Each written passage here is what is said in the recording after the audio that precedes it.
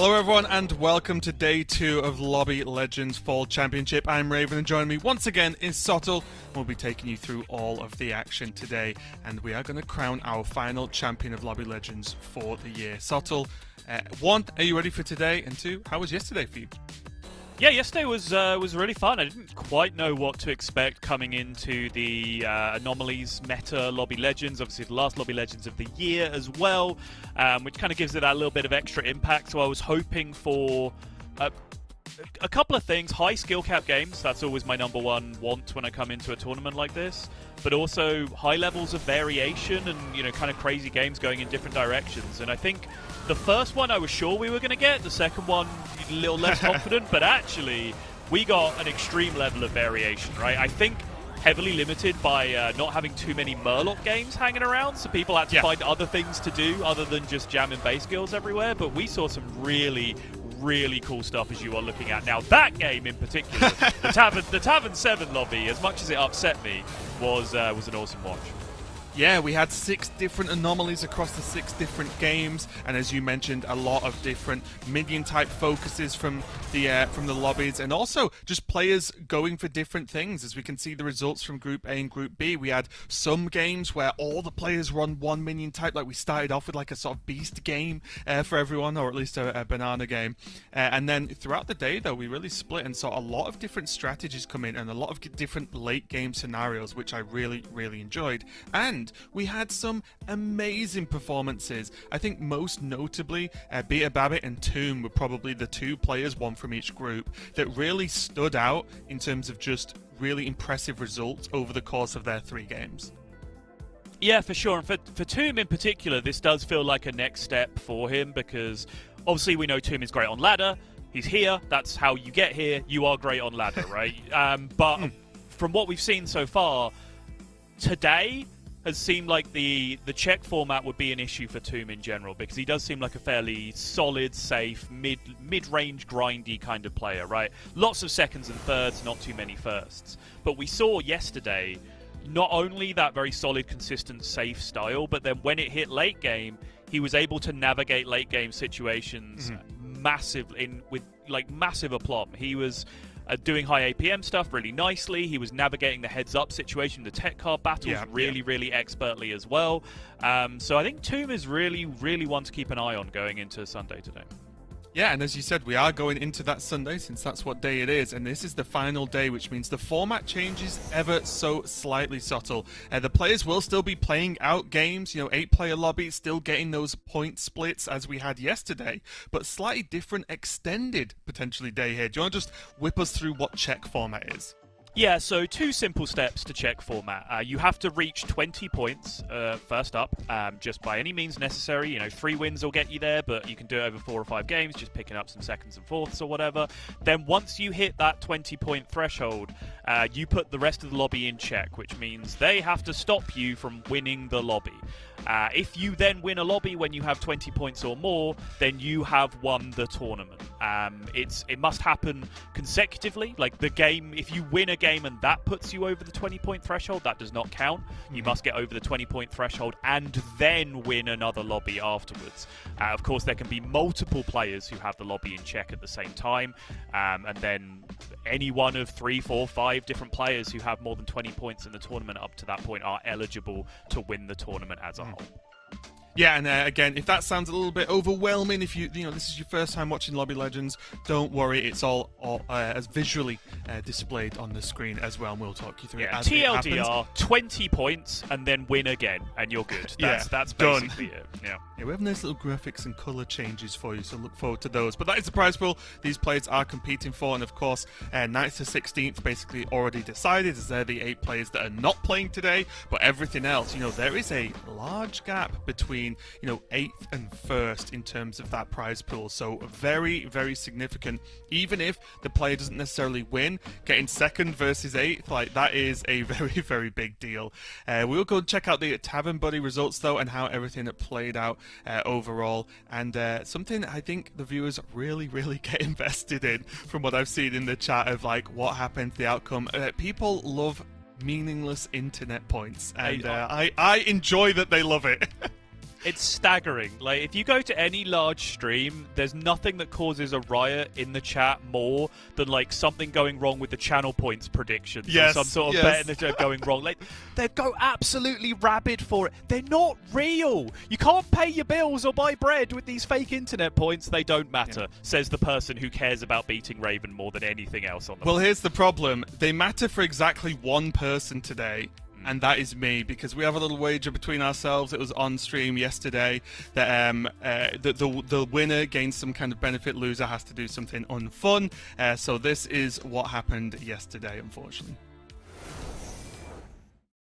It was not that close. Oh, okay. Wow, the bandwagon, ruined me. You got My destroyed. lord. Okay, Yeah. fair enough. Okay, fair. Slightly emotional for me losing this, actually, because my pinned tweet has been pinned since July 2016. So that has been pinned there for a very, very long time. It's relevant to this job I'm doing right now.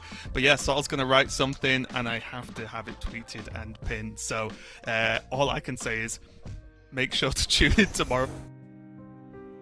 Yeah, so this was my tweet that I've had pinned, as you can see, since 1st of July 2016. It is no longer pinned.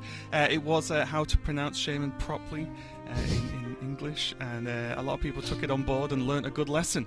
No longer harass me for the way I say that word. But unfortunately, it has now been replaced. And I can tell you a little bit of a story as we look at this tweet, because honestly, when Sol posted it, I actually couldn't believe, or told me to post it, I could not believe he was serious with the one he was he wanted me to post, because I read it and thought it was a joke, and then unfortunately I did have to post it, so that has already been tweeted. You guys can check it out now and see what that has now been pinned at the top of my Twitter. But yeah, this one says long gone 2016 at this point. It was nice to have it for so long, Sol. It was, but, you know, it was time for a change. You know, I thought I'd freshen things up, and, you know, given the challenge of replacing such a legendary tweet from you, I had big expectations to me. And yes, Raven did indeed respond to this saying, "Wait, are you serious? Is this actually what you want me to post?" Yep, yes, it was. It's incredibly cruel and mean-spirited, but I felt like that's what everyone was expecting. So there you go. Yeah, and I'll just tell you now, there's been an interesting mix of responses. This has not been up too long, but there's been an interesting mix of responses between someone lost a bet to about time, basically. So yeah, you get to see who's watching Lobby Legends and who's not out of the people that follow me. So yeah, that has to be pinned and staying there and make me look like an idiot until the next tournament, which is in a couple of weeks. So and honestly, it's going to be a slow week. Engagement rate wise, like 7 years, that last tweet's been up, and that one's been up for 1 hour. Like, I feel like my engagement ratio, I think I'm doing you a favor, if anything. I've been driving up that engagement rate. My following has increased in the last 7 years, to be fair, if you think about it. So, like, you know, there's a higher chance of getting a few more likes here and there. But regardless, that was my forfeit. But I have a small chance at redemption. We don't really have anything on the line for this except for Pride, which is, I mean, I've not even got that at this point, but I'll try. We do have a new puzzle box for today for top 8, so let's take a look and see what those questions are. I'm not going to lie, I feel confident. Oh, I love the little extra sauce that's been put on this graphic on the first question. Before we start going through, just check, if you don't know what we're talking about with Tab and Buddy, if you're watching on Twitch on desktop, you can see a little extension that allows you to engage in a few little mini games and stuff to increase the interactivity. You can fight for points, you can try and beat us in total points by the end of the day, all those kind of things. So these are simple yes or no questions. If you watched yesterday, you will know exactly what the deal is with why that first question has so much more emphasis. But it looks like we're disagreeing a little bit more today than we did yesterday, Ruben.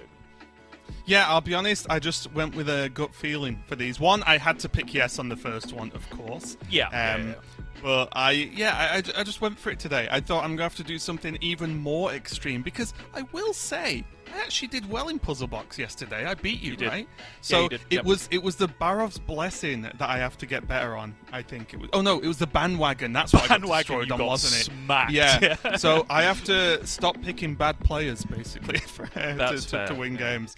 But yeah, so you know, answer these questions how you will, and do your best. But they are really honestly, Chris, who makes these, they're really like deceptively complex. A lot of them are anyway when you look at them, because it's like at first you think, oh, that's easy, yes, and then you're like, wait a minute, if you sit and actually think about it, there's a lot of ways this could actually not happen. So it gets really difficult to guess, so that's why I don't overly think about it at all and just pick yes or no.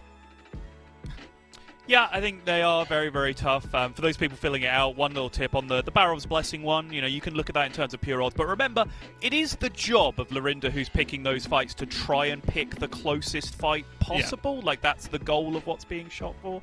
So if you want to let that influence your decision on yes or no on a tie, there you go.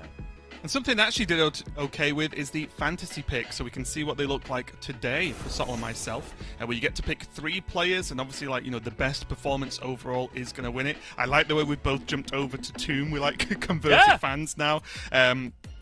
So, and again, rightly so after the performance yesterday, but I've stuck with 2 of my picks from yesterday. Dappy, because I think he was extremely consistent and just got the job done once again. And then Waterloo for the clutch Game 3, where he had to pull something amazing out the bag, and did. And in that, as a result, ended up getting here today. Yeah, I think that's a good shout. I mean, I'll go through mine quickly. Tomb, I kind of said that all in the intro. I think it's time to just get behind him and say that this might be one of the best players here. Beta Babbit, I kind of pulled out him and Jeeve, saying I think this is going to be their tournament, so I wanted to include one of them as well. And I mean, Satellite is Satellite at this point. Yes, I struggled not to pick Satellite as well. But I think it's a good shout on Waterloo, because that last game you were talking about, that's a check situation tournament winner, right? Like, that's the exact same situation. We're like, okay, I have to win this lobby. Nothing else will really do. It's a very different output of it was to qualify instead of to actually win the tournament. Oh, no, Raven, I've just seen the anomaly. That's Tavern Tier 7, isn't it? That is Tavern Tier 7. Yep, straight away. No Never question around. me about this, so I'm sick of it already. Oh, no. I'll message it. I'll send an email over to Team 5 thanking them for forcing this one through in the Belgrade. I'm joking. That's just a joke. But anyway, we are getting into Game 1. Again, just a reminder, this stage of the day as we kick it off, the players will be racing to that 20 total point mark or more. And then beyond that, we will then potentially be crowning a winner for the next victory. We'll have to see how that one goes. But for now, you are right. Tavern Tier 7 exists. Players start with 10 armor, or 10 extra armor, should I say. And most importantly, I could win this prediction in Game 1. Yeah, I am. I'm actually game theorying now because I'm behind already. I have locked in a bandwagon pick on turn 1. Just to point out, if you're a fan of min-maxing, there is no reason not to click a button to lock in a bandwagon on turn 1, because you can always change it, and there's no penalty for doing that. But if you stick with your turn 1 choice, that is maximum points, because it's the earliest you pick your player, the more points you get. I also just quickly jumped in with one as well. Bit of a brave like pickup. The worst possible format. Got some fresh recruits for you. Here they're looking at just what's available minion type wise. There's demons, dragons, murlocs, naga, and undead. So no beasts, no elementals, no mechs, no pirates, no quillbores. So what do you make of these minion types with this this anomaly? Like, is there anything that's really jumping out to you? Run them past me one more time. I didn't actually catch. Sorry, what demons, all of them were. dragons, murlocs, naga, and undead, I believe. Ooh, okay. So Naga which is the huge one, I think. We talked about that yesterday, which we didn't see in Tavern 7. Yeah, with Sea Witch. Sea Witch can do ridiculously broken things if you can start to get multiples of them, and they become quite easy to get multiples of because you have different ways with Elise, for example, to just keep using Sea Witch on Golden Monkey and just keep hitting triple after triple, triple reward after triple reward after triple reward. Murlocs being in as well, I think, is pretty huge because the Oracle is probably one of the vanilla strongest minions you can possibly get. Poison was removed from the game largely for a reason. Putting that back in and having the ability to kill your opponent's 300 and pump that straight back into your hand buff build is disgustingly powerful as well. So I would say overall, this is a stronger Tavern 7 than we saw in our Tavern 7 game yesterday in terms of how powerful the end game payoffs can be. We'll take a look at Tomb now. Again, going very tempo-focused here. He's picking obviously on Mukla as well, which helps, but plenty of Reborn, plenty of aggressive ability to push. And more importantly, do you think this sort of opening is going to help actually transition Tomb to the higher tavern tiers? Do you think he'll build an early sort of aggressive board and then like maybe double level over the course of a couple of turns to try and just catch up to that difference? Yeah, I think so. There's two basic styles of hero to play in these Tavern 7 lobbies, right? Like, one is the cheat to get Tavern 7 minions, right? Your Galacrons, your Tokis, that kind of thing that can just get Tavern 7 minions without earning them, essentially. And then in that category as well is easy triple heroes, right? So they can just go to 6, triple into 7 very easily. Then the other type of hero you can play is just really powerful tempo heroes. So you can be very strong by Tavern 4 and then hopefully just continuously press level for a couple of turns without losing too much health when you get to that point. And I imagine that's what Tomb is going to be going for here. Yep, sorry, I was just double checking my amend to the bandwagon. Just a reminder, you can still choose if you want to make a last minute choice to change up your bandwagon pick. It's still possible. And I have changed, so I've jumped over to Alutimu here because I saw the early dragons with Lich being able to sort of ramp up a lot of extra minions and then leave, more room for that gold to be used to sort of accelerate that tavern tier. And I think that's a really, really good opening there for Alutimu.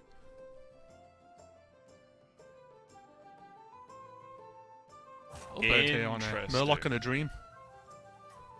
Yeah, just a little dependent on how greedy Little Bird wants to be here. Obviously, Low Flyer is a very nice minion to at least get 1 or 2 buffs on from a Mercules, right? Like, the difference between a 3-2 and a 5-4 in terms of how long it's able to buff your board every turn is night and day. So I would imagine Little Bird is going to hold on. Yep, does so. Yeah, it makes sense. No point wasting the buffs this early in the game. Oh no, there's one absolute disaster outcome here. Don't do it 25% of the time. Oh, nothing. Oh. And also just taking 9 as well. Like, that is significant. Yeah. Peak Battlegrounds gaming right there. That's what that was. Yep, just mouse over it. Yep, still a 3-2. Seems good. Yep, nothing changed. Waterloo, on the other hand, is going to be playing that Putricide, just already building up those extra minions or custom minions. Yeah, and we saw this as well, right? I'm not sure who the player was, but Putricide won the last Tavern 7 lobby we saw through this exact method. Cash out your creations early so that you are disproportionately strong to the rest of the lobby by using up all of these powerful minions early on, and then just press the button until you're at Tavern 7, and then start buying stuff. Oh, I think if we could take a look after these choices have been made here for Waterloo, if we can jump back to Alutimu for a second, this board is looking quite impressive considering you were talking about low flyer before. I think we might as well just go because I don't think the Discover is working particularly well on the Putricide right now. Look at this, not too bad at all for now. Buffing up on the dragon on the left, and things are looking up for Alutimu. Yeah, you will see, I think, a lot of people trying to pick up Low Flyer purely because Tomb picked Mukla, right? So Mukla is throwing bananas at everyone this game, and that means if you have a Low Flyer, you can consistently keep it just churning out those damage buffs to the rest of your board.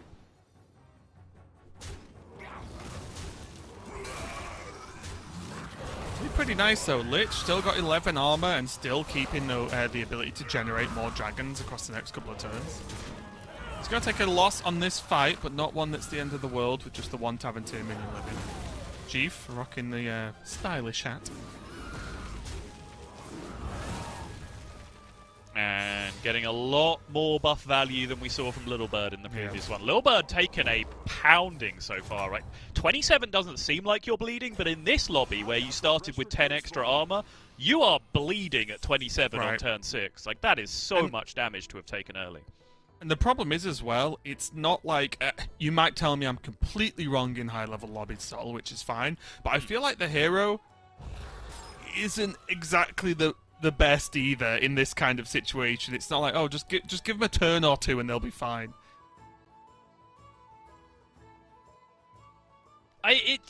Yeah, it's hard to say. I think sometimes if you've taken this much damage, it means you haven't got a powerful start to begin with, right? Like, sometimes Terran can just get the minion on turn 1 where they're just stronger than you for like 3 straight turns because of the hero power immediately.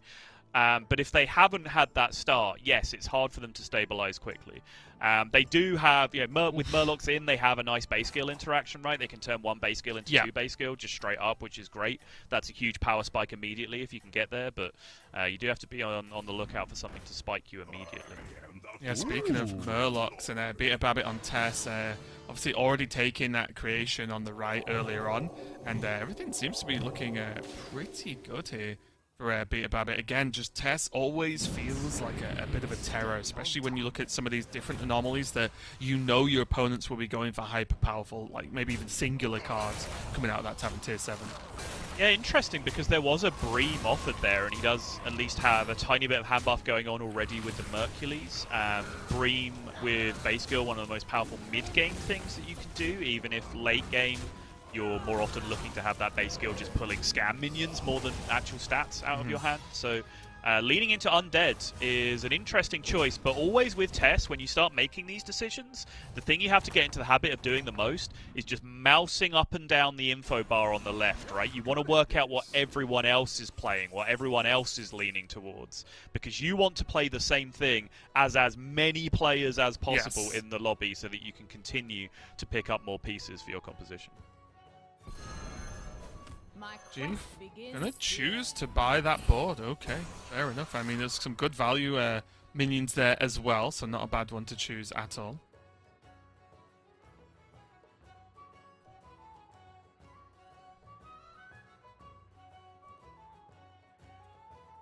Nothing in particular. I imagine he wants to keep in hand for the Scowfin buff. Or nothing, no high priority targets, let's say. Yeah, it still has enough economy left, though, to, like, you can still roll a couple of times and then sell stuff to buy something else. Even buy the demon, to right? keep in his hand.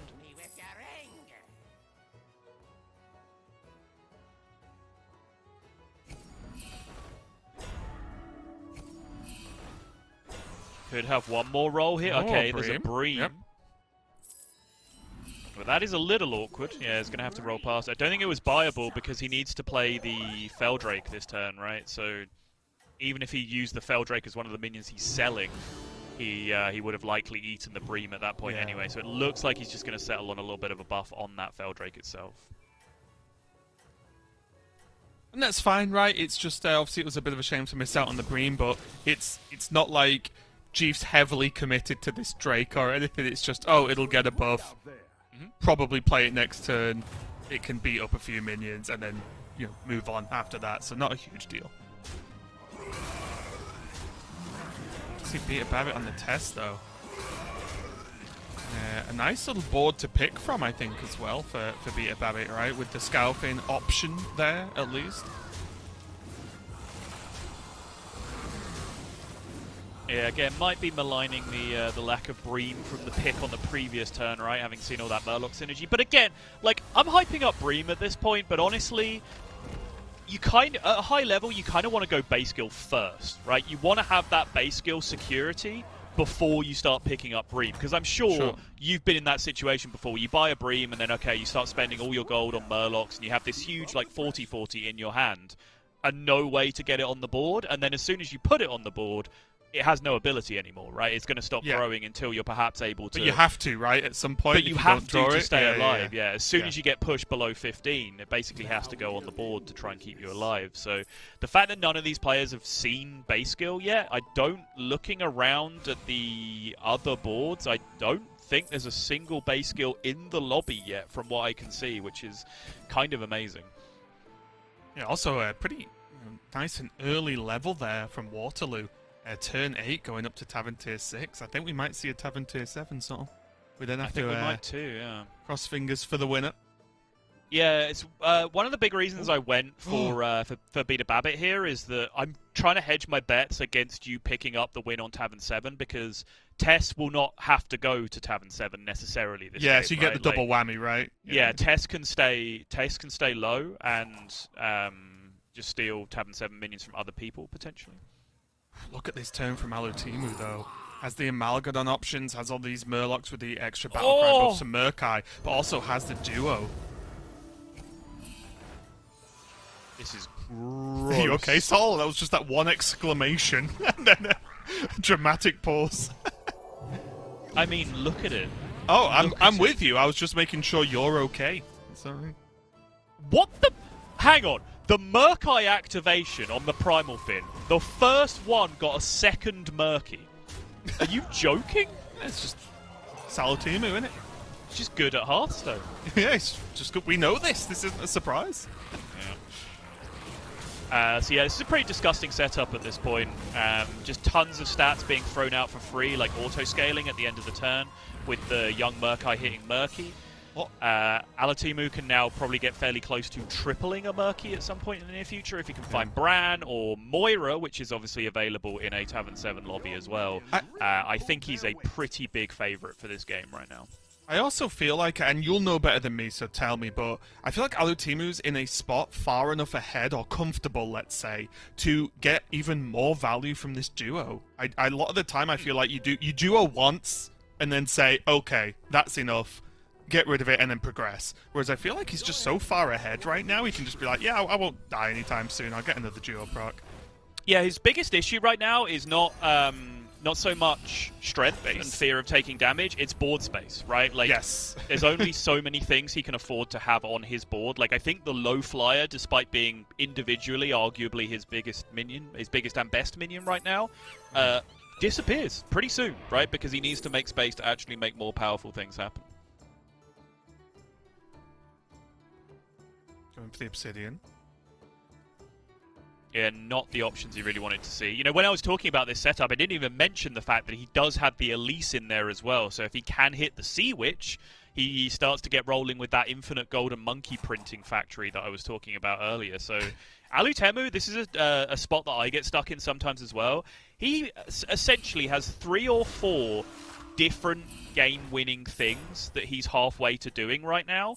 But he can't do them all. He has to choose which direction he's going to end up going in.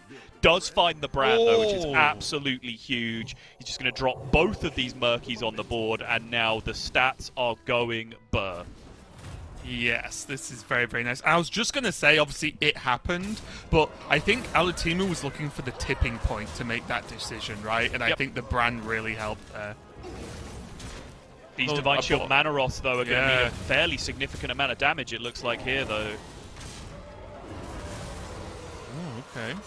Yep. Going to get damage capped. Which means Alutemu has to get impossibly strong right now, because he becomes the first player within range of dying with the damage cap on. Oh, and he's facing a Peter Babbitt on the test. This is spicy. Both of mine and Subtle's picks for Bandwagon facing off, and mine can die. I have faith, Alatimu. But now what goes, right? Like, the fact you're below cap makes this decision so much more difficult. Your duo's proccing this turn. Your release is the key to an infinite printing factory if you can get it going. Like, your Bran is doubling the stats that you throw out at the end of each turn. Yeah, he's just going to get rid of the Elise. I think it makes sense. I feel like this should be enough to get him to the next stage, as long as he lives. And with the Elise sold, and with the very last monkey from the shops, there's no more monkeys left, hits the Sea Witch. And yeah, I think when you're under damage cap, too greedy to be going for the Sea Witch at that point. Oh, decent amount of power with these two Uthers, honestly. Uther, not really one you always want to see, but being able to hit the Bran, being able to hit the duo, not too terrible. Oh, getting rid of the duo and going for Ravager with the Uther, I guess. Just for more damage, more spread.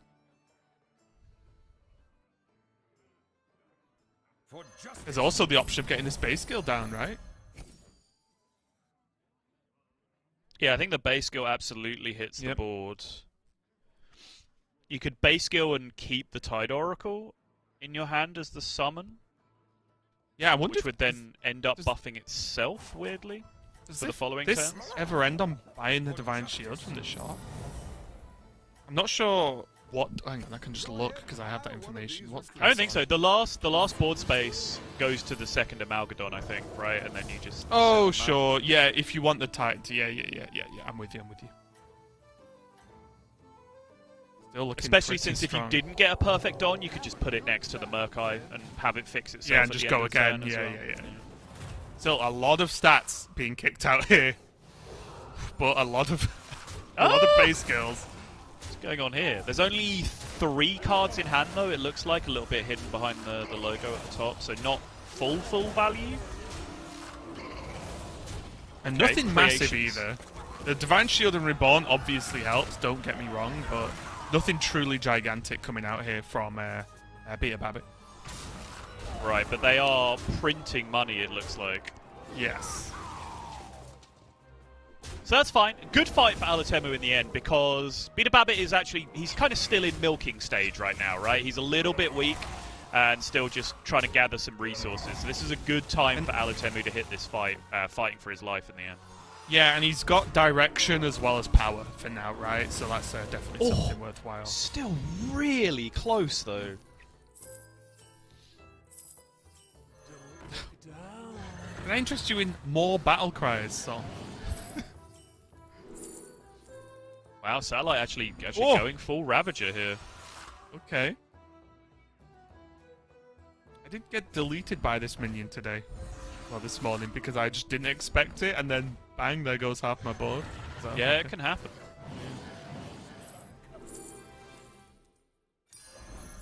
Oh, and there's the hand, or the progression of the hand. Does gold, the base skill. Look at that! Look at that shop! Well, that's Alatemu's board.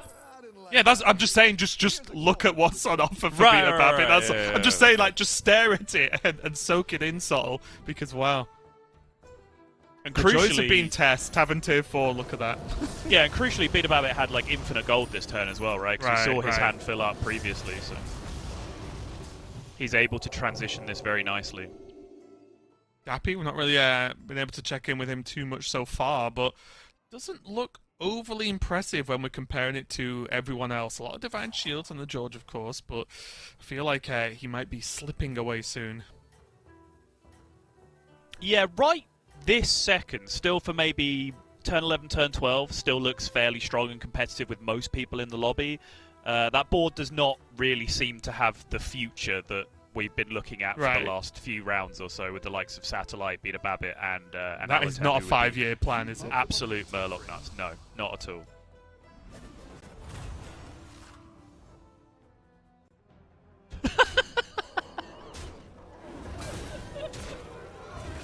You'd be so annoyed, wouldn't you? Especially as, like, if you mouse over Beta Babbit, he reads, like, Undead 6 or something from Yeah, last yeah. turn, and then you see this. Like, But again, that's kind of what you talk about with the strength of Tess, is that you can kind of just flip right when needed. If you run into someone with a strong board, you can go, okay, well, my sort of minion build is not great, I'll jump over and... But Tomb's glad we're still on damage cap at the moment, because wow. Oh, Battlegrounds. Silly goose. sometimes that's all the analysis you need, right? Battlegrounds. Oh, we just saw as well. Jeef's out. Wow, I didn't even see that happen. Oh, Jeef's dead. got Yeah, Jeef. first death. Mega Jeef. While you can.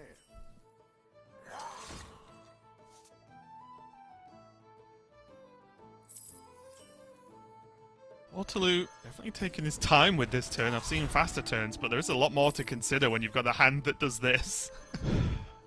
Double Sea Witch, triple Oh. Sea Witch.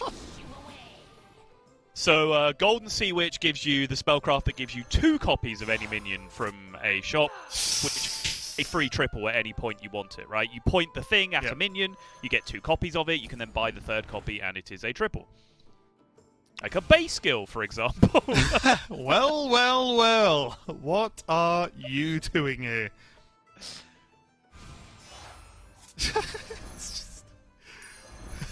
I'd have loved it if I saw it frozen, and it's like, oh, I'll leave that there, and I'll just make a million base skills.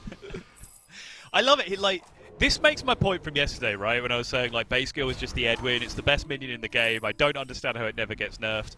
Waterloo is on Tavern 7. He still had plenty of gold left, and he had a choice of getting 3 free minions of anything in his hand. No hesitation. Base skills. All of them. But there are 7 drops available that he could have found. He's like, no, base skill. Yes, you're right. I'm not questioning it. It's just, why is this minion still a Tavern 4? I don't understand. Why is it not a Tavern 7? I mean... Kind of, yeah. Okay, well, it's going to be fighting Beta Babbit. So again, I feel like the power level of this game is a lot higher than the previous Tavern 7 we cast yesterday. Yeah, it feels like nearly everyone's doing broken stuff. Look at this. Oh, Battlegrounds, you silly goose. Tell me I'm wrong. Tell me I'm wrong. Oh, the those poison venomous going on hits that, did yeah. not go as planned, though. Alright, out of Venom, though, and the Giant Boyer is still hanging around. Did Chief just kill Little Bird from beyond the grave? I think that's what happened. And Tomb's out as well. Yep, Tomb's gone down as well. Because Little Bird just died to the Ghost, which was only Chief that round, right? Yep, correct. So, wow. And this is what I'm saying. It feels like the power level of everyone in this game is so much higher than we saw yesterday. Yeah, this lobby, there is an incredible discrepancy between the haves and the have-nots, right? Like, it's so very, very clear. Kind of like live commentary going on there, but yeah. Yeah, I mean, yes. You know, let's not necessarily turn this into a platform for Sottle's political beliefs, but, you know, yes. It's time. We can turn it into a platform for Barrow's Blessing, though, because this... Oh, Divine Shields versus Scam. Who wins? Oh, there's like 7 minions in Waterloo's hand. What are you doing? There's no way, right? Dappy's just so small. Because Divine Shields is kind of double or twice as big as he looks. Right, but I will say, just in the interest of balance, right, like these two, to the people who haven't caught on to this, perhaps watching, there's 2 Tide Oracles on Waterloo's hand. So these minions in Waterloo's hand will not be vanilla stats, right? They will have been buffed somewhere along the lines by these Tide Oracles. So keep that in mind. Just think of the Divine Shields, though, Sol. I think you should pick Dappy. Yeah, do you think? Yeah. Oh, he didn't pick Dappy, guys. I tried. I did my best. Yeah, I think it's closer than the hand size of Waterloo makes it look, because the minions themselves. The base skill's just 100. Oh my.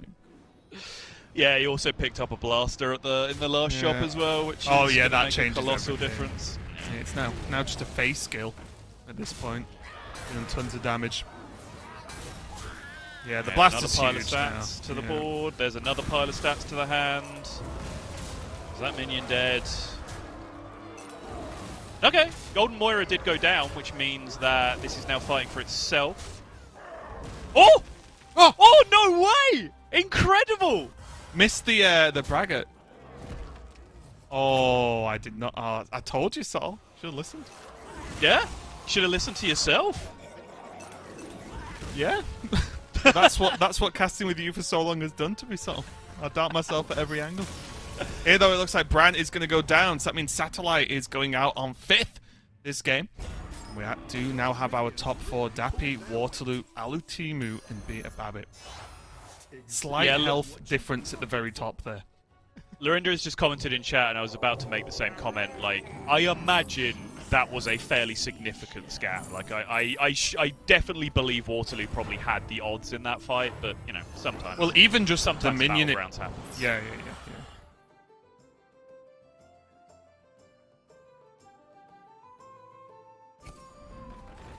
Oh, Beta Babbit, my Tavern 4 hero, let's go! Yeah, the problem was when he had the battle cry in hand, right? He finished the turn with the battle cry. Archer Braggarts in hand is just 1/1s and stuff? Like, yeah, because, well, the other minion was not a Braggart, right? There was a 3 health, so it's going to pull from the base skill. Yeah. Here, though, Alutimu still looking good. With a fairly large base skill himself.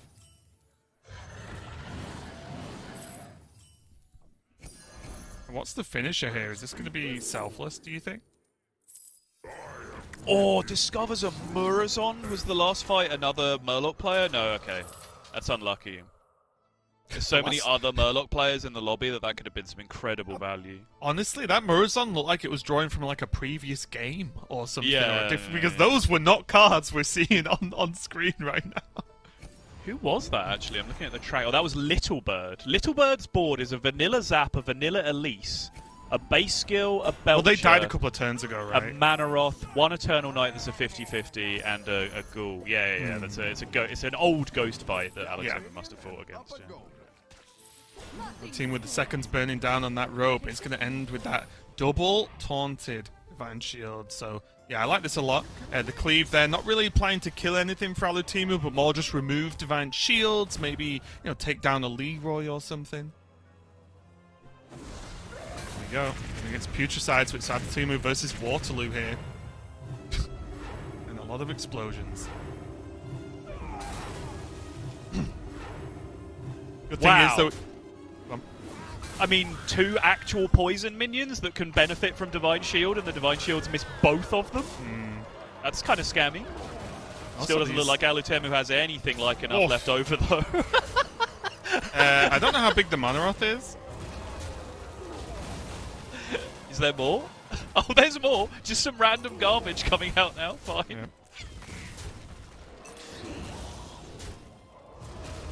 Oh, this has been a proper clown car game. Like, it's just open the door, endless clowns marching out on every board that you look at. Right, it needs to do 85. Not quite. So unfortunately, it looks like my choice for bandwagon is yet again not going to quite make it to the top. But I am happy though, Sol, because Dappy and Waterloo are both on my fantasy team, so that's something. Beta Babbit is on my fantasy team and is my bandwagon pick, though. So, yeah. But 2 people are better than 1. Yeah, I mean, that is more. That is definitely how more works. And we know how Battlegrounds works. More is good. Yeah. But the big win for you here is if Waterloo wins, right? Waterloo is on your fantasy team, playing Putricide, which begins with a P, Professor Putricide, which begins with a P, which you said yes to and I said no to, and is on Tavern 7, which you said yes to and I said no to. So that would be mega points for Raven. I feel like I should get, bonus, my points should get doubled if that happens, because you hit 3 in one go, maybe even tripled to keep on theme. You agree? Sorry. But it's just still tripling into 5s. That's so funny at this point in the game. Yeah. Where's the improvement, right, for Beta Babbit? It's like, Just fill your hand with scam minions. You just buy infinitely. Like, these Leroys are incredible, right? Like, just get them in your hand. Yep. This looks good to me. Clean. And then play a Murgle, I imagine? Yeah. I think so, just because it's like the thing that benefits most from being on board, right? Early.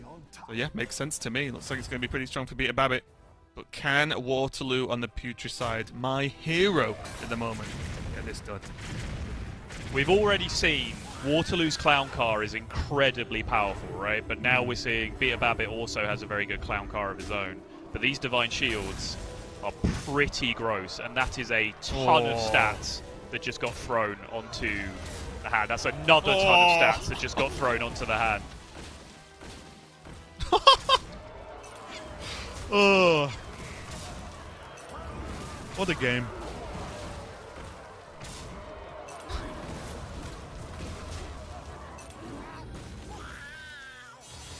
It's looking pretty good, son. Yeah, that's just death. That is just death. Oh, he won! Yep. Daffy died to the ghost. Oh, I am the ultimate predictor of the world ever. From previous history to all the way to the future, no one will be able to pick better than me. What a game. We may as well end the tournament now. It's not going to end now, that's a joke, before anyone takes me too seriously. But wow. I may have a silly pinned tweet, but I'm feeling pretty good right now. Well, there's a long way to go, ladies and gentlemen at home. Let's be honest. That was a disaster in terms of my Tavern Buddy picks. So yeah, just in terms of puzzle box stuff, Professor Putricide begins with a B, so we've already hit yes on that. Tavern 7 was hit in game 1, so we've already hit yes on that. And that was a member of Raven's fantasy team as well, winning the first lobby. So, yeah, disgusting stuff overall. And I know for sure how annoyed Saul will be because my picks are ridiculous, yet they keep happening, which is makes me very, very happy overall. But that was just game 1. We've got plenty more games coming up. We are going to go to a quick break while we set up game number 2. Don't go anywhere. We'll be right back with some more Lobby Legends.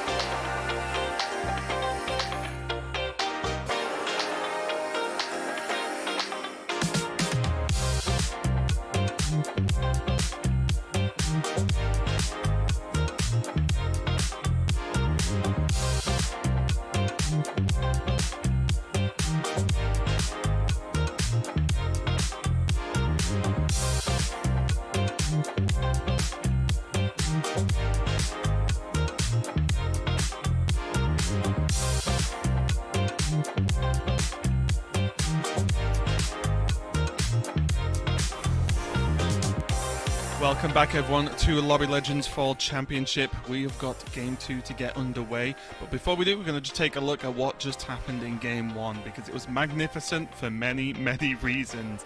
But again, taking my own little victories out of this, Sol, it was a pretty incredible game. Sorry if that's loud for everyone else, I apologise, but okay, there we go. I was just deafened for a second, so sorry about that. What was I saying? Yeah, Sol, it was a pretty incredible game overall in terms of just how many players actually kind of like got to an end game state, I would say, for Tavern 7.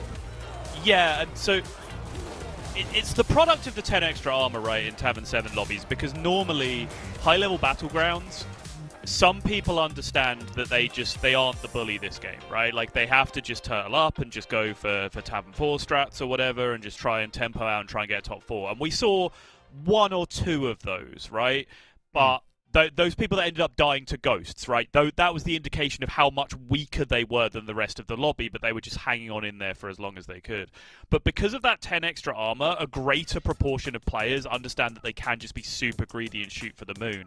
And oh my god, did the moon get shot for, with so many Tide Oracles hanging around. Like, everyone just had the most powerful clown cars I've ever seen, with just like a full board of not only venomous and poisonous minions coming out, but they were all like hundreds as well, because they'd all been eating so many stats from everything else. Like, absolutely gross game of Battlegrounds. And if you ask me, I think we should just strike it from the record and just play it again, because it was clearly just an unfair game. It looks fine to me. Waterloo sitting at the top there with a victory, and Beta Babbit and Dappy actually sharing that kind of second, third place. Let's take a look at the pick rates as well for the player picks for the viewers, because that's always one interesting to look at. Beta Babbit, again, not too much of a surprise being a crowd favourite, but a lot of respect going over to Tomb. I think after yesterday's performance, people are impressed. Yeah, absolutely. I think real standout performer from yesterday for sure. People who perhaps just by nature of winning the group, right? I'm sure some people don't really follow things particularly closely and just like, oh, this person won the group, we'll pick them. But a little surprise for me is that Alu Temu's actually dropped off since yesterday, right? I think he was the third most popular pick in his group yesterday and has fallen down to fifth. It generally seems to be a pretty popular player overall, particularly within home region. So a little bit surprised to see that drop off, but overall, no great surprise to see people watching, the English-speaking cast favouring the likes of Peter Babbit and Jeef. And also, I think it's like a natural progression as we get to this second day of the Lobby Legends format, because, there's two groups, which means there's twice as many people, which means, maybe the bigger names, such as Alutimu, such as Dog, for example, are up there. But when you filter that into one single group, well, suddenly, like, those names are clashing for popularity votes, for example, right? So it's really difficult, because suddenly, not only are there some very big names in top 8, but, as you said, more votes go to Tomb, because Tomb played incredibly well yesterday, so it is a completely logical vote, even though he may not be like the most popular Battlegrounds player in the world. So really nice to see viewers get behind not only well-known players, but good play in Battlegrounds as well. As we jump over to game number 2, bit more of a tame anomaly this time, Sottle. Yeah, and another repeated anomaly. We had our first repeated anomaly of the tournament, which, of course, was Norgannon, Tavern 7 lobby. But we did see this one yesterday as well. No surprise, though. This is currently boosted, I believe, being one of the newest additions to the anomaly lineup. But yes, I talked about the test buff, kind of, that comes with this anomaly yesterday. I ended up picking the test player for Bandwagon, and will likely be doing so again here.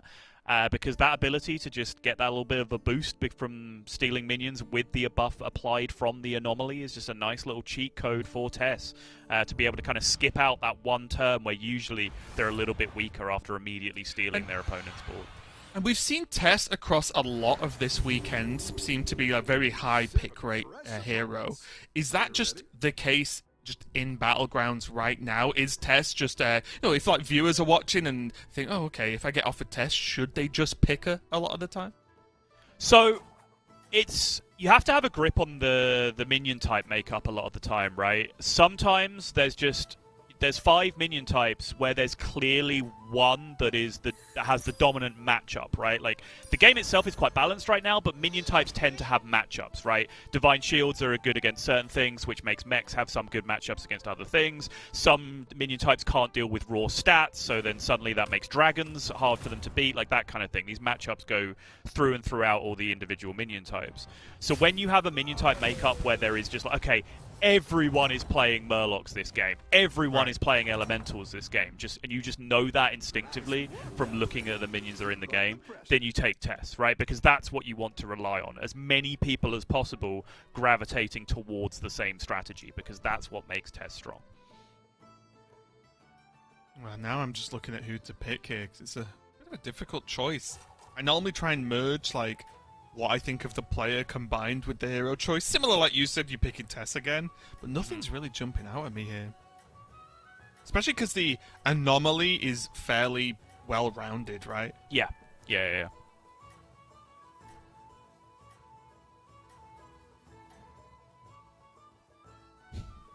Lorinda helpfully just trying to help Raven make his decision. Yeah, just yeah, going I'm just through quietly player by flicking through. player. Appreciate it. Appreciate it, Lorinda. Always looking out for me. So yes, a mirror match going on in this turn 2 here for Alutimu versus Satellite. Nothing too crazy going to go down there. Is the unique experience of being me that you're well aware that, like, I'm at work today doing my job and every other single member is rooting against me in every way possible. It's just a very unique experience of being Sotul. I'm sure you've got, like, one fan or something somewhere.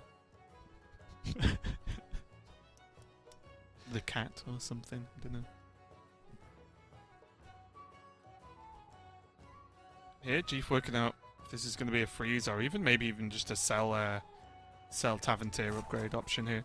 Although there is a pretty decent board for actually just buy sell if he really wants to. Yeah, we talked about this yesterday. I think this came up in this exact situation on this turn, which is Patient Scout just kind of loses a lot of effectiveness with this anomaly, because normally this is the dream buy sell board when you missed on a token on one, you missed on an economy unit on turn 1, and then Patient Scout comes up on turn 3 to save your bacon. But the way this works is just a little bit different, because you don't really want to be buying a Patient Scout and then selling that 4/4 for a minion that ends up being smaller. It just doesn't really make any sense. So yeah, I do like Chief what just Chief decided went to go to the 3. Yep, I like it. Still has pretty big minions to choose from here. Still can put a lot out on board if he needs to try and stabilize health. Yeah, going up against Denathrius, which is Dappy right now. And Dappy is sticking on 1. Did you just say Denappy? No, which is Dappy right now. Denathrius, which is Dappy right now, I said. I have to check the tapes on that one. Okay, fine. I mean, even if I did. Sounds cool, whatever. Yeah, fair. Although I'll confess, I know we were shown it, so I apologise to Lorinda, but I did not catch the quest that Dappy was on. No, I'm not sure either. Well, he stayed on 1 and bought a lot of little dudes. We need to do some detective work.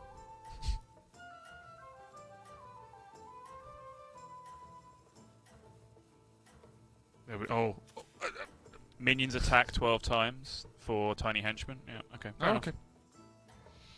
That makes sense with the board. Which I'm presuming will be completing this turn, just on how many attacks you'd get on average up until this point. Yeah, especially with the Reborn as well. That's going to help push one extra through, potentially. Okay, with the Death Rattles, maybe. I'm not sure if the minions on the other side are big enough. No, they're not. I was gonna say, I would expect it to have been 3 or 4, and it was 6, I think he needed at the start. So, yeah, it's going to take one more turn to get that activated. Yeah, I also had that quick weird disconnect where it's like, oh yeah, not everyone stayed on 1 and playing 7 minions, right? Like, No. Oh, nice double level. Wow. Yeah, I mean, this is like a legitimate sighting in the wild of Shiny Curve, which is not really something that anyone has done for quite some time at a high level. This used to be very, very popular. Back in Avenge meta days, we were talking about that yesterday. Of staying on 1 until 7 gold, and then on 7 gold you can double level, and then hopefully by that point you have 1 or 2 triples locked up in the shop, and then you can try and take those into 4s or 5s at your leisure. Not a very popular curve these days at all, so Dappy kind of pushing the boat out a little bit. Yeah, and Beta Babbit doing the fun things as Tess as well, getting the pig death rattles along with the N'Zoth fish. It's going to start stacking a lot of damage. Power Second instance of the tournament of Tess turning into N'Zoth, right? We saw it from Dog yesterday as well with one of his favourite builds, the Murloc N'Zoth build. The corruption gets everyone.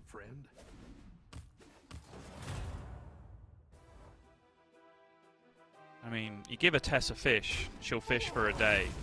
Teach a Tess to fish. I don't know, there's something there, I'll work it out later. Corrupt Tess as a servant of an old god, and she'll fish for a while. Got a ring to it, right? Yes. Still, they're putting out significant damage. Waterloo, 27 health. Satellite also down there in the below 30s. So, okay, actually took a Henchman. hit there. Yeah, it took a hit, but is actually up this turn. And I think this is when it happens, right? I think a lot of times with the old shiny curve, you would expect to win most fights up until you spend your entire turn double leveling, and then you expect to lose that fight a lot of the time. Oh, okay. This feels like it almost has to be duo, doesn't it? What are you duoing, though? There's nothing on your board that you're really interested in. You don't need anything yet. Yeah. I'm just thinking, like, do the other two really have that much of an impact right now? Because they're not going to have the stats, right? They don't have the bonus stats every turn. Yes, but in a lobby where everyone is going to have massive minions guaranteed, because that's what the anomaly does, the other two are extremely good at dealing with that situation. Do you not think the Manoroth just dies? I mean, it does. Even Yeah, survive a hit. It 1-for-1 something. It might I 1-for-1 a guess so, 300, you know? Like, it can happen. I do think Bramblewitch is the best pick, though, because Bramblewitch would actually value trade, which is kind of the business that you want to be in, right? I just think Duo's too ambitious, right? Like, Dappy's weak. He was weak last turn. He took a hit. He's weak this turn. He's going to take another hit. So you are betting your game on finding, like, the absolute nuts 4-drop next turn to be able to That's fair. Print with the Duo. And, like, what even is that, you know? I think the moral of the story is the 3 offers were not great. Yep, agreed. Perfect fight for Beta Babbit as well. Wins the fight, but just about gets the full value off the blood gem buffs with the fish dying. Keep up the pressure. Oh, okay, looks like Tomb's going to hop off as Gallywix is wont to do. Yo, sick turn as well. 2 Sellies and a Patient Scout in the same turn as a Gallywix. That is absolutely what you want to be seeing. Did whiff on the Patient Scout, though. Had the option for the Naga or the Elemental to be able to triple. Didn't hit either. Oh, yes, please. Base. That's probably a huge buff on the Emergent Flame. Is this... like... What are you looking at in this shop, actually? Because there's a couple of good offerings. You've got the base skill for the Scour. There's also the Elemental as well, but it looks like Tomb's going to roll past. I was a little bit surprised. Yeah, there were some good choices in there. Hey, what do you think Tomb's... like... What's the perfect choice, right? What's the roll for, then? Like, what is he trying to hit? Because I honestly don't know. With this setup, obviously, like, good Naga buffs are good because casting spells is good for the Lava Lurker, and also you get the buff. So this is a decent minion to end on for sure. But also, he just has the free rerolls, right? So I think he just really wanted to only be buying elementals because they're so much more efficient than anything else, and other token minions just for the sake of Gallywix. Like, he knows his goal right now is just to generate as much money as possible and try and ramp to 6 and be broken, right? I'm just surprised there was a skip on the Death Rattle Elemental, that's all. Yeah, no, I think that's fair. It was a reasonable buy.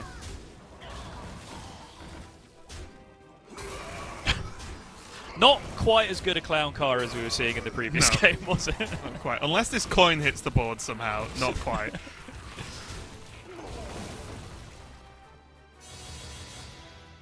Oof. Yeah, you know how I said Dappy was weak for 2 turns? Not weak anymore. Yeah, that is quite good. Is there a ton of damage going? Waterloo also going down to that 11 health, looking a little How bit much dicey gold? as well. 19 gold. Okay, let's go. And he's off to the races. It's good to get some minions in play. Just look at all the he's rolling into like the perfect value minions as well. Yep. Another Tad. Strong, but it'll fight. He just needs another base skill. He just needs stuff in hand, right? Well, Yeah, he needs something to start buffing, should I say, if he wants to get or tech cards to get something out of these base skills. Yeah, the issue is there's nothing really paying this off right now, right? Like, Yeah. there's no Elise, which could have been generating 3, 4, 5 golden monkeys by this point as well with the free rerolls. There's not really, like, if he'd have hit a golden party elemental like earlier in the game, he could just be chucking a whole bunch of stats around as he's doing all this stuff anyway.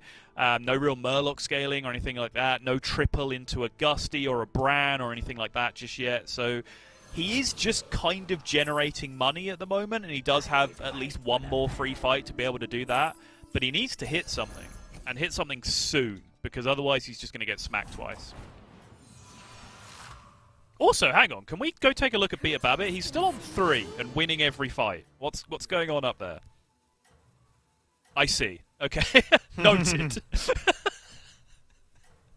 Not a bad board, I would say. Oh, he's multi-fished, of course. How foolish of me. Told you. Unlock the talent point. Dual wield fish. Is he still strong though? I was gonna say he's facing down not an insignificant board, I would say. Yeah. Wind Fury not hitting any of the fish is probably a little bit frustrating, at least in terms of the impact on the late game, but that's huge. That's the attack for sure, yep.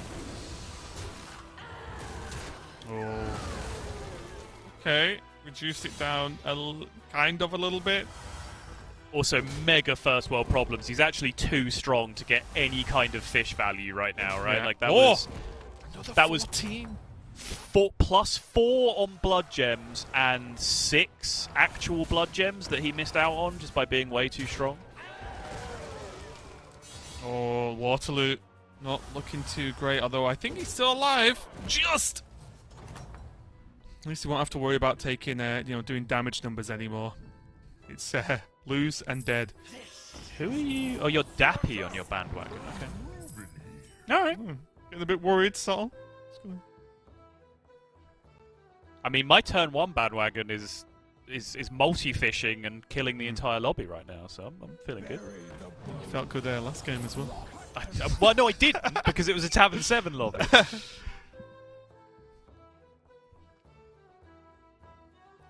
Little bird here on the singular fish play, with the being the true N'Zoth, of course. I'm not It's sure so how depressing, big the bream right? is, Like, but I don't think it's that big. I'm 31. like, you know, okay. your board's great. You know, you're happy with this. Murloc's N'Zoth is one of the strongest things you can do in the game, but you do always have that feeling as N'Zoth of, like, you have some lobbies, and, like, there's a Tess and a Scabs and whatever else in there, and then someone Murazons your fish as well, and then, like, every other player in the lobby is just a better N'Zoth, and you're sat there with your Yeah. single fish. Like, So but I picked this hero. how am I supposed to feed the masses with this solitary fish? There are no tales of yore that give me any instruction on how to do this. This was supposed to turn into many fish. The day Little Bird found out he was not the chosen one. Where's Mama Bird to just spit endless fish into Little Bird's mouth? That's what we need. Where's David Attenborough to tell us about it?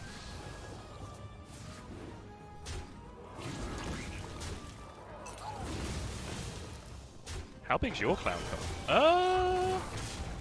So just go right? Ooh. Unlucky. It never Yeah. goes right. Still, I would say 8 is getting off lightly at this stage in the game, right? It is going to put him under 15, though, which is unfortunate. Dappy took a big hit down to 12 as well. Oh no! Beta Babbit, it's time to do something. I've got some fresh recruits for you. At least got full value that turn, it looks like. Got the full 6 gems. Mm-hmm. Oh, I didn't catch what the gem was actually on them. Satellite's going to get triple into a 6 here. Just going to go for the Murky. Oh, Joe is about to go off. Likely to go off on the Murky as well.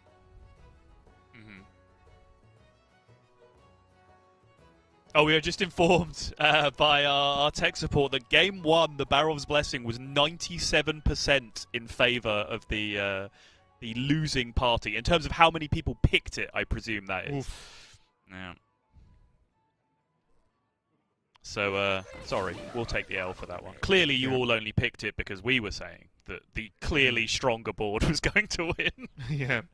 I am quite influential. Yes. Checking in now with Jeef. Oh, Jeef got into a position of having to play a Bream. Yeah, this is kind of the medium position to have to play a Bream in, right? Like, It sucks because you don't have base skill. That is just a fact. But if you have 2 Breams, then playing one's okay. Because if you hit the triple, you then do get it back into your hand, right? And you can actually keep looking for that necessary base skill. You got this. You're way ahead.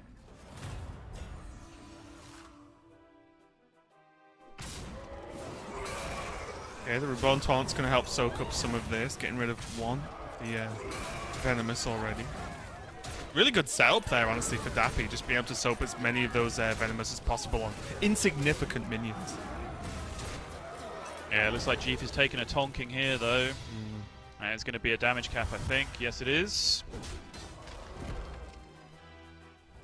How are you liking the damage cap change, Sol? Are you enjoying it in your own play? Yes and no. I think damage cap is a very complex topic, which I don't really have time to go into with as much nuance as I would like during this broadcast. I think there are upsides of the new system. I think there are downsides of the new system as well, and that's not a diplomatic answer. If I thought it sucked, I would say it sucks. I hope people have heard me cast for long enough to know that that's true.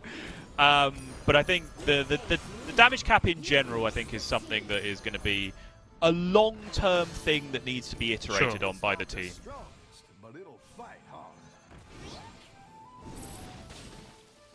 Yeah, the tune popping off once again on Gallywix. And yeah, on has camera found for a second then as well. Has found a thing to do, right, which we were talking about several turns ago. It is a solitary Nomi, but if any hero in the game is going to be able to carry a solitary Nomi, it is going to be the good old Gallywix. Yeah, and Toon proved to us yesterday he can do these kind of turns as well, right? You know, these high APM, high focus turns, going all the way to the timer ticking down to 0, and still getting a good job done. I didn't like that one either. Here's a gold for the trouble. Oh, and there goes the Nomi. What happened? He just didn't buy a party elemental that was bigger than all of the minions he has on his board right now. Oh, not a party elemental, a gusty trumpeter, I mean. Yeah, I guess, does he just want to just get out of it now and just say that's enough? It's looking that way, yeah. Because there's enough tech cards, right, to fill out as well. Maybe this is a play for not last from Tomb. Because again, no one can win the tournament in this game, right? So I think this might be just not tons of great direction, so just play and grab points while you can. Just don't come at that last place. It also depends heavily on how much information you have on your opponent, which we don't have the information of how much information they have, which, if that makes any sense, right? Like, if you just know that your opponent was this strong, then there's no point in buying more stats, right? You have to find scan minions. Or like, oh, leave the Nomi on the board, right? It's like not really going to help. Oh, Tavern 5 Alutemu is, so you're alive at 1. Oh, so actually, the roaching up from Tomb and leveraging as hard as possible into the golden base skill with the 2 scan minions may well have actually granted him a reprieve of 1 health to play again this turn. So well, very, very and nicely already done. Arguably gained him a point, right? Because that's Waterloo out, which means Tomb has survived 1 extra place. So we can go to check in other players. There is a... Okay, now we're back to regular scheduled viewing now, where the bottom 3 players are currently my whole team. Yeah, also, if I can just continue to be salty for a second. 2 games into this day, and both of those games have gone longer than 10 turns without an elimination, which I said yes to yesterday and lost on. I am actually the unluckiest person in the world. I hope you all know that. Look, if you need help next time with your predictions, you can just ask. I'll give you a hand. It's okay. Honestly, I will Christian you in a second, okay? Like, don't think I won't repeat that clip I posted on Twitter live on air right in front of you, because I will. I was just getting confused. I thought you said you'd Christian me. I did, was like, yeah. I was like, what is he offering to do? It's Christian that says it to Edge. That's right, yeah. That's who the other person is in that video. I just thought you were talking about something else, and I was getting very confused. Right, I haven't looked at this at all, because I've been too busy talking to you about being unlucky and wrestling. What's going on? I don't know who to pick. A good tactical choice.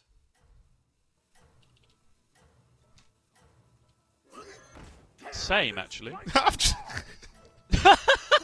Raven has picked BT Babia. Look, I rushed and got stressed, and I was looking at the other monitor while I was typing. Okay. Okay, if everyone in chat can just check to see if a player called BT Babia is going to win this fight or not, because I don't think they are, from what I can see. You've just got to squint a little bit, Sol. Here, though, the fish are getting a good job done. Oh. Go right. Thank you. Oh, wow. Yeah, that was really, really good. The team I'm going to guess it's going to be in a little bit of trouble There's now. something in the clown car? Yeah, as long as there was something in the clown car, it's going to be a win for Beta.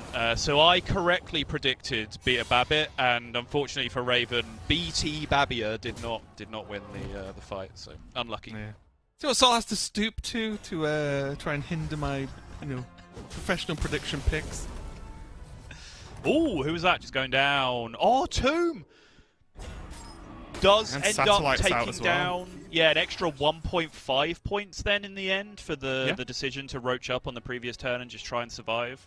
It doesn't sound like a lot, but over the course of, let's say, 4, maybe 5 games, like that could be the difference. We've seen, haven't we, players on like 19 points, which means they're a whole game behind where they would like to be, hitting that 20 points earlier. Yeah. Now we've got our sort of top 5 here, Dappy and Jeef on their very low numbers, but honestly, Little Bird and our team who may as well be just as low. Jeef's life has got significantly better.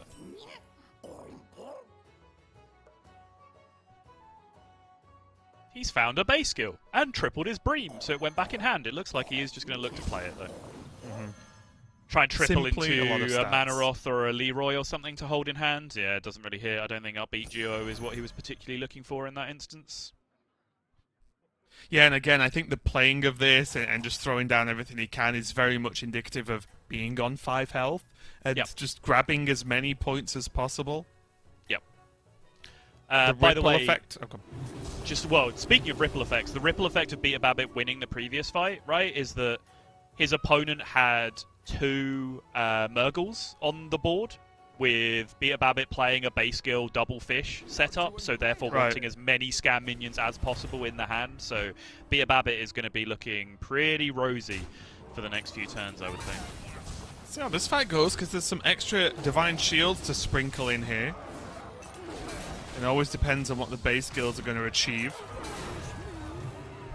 That's a full Divine Shield board as well, perfectly laid out with the positioning and the attack sequence. Very, very nice. Nice, really good trades there for Little Bird. Yep. And it looks like it's going to be a kill. Yeah, especially with more Divine Shields going off as well. Oh, there was a Leroy in the fish as well. I didn't even think of that. Yeah, disgusting stuff. Yeah. Just enough damage there, to get that job done. And that is going to be Jeef out at 4th place and Dappy going down as well.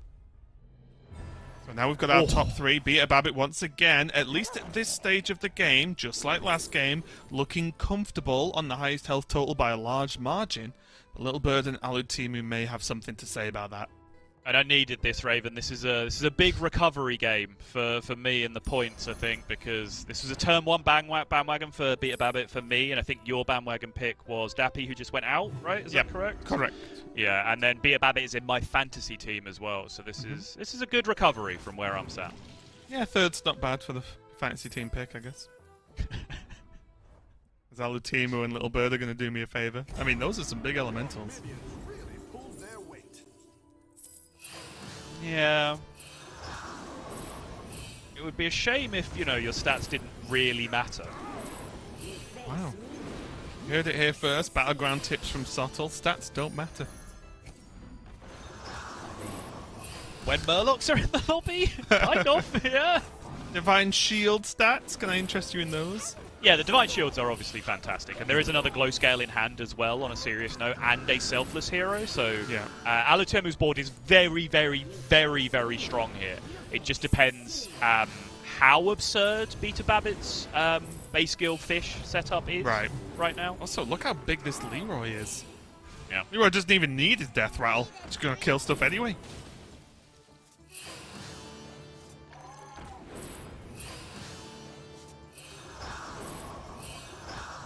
getting the distinct impression that whichever server we're on, it's not the APAC one, because Alutemu does not seem to be having a great time with this APM stuff right now. Yeah, it's a very weird circumstance where you're spamming buying and selling minions, yet your gold is going up. Yeah. Because he was on 18 a few seconds ago, I think, or 19, and it's now at 23. Yep. Now 24, so yeah, kind of interesting that you're in this sort of loop. So gold is infinite now for Alutemu, as long as he just obviously keeps doing the thing, but it's just how he finishes. Again, there's another selfless available in that shop to go for too. Does have this sort of kind of cleave effect on the elemental on the far left. Could opt for just another Leroy, but I think it's odd in this situation because of base skill. Leroy's on board actually don't feel as strong, right? Because it doesn't even 1-for-1, even though it arguably should, because that's kind of the point of the card, because it will then just pull another card from your opponent's hand. That is going to be the extra Divine Shield picked up as well, which is going to be really nice. Down a minion and up a gold. Still on 24 gold. Now on 25. Here we go, looking good.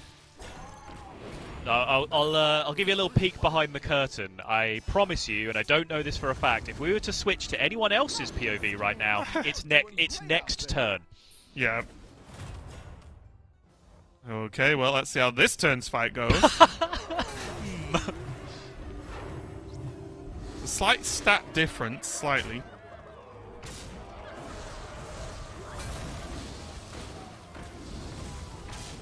Okay, big cleave. One Leroy goes into the fish, but yeah, the base skill was not good enough. Not even close to good enough.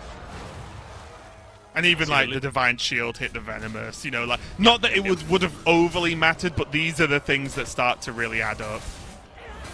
And on the Divine Shield mana off. Okay, it's still going to end up going into a Leroy. Like the Divine Shield mana off was a chance at an out, but then Alutemu still just had a surviving Leroy left on the board, which was going to put pay to any of that nonsense.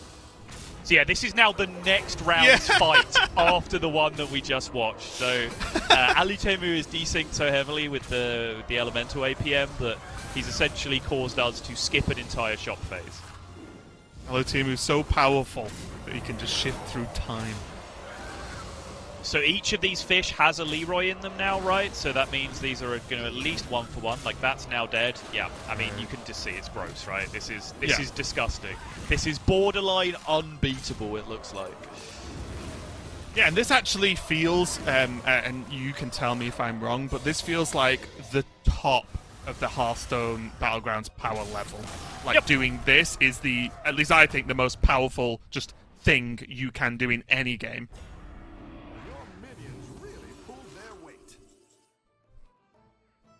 Nope, completely agree.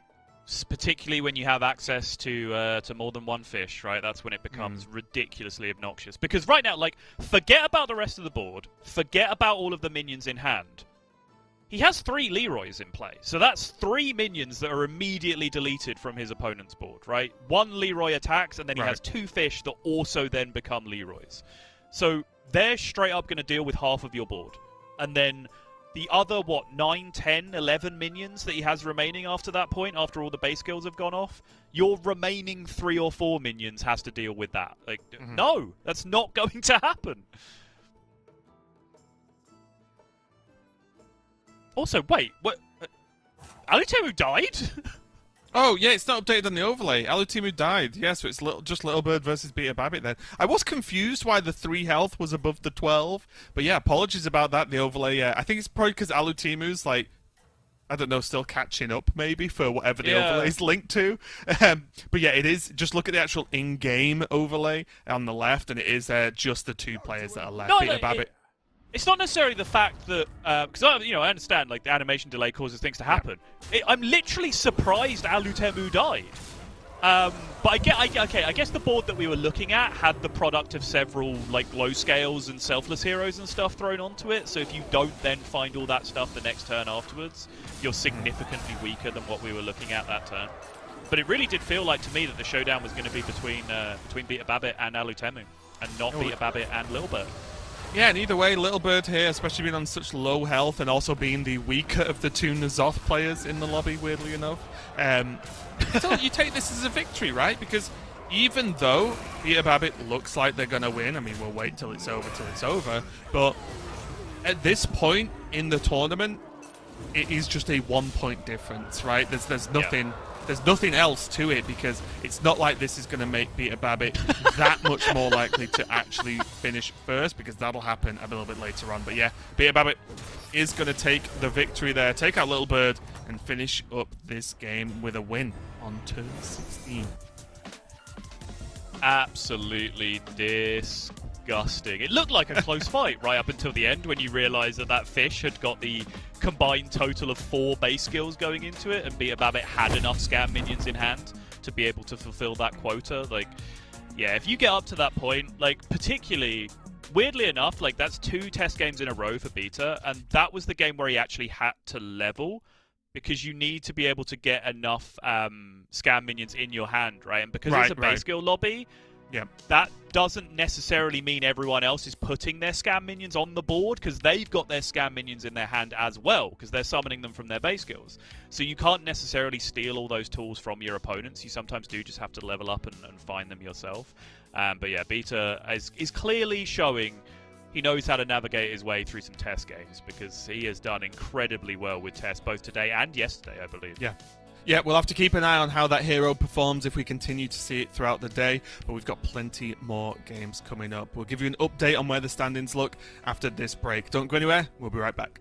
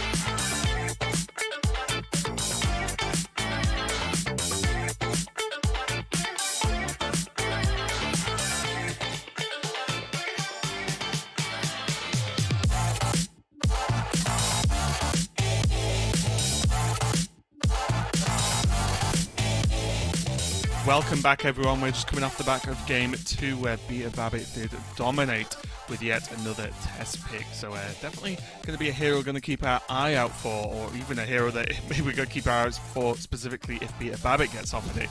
But Sol, what did you make of that last game? Anything really stand out for you, even though we're in the early stages of the day? Yeah, I mean, you covered the big talking point, right? Is that, like, Beta just seems to be so comfortable and adept on Tess, and I think now in 2 of these lobbies we've seen the thing where, like, okay, Tess gets to steal your board, and it's massive because of the anomaly, right? And also, a fairly vanilla game of Battlegrounds got played, right? I don't think we mentioned the anomaly past, like, turn 6 or so, right? Right. Like, it was all about just the minions on board, the base skills, the size of the clown car, and where you were going from there. That's what ended up being the story overall, but where we are at this point now is a huge performance so far from Peter Babbitt. 5.5 and a 7 means a fairly comfortable lead for him. The only rain cloud that you can see on the horizon, if you want to be ultra pessimistic, is that Peter Babbitt is annoyingly half a point away from being able to check the lobby in this next game, right? Even if he hits 7 again, he's going to be at 19.5, so he's still 2 games minimum away from putting the lobby in check, and therefore 3 away from winning the tournament. And that's what I was saying earlier when we talked about, oh, maybe, you know, the likes of like Tomb going a little bit more aggressive to get that extra like 1.5 points it ended up being, because that's the sort of difference. Like, again, if Peter Babbitt gained an extra half point in game 1, we could be just saying, okay, well, maybe Peter Babbitt gets this lobby in check very quickly, in like, you know, world record speed with just that 3-game target. But yeah, it is impossible, but it does mean that Peter Babbitt can just, you know, as long as he doesn't actually completely mess up the next, you know, 2, then he could almost just plan to have the lobby in check at a certain game, right? And just be sort of play around that, in fact. Yeah, weirdly, at this point in time for Peter Babbitt, like a 4th and a 3rd are the same thing as a 1st and a 2nd in the next 2 games, right? Like, functionally for what it achieves. It gets you to 20 points in 2 games. Oh, hello. Murlocs, Naga, no elementals. Is that good enough for a Gallywix? I know there is some disagreement on Murlocs in no elementals. Yeah. Is this a Peter repeat says yes. anomaly? I can't remember what that picture is. Yeah, that is. That's +1/+1. It's just a +1/+1, isn't it? One. Yeah, okay, okay. I was like, I'm pretty sure it is, but when it's a small circle, I'm like, don't know how well I recognize it. But like you were saying about that, we didn't talk about the anomaly too much, but it's because if everything has +1/+1, kind of like nothing does, right, to an extent, that's kind of the approach. But yeah, it is the overgrown arena once again, so back-to-back anomalies. Let's see what we can do now. Are we going to see a repeat? Is the game going to cycle around those Murlocs again? Most likely. Although there are beasts in this one, right? So that could really mix things up. Yeah, beasts change things up significantly. You do have the beast-naga combination, which means if anyone can find a fast Rylac, they can get into massive economy. But beasts also play with Murlocs quite nicely. A different build of Murlocs, right? Not just like a super heavy hand buff base skill build, but instead the Murky/slash build instead, where that can really play very, very nicely with the Rylac overall. So, you know, it's me. Beasts are in. I'm going to talk about Rylac a lot. That's what's going to happen. But we shall wait and see. It's the kind of lobby that I don't think anything really gets defined until players start hitting Tavern 4 and Tavern 5, right? Yeah. Is Waterloo good? Yes, okay. Okay, yeah. Well, I just typed in the Discord. Is Waterloo okay? It's like, yeah, okay, boom, we've caught up. The overlay's okay. We're fine. It was Tavish. There they are. Okay, good. Yeah. Still, though, I think, yeah, every player just doing the usual level again with this anomaly. There's no overly crazy shenanigans going on, right? It is just kind of a standard game and just try and get ahead as you do. Literally 7 players hit a token, and Little Bird didn't. There's 4 Quillbores and 3 Shell Collectors across the board right now. Yeah, I was just looking. Yeah, that's kind of incredible. And there you it go. Does mean Little Bird gets to win fights. Yeah, the odd one out. It's like, well, screw you. Take 3, idiot. Yeah. And then Little Bird just hits the Patient Scout, and we have the same discussion again about how Patient Scout is a little bit weird in this anomaly. Yeah, it's just going to sell level, and I would imagine that's the plan for the majority. Looks like 5. Alutimu has chosen to pick up a Panther. Pick up a Panther. Yeah. When you buy it, it's got a little joke written on it. Have gone to Tavern 3 already. Yeah, we could maybe check in with Beta Babbit as well, because that board is starting to stack up as an early pig offensive has happened. An early pig offensive, yeah. What is offensive, though, is floating gold on Gallywix. It's not quite as illegal as floating gold on Millhouse, but it is a weird bit of anti-synergy that Beta Babbit has going on right now, right? Because to float 1 gold means you have been inefficient with your buy-selling over the course of the turn, which can have a very significant trickle-down impact on your gold economy with Gallywix.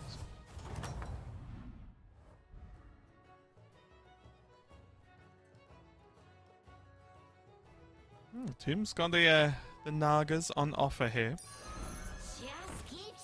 Honestly, not bad. Not a bad like pair of Nagas actually to go with as well, right? Like they kind of help each other out here. Yeah, really good. You can continue just to stack up options, look for more Zesties off the first Zesty just by chaining the summoning. Spellcraft off it. Missed the... I'm getting too into the game. I missed the... Oh, wait, I can still do it, right? No, you're still good. Still turn 4. Yeah.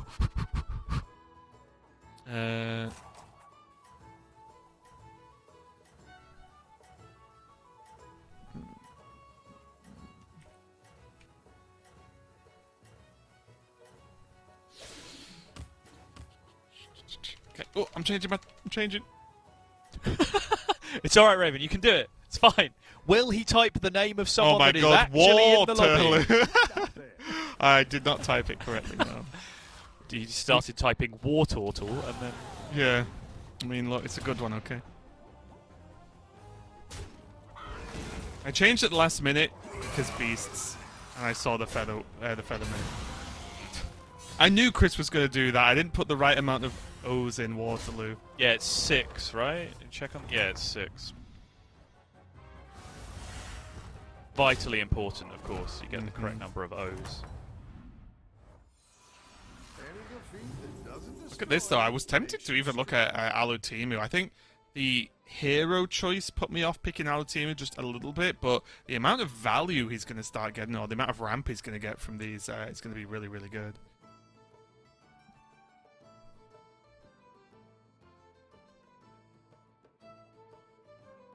Slightly awkward shop. Nothing must buy in terms of buy one and level here.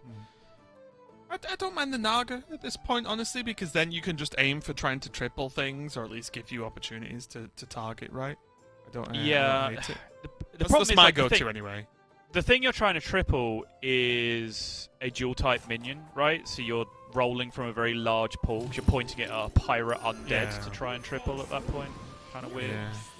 I guess there's just not much else for it, right? And to be fair enough. Yeah, kind of difficult. I was wondering whether it would have been Taunt Naga as well, because, you know, your Greybow, I think having that first taunt is very powerful, so that you can control the attack into something which spawns more taunts and so on.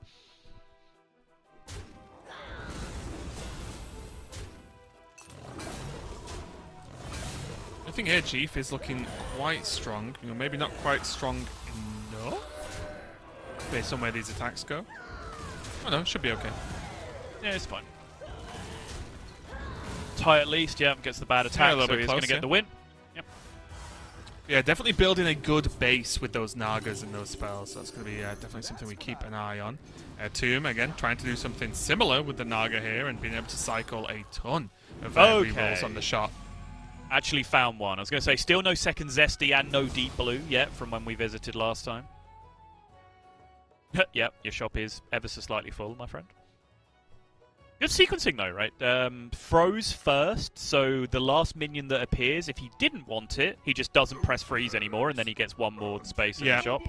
And if he did want it, he could just freeze again. Not actually relevant in that instance because his shop was too big anyway, so it's not actually going to refresh. There's nothing coming into it. But in terms of good habits for situations where that would matter, he did technically do it in the right order. Yeah, well, the situations where you lose nothing for doing it and maybe gain something, right? So yeah. Yeah, it's good to train yourself to deal with those. Satellite here, though. Just got a lot of economy going. But nothing that's really screaming payoff. I guess the duo's there, of course, but nothing too great to combo it with right now. Yeah, tons of money though, right? Like Yeah, three coins in hand and still has the hero power available, so we might see a like go 5, go 6 kind of turn soon from Satellite if he feels strong enough and healthy enough to be able to do something like that. Good battle, friend.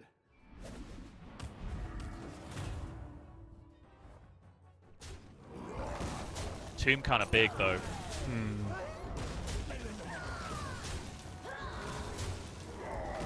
Okay, yeah, good trade. Wanted to go right with that first attack that you got through, just to be able to carve some damage off the board. Didn't end Still up a too big bad hit, at all. though. Yeah. But could have been a lot worse. And again, I think you are right. Like once you're on Crag, like all you're doing is counting down the turns until you press the button, right? And then you playing the game.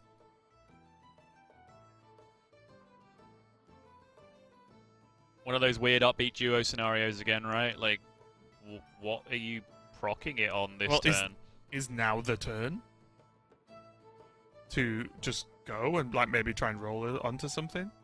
Like go to 5, press the hero power and look for something to double up on 5? Doesn't look like that's what Satellite's going to do, but it was just something, because the duo's proccing, right? May as well try and get something big. Yeah, I could see it. The other option I could see there was buy the 2 shell collectors, since they only cost 1, and then triple the shell collector using the duo this turn. Yeah. And then, like, next turn you can just level, take a 6 kind of thing, but it looks like he is specifically looking for something to pay off with. Okay, now he can take a triple banner ball with the upbeat duo if he wants to. Kind of interesting. Yeah, looks like he's going to go for it.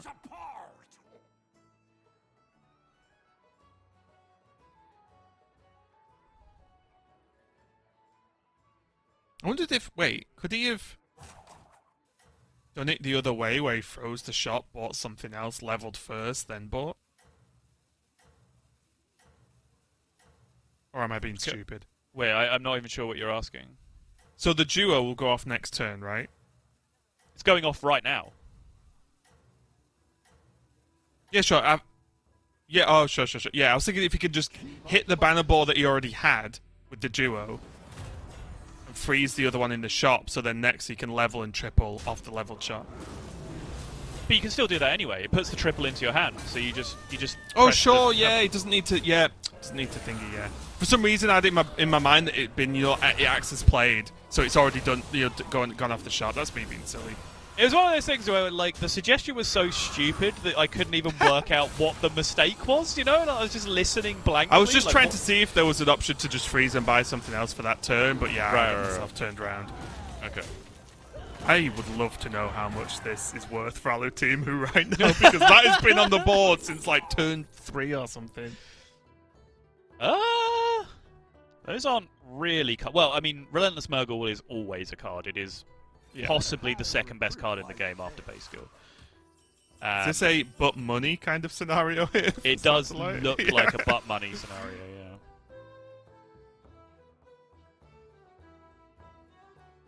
yeah.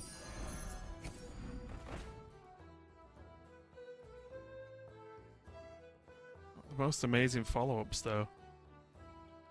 The problem is, as Tell you well, on what. 17 health, you have to get out of this money phase and actually start doing something.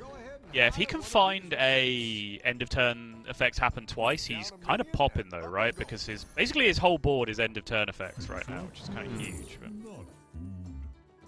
Oh, okay. I mean, sure. Which is a good pickup, yeah. Yeah. Can afford that Primal Fin as well. And that's money and value, right? At the same time. Money and value, and he can keep it next to the Murkai. And then probably just sell out of the other pig. Yep, exactly this. Just get all the Murlocs on board. Yeah, that actually was starting to look a bit dicey, but a good recovery there, I think, for Satellite that turn. Yeah, I think so too. Still not quite looking in the neighborhood of this kind of board, though. No. Still a little bit lacking in terms of a Zesty Crooner setup, right? No Lava Lurker, making these things permanent. Still only one deep blue. Does have the golden zesty though, which is very nice. I do feel like as well with this, Tombs kind of decided to go for the aggro play, right? Like still on Tavern Tier 4. Just going to use what he's got to sort of bully other players out of the game for now. Yep. Yeah, I mean, this is certainly one of the best Tavern 4 builds in the game. You don't really have to leave 4 to play this build. In fact, you're probably nerfing yourself by leaving 4 because there's nothing else that you really want. One glow scale at some point in the game is nice when you're buffing a lava lurker, right? Just so you can give it that permanent divine shield. But outside of that, everything that you want is on 3 and 4. Yep. Second deep blue. A good tactical Lovely choice. stuff. Up a goal. Which means golden deep blue because he I was is, of going to course, say, Zephyrus. no reason not to press the button, I think, on that one. Yeah, golden, turning your regular deep blue into a golden deep blue is probably the biggest individual power spike that build gets. Seeing a message from Lorinda, he sold the thing. How is that helpful? Hang on. What does he sold the thing? No, the undead pirate that sells for 1 million gold. Got it. You know when I said how much is it going to sell for? So I'm guessing he's just had a large turn, I'll say, considering he's now Tavern Tier 6 and he's bought stuff. Yep. Significant power spike and also hit pretty good minions too, considering what hero he is. Yeah, absolutely. No Fell Stomper or anything like that, though, which is a little bit of a detriment. I think that's that's endgame for Alutemi right now, is just to actually turn these tokens into something powerful with Fell Stomper, Octisari, that kind of thing. Croc is a good make way, though. It is turn 9, by the way. This board is quite good for turn 9. I was going to say, I think this will stabilize him for the foreseeable future. So he's going to be going into Sky Captain Crag, which is Satellite, of course, on 12 health. So Satellite definitely in the danger zone in terms of death here. And this board from Alutimu looks threatening, is the word I'll say. Yeah. Satellite kind of died. There's no way, right? No, I don't think think dead already. so. I mean, the gas can solo, and even after that, it would still death rattle. And look at the extra value Alutimu's got. He's going to be able to find exactly what he needs. So Satellite going 12. out in 8th unless Waterloo is going to bite the dust as well. Waterloo does bite the dust as well. Okay. Better hire a recruit while you can. So Yeah, two two players players going down. out for 7.5. 6 to go. Here's a gold for the trouble. Yeah, Babbitt looking a little bit dicey there, Sottle. Just going to throw that out there. Yeah, again, for turn 10 though, pretty good board. That'll do some damage. It's okay. It's okay. The worry is at this point is one slip, one strong opponent, right? Yep. And it's done. It's done. Because 9 health is nothing. Yeah, I would be amazed if you lost a fight from here and survived, right? It would literally like have to be a one-drop token coming from something that you lose to, right? Because people aren't really going to have Tavern 1, Tavern 2 minions on their board at this point. It'd be like a situation we saw earlier where like a base skill would grab a minion that was left in hand by accident or something, Yeah, right? yeah, And it's sure. like kicked out a 1-drop. Yeah. That's a great play. I can't wait to see this shake out. Little bird again, just getting some work done, holding on. Currently, 7.5 points for Little Bird going into this game. So even a top 4 would put him in, within throwing distance of getting the lobby in check next game. And Beta Babbitt has, or at least getting close to doing a good enough job, I would say. I would say that top 4 is probably the main goal, considering his point total. Yeah, but even if he picks up 2 or 3 points this game, right, like we were talking about, that puts him in striking distance of the 20-point threshold, realistically, for the next game, right? So yeah, I was just being like, a top 4 would put him within a more comfortable position, right? Course, Because yeah. it's like, I just sort of kind of go for a 5th or top 4 again, and it's no problem. So I think the worry when you're in this kind of position for Peter Babbitt is if you whiff and you add a whole extra game to the tournament, basically, you know, for you to get it in check, you start to feel really bad. Yo, Tomb kind of big though. Yeah. Again, bully style coming out here, putting down the pain on Alutimu, pushed him all the way to 12 health, which again is close enough to 1 loss equals death. We saw that board from Alutemu last turn, or 2 turns ago now as it is on turn 11, and it was no joke, and that was quite comfortably handled by Tomb's board. And that's what I was talking about before, right? Like, Alutemu, yeah, he has a bunch of crazy 6-drops and a ton of death rattles, and he's Grey Bow, right, and that's fantastic. But without a Fell Stomper or something else to pay it off with, he is going to lose to raw stats like this. Like, that is just going to happen. Yeah, the effects on the cards are good, but being able to actually stack is really important. And speaking of that, we're going to get a fight. Tomb versus Jeef. Have not seen Jeef for quite some time, and there are some things happening on this board. Jeef is playing cards comp, and making the best of it. Really weird base skill hand as well, considering it's golden.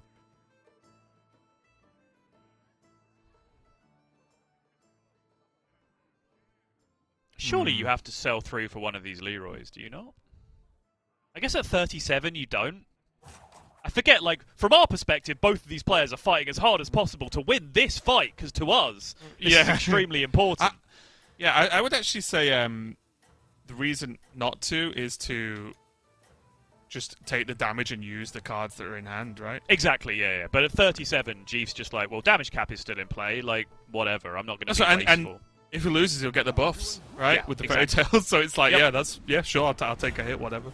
Yeah, I think Jeef is just kind of straight up throwing this fight, to be honest.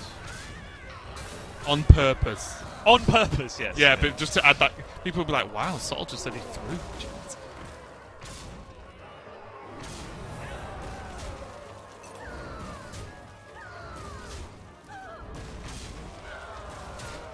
Yeah, really, really large amount of stats here coming out. Still a close one. Oh, wait. Okay. Whew. For a second there, I couldn't quite see the health. And I was like, wait, is that loss? But no, Tomb is going to win. But I think that was very, very well done by Jeef. Like, almost the perfect outcome, right? Keep up the pressure. Tomb just straight back at it. Second Lava Lurker, yeah, sure. Has enough Zesties to be able to support a second Lava Lurker, that makes sense.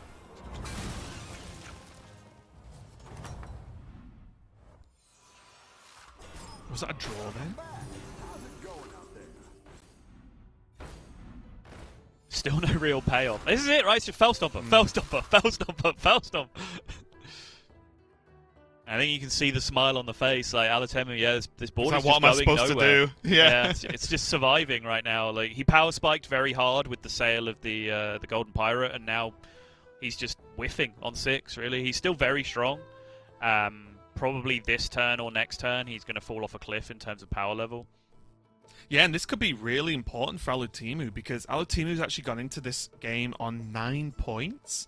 And I feel like there's such a big difference between, let's say, 5th and 3rd, right? You know, in terms of just achievable checking the lobby in the next game, right? So Alutimu's probably just thinking, oh, let me just hold on for a couple more placements, and that'll make the world of difference. Yeah, pretty crucial, actually. Lorinda, do we know who has the ghost fight this round? Can you just point that out to us if at all possible? Because that's very, very crucial with how this is potentially lining up. Ghost check? Okay. Dappy, okay. It's Dappy, yeah, pretty crucial because this board, with the greatest will in the world, sucks. This is not doing anything in comparison to some of the other boards we're seeing. So that is a pretty lucky roll, I would say, for Dappy to potentially survive while maybe even 2 of these players get eliminated. Well, funnily enough as well, I just spoke about Alutimu being on 9 points. Dappy also is on 9 points. So if Alutimu takes the loss here and Dappy gets a win, he gets 1 point up on Alutimu at least, and you know, gets to utilize the fact that he got the ghost at the right time. And sometimes, you know, that's what games come down to, right? You get the ghost, you gain more MMR on ladder, right? Like that's just how the game works. Yep. Yeah. Well, the Timu is just... Unless I'm missing something, just not quite putting out the power. There is a gas coiler that can get the work done. It's a little close. He does still have a like a 60-60 over on the left, yeah, but it's just not going to be enough. Maybe with a Leroy and a Belcher from the coiler? Nah, not quite. A little bit too much. Yeah, and with both of those being like a guaranteed kill, right, there was never even going to be a chance of the draw going on, and that is going to be Alu Timu going out. Is anyone going to join him? I believe not. So that's our top 4 with Beta Babbit on 3 health toll. You love to see it. I don't think Beta Babbit really has the kind of Galliwix game where he feels like he's going to be running away with this game at this point, but I think quite happy just to grind out a top 4 from this point, right? With, like I said, for Beta Babbit, a 4th and a 1st are largely the same thing, right? It's going to take him 2 good games, or 2 decent games, to get to that 20-point threshold and put the lobby in check, which makes him eligible to win the tournament. So, mission accomplished, done. Yeah, I would say. And honestly, if we just take stock at this exact moment in time of the Lobby Legends over the course of the weekend, Beta Babbit definitely up there as maybe even the star of the show.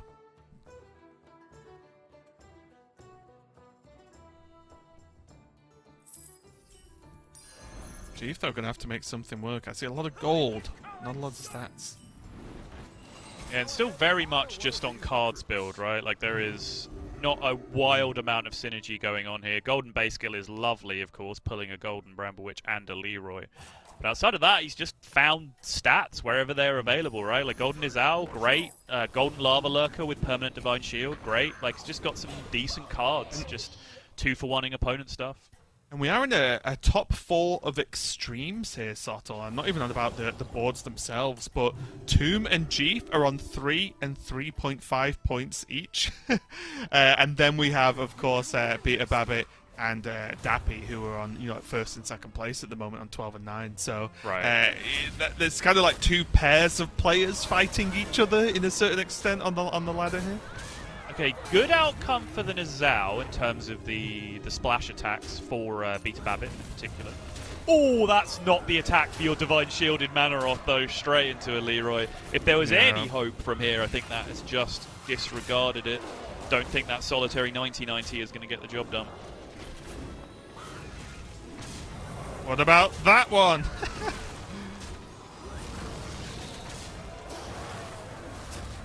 Not enough, right? Needed to get absolutely full value out of everything before the Banana Slammer went down if he was going to have any hope. Yeah, it's the Golden as well, didn't help. But again, I think mission accomplished for Beta Babbit. 4th place by the looks of things, yes. Which means that, that's a solid amount of points, which is going to make getting the lobby in check next game a little bit easier. Dappy, can we get a Dappy check, please? Dappy lived through that? Like, Dappy was fighting 17 Tomb, right? to Tomb, apparently. Dappy dealt 17 to Tomb? Oh, yeah, what this happened? Is a board. This is a board. Is it? Wait, hang on. I can only imagine that Murgle absolutely carried. Yeah, Giga farmed.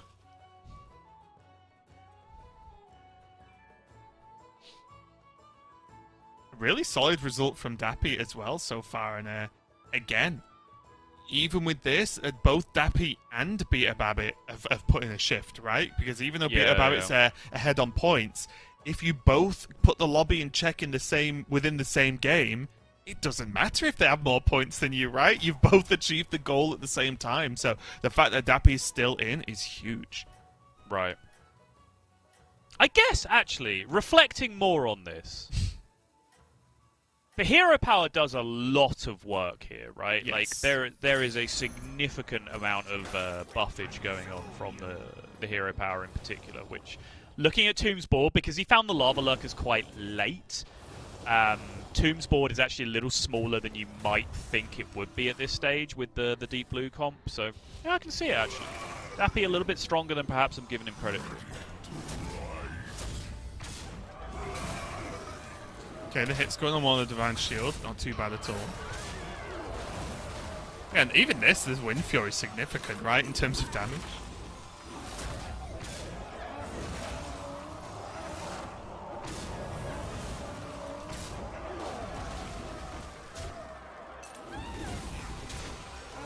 Double Leroy as well. Going to get some work done. Reborn on the Nurgle. Just one minion so short close in the end. Yep. So close, but again, Dappy, another mission accomplished for him. Going into this on 9 points, going to bag plenty of points to give him a shot in the next game anyway. And now we've got a bit of a weird finish settle between two players coming into this game on the lowest points. One of them's going to be contending again after this. Or, well, I guess both of them are, but one of them a little bit more so. And it's just been a super scrappy game, right? Like, so the only person who's actually hit a comp, like a recognizable, fits into a nice little box comp, is Tomb, right? Like, he's the only person playing something recognizable. Jeef's just absolutely on cards build. Dappy, very similar, just kind of getting carried by the hero power of the heroes playing. Bia Babbit kind of had bananas, but not really. Not like an optimal banana setup or anything like that. Alutemu had a busted token build, which didn't, like, busted as in not hitting the thing you want, not busted as in broken, where he didn't find the actual payoff card, didn't find Fellstomp or anything like that. So no one just really hit the nuts this game, and it is just high quality cards with lots of stats crashing into each other at this point. Ah, Morn Zhao, okay. Yeah, sure. Oh, I'd rather be bison. Go ahead and hire one of these recruits. You've got this. Okay, well, here we go. Let's look at the potential damage output, because this could be over this round, depending on how heavily one-sided they are. Tons of stats on one side, on the top player, and more tech options on the bottom. Oh, it double hit the same minion. That's so unlucky. Okay, I mean, at least the Venomous then followed the leader, right? Like, that's something. But the fact that the Nizal did not deal with two separate Divine Shields, I think, is kind of a nerf for Jeef.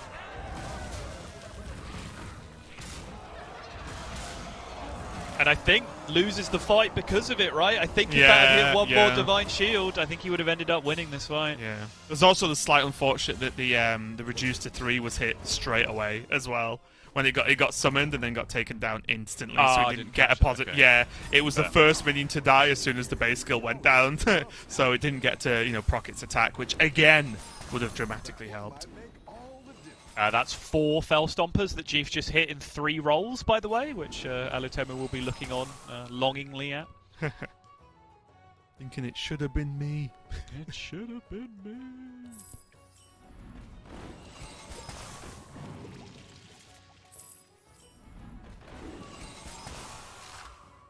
Jeef purely in the business of scamming now, though. He saw the stats on the previous turn. They're going to be bigger than that significantly this turn, with Tomb probably sprinkling in a couple of scam cards of his own on top of that.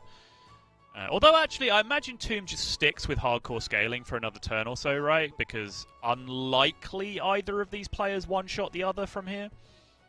Yeah, unlikely. It would have to have some very interesting outcomes, because like Tomb doesn't actually pump a lot of damage, right? Even if he wins the fight, comparatively anyway. So, I'd agree with that, I think. Tomb has gone to 5 now, though, which I think is a nod to just setting up for endgame. Like, he's going to want to replace 1 or 2 of these minions that aren't 200 Divine Shields with Leroy's or Manaroths or something similar like that. So, needs to go at 5 to some point to make that happen. Oh, I do like this, though. I think you can win this thing. Let's get some tokens in the way. Yeah, trying to just soak as many of these hits as possible without hitting the good stuff. Oh, the clean kill on the Leroy, 19 to 19. That's kind of fun. Ooh, there's a lot of value here, though. Yeah, a lot of venom being removed, though, from 2. Not looking like it's going to be enough, though. That was a huge Bramble Witch. You were saying the Bramble Witch last time perhaps cost G for the win. That was a massive outcome that time around. Yeah, not looking too bad at all now for G. And this is a... Okay. Again, not going to be one shot, but a significant amount of damage, putting Tomb in range of another similar win. Yep. So now Tomb does have to scramble. Needs to find some final pieces of the puzzle. A little bit of base skill scam of his own if he can. Does have a Primal Fin in hand, so if he can find a Murloc to at least go along with that on the board. Try and look for some base skill, try and look for some scam. Yeah, one interesting scenario as well is that some of the tech cards don't work as well. You know, like Blaster doesn't work as well in this anomaly, right? Because it's not like Blaster's damage goes up. It's only good now for like Divine Shields as opposed to, say, you know, like sniping Leroy's, for example. Sure, yeah.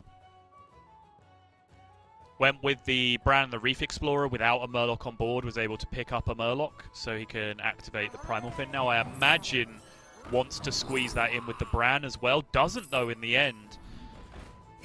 Would have thought... I think I would have gone for 2 shots there at the base skill, but I suppose on top of that, he doesn't actually have a payoff for that base skill yet, so still needs to find some kind of scam minions from hand. The payoff is just bodies to maybe take a venomous hit or something, right? Like that. That's like, that's like, which it's not bad, but it's not good either. It's just acceptable at best.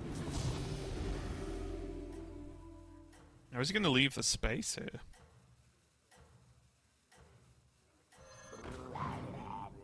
Nah. Okay. 2-3. Yeah, I think with the Divine Shield on the horse, it's fine, but it's just a thought, right? Because like you can end up just having more tokens to spawn tokens potentially. Don't think it gets there though. The idea of the Divine Shielded horse is nice because it is going to soak multiple attacks. Yeah. You can see Jeeve not really expecting that, has put the Bramble Witch up second, so the Bramble Witch is now just going to go straight into this horse for very little value. So that is a nice outcome for Tomb at the beginning. Yeah, Still even the the hit killing the Murloc was actually huge because that just still made the space effectively, right? But saved the Divine Shield. This Leroy outcome is now pretty huge. Oh! Okay. Sit down, kid.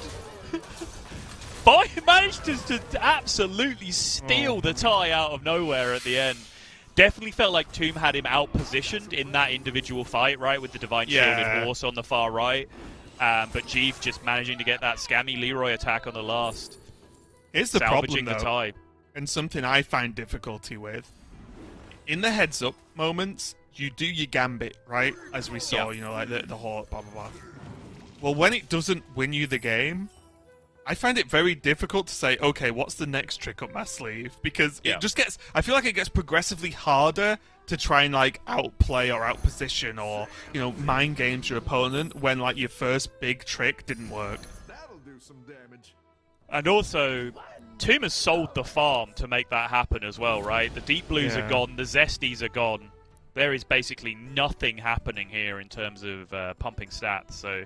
He just has to find some way to continue to be disruptive to all of these venomous Leroys and stuff that Jeeve has on the other side, and I think he's going to run out of steam to be able to do that for very much longer. Ghast Coiler just been dropped down as well, just for some extra shenanigans. This is a real obnoxious late game, isn't it? Yeah, this has become too technical, I'd say. If anything, these players are too good. Can we dial it back a bit? You know what? Let's go bring it down to 5k MMR.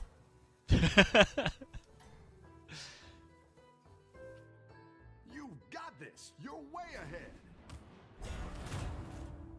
Okay, let's see who's going to get the better end of the stick, if any, this time. Oh, 2 Divine Shield peels, but only 1 on a big minion, let's say. Gonna go again. Just refreshes the Divine Shield. Reprot the shield, very It ended up going into a 3-3 anyway, so kind of decent value for Jeeve in the end, I think, with the way those attacks ended up. Oof. This is not looking good, though, is it? Well, he does still have 2 kind of guaranteed snipes within the base skill, right, for the 2 big minions on the right, so it can still wind up okay, as long as the stuff on the left gets taken care of. Yeah, Jeeve tidying up these tokens is actually a nightmare for Tomb, isn't it? Yeah. So now the big deal is whether the Bramble Witch actually gets to attack or not, and it doesn't, which means that is going to be a victory this round for Tomb. Yeah. Yeah, although in terms of damage, again, both players sort of just slapping each other with wet noodles right now. As we are heading into, what, turn 19? Go big or go home. Was there a turn? Question? That's all. Can't remember. There was yesterday, right? There was a turn 18 yesterday, but I think we had the opposite today. Today we had will a game end before turn 15. Ah.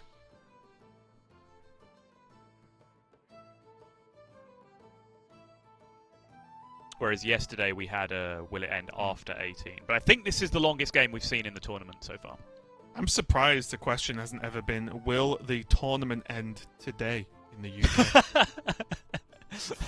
Because come on, that is some time. The king of all time zones. Exactly. Will the tournament end today? Yeah, I mean that is I think that's actually a reasonable question. Maybe next year. Yeah.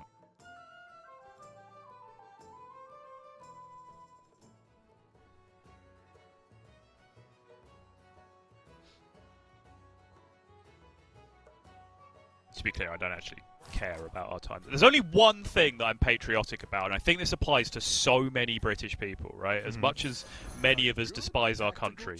Plugs. Oh yeah, we're strictly the winners in that, aren't we? We have the greatest plugs in the world. Yes, you are all yes. wrong. And you can have this conversation with any British person, it will be the same outcome. Our plugs are the nuts, and you are Honestly, just all so dumb. The first time I went over the pond, I was like, "What are these two flimsy little sticks doing here? These aren't gonna stick in the wall, are they?" The difficulty we have over here is sometimes trying to get the plug out of the wall.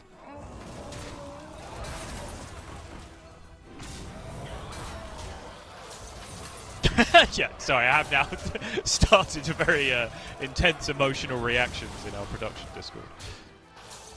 This is not going to look good here for Tomb. It's a full golden gas coiler still just chilling, unprocced, and that looks like it's going to be enough damage as we get the winning strike here from Jeef. And honestly, fantastic play from Jeef. He's not had, I would say, like, the best start to the day, of course, with only getting 0 points and then I think 3.5 in game 2.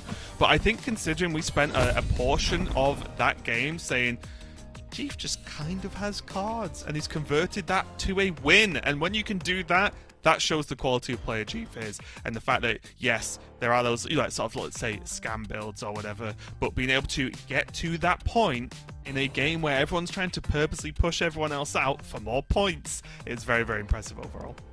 Yeah, I mean, he was just kind of playing cards build, but in the end, like, navigated really, really well in the end in those final battles. One little stroke of luck, I would say. Again, we don't see the odds. But it looked like maybe one fight there was favoured for Tomb and didn't end up going that way because of him getting the better of the heads-up positioning battle. But overall, super well navigated for Jeef, and just kind of a weird, scrappy lobby, which I think ticks another box that we haven't yet had in this tournament, right? Most of the lobbies, although they have been varied by builds and minion types and anomalies, they've all been people hitting. And largely in that lobby, we saw what happens when no one really hits and they just all have to play scrappy builds to make stuff happen.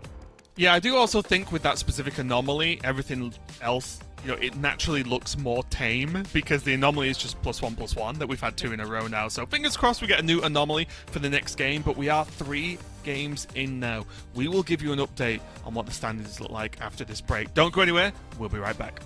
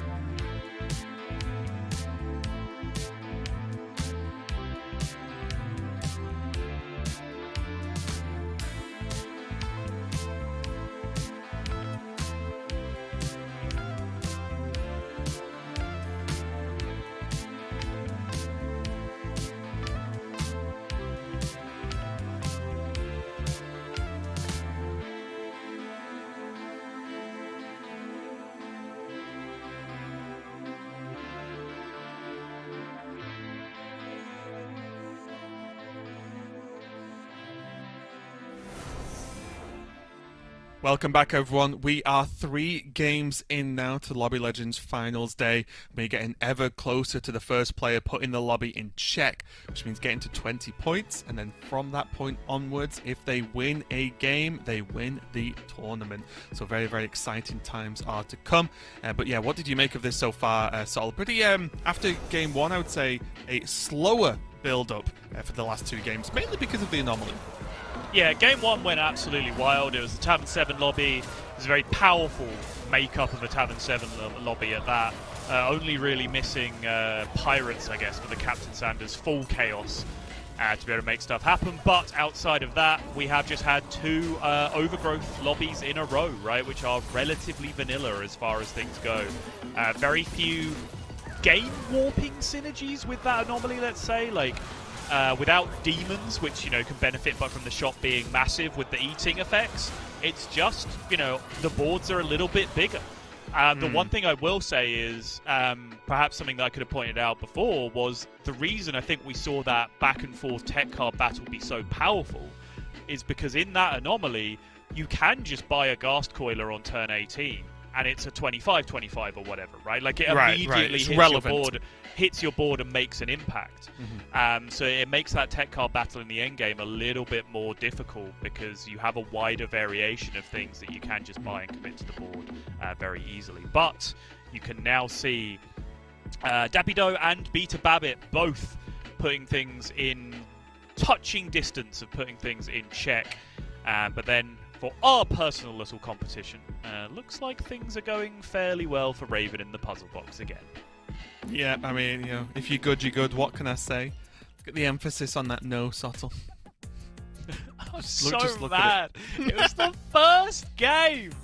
Now, the best part is, hitting once yesterday is unlikely. Hitting twice, you've just got to be impressed at this point. So yeah, based on yesterday's analogy, where I said, you know, you went into a casino, there was a rigged roulette wheel that was, you know, every square was black apart from one red, then you bet on red. Today, you've now, like, gone to the bar afterwards, got drunk, and then gone back and put all of your winnings back on red again, and then hit again.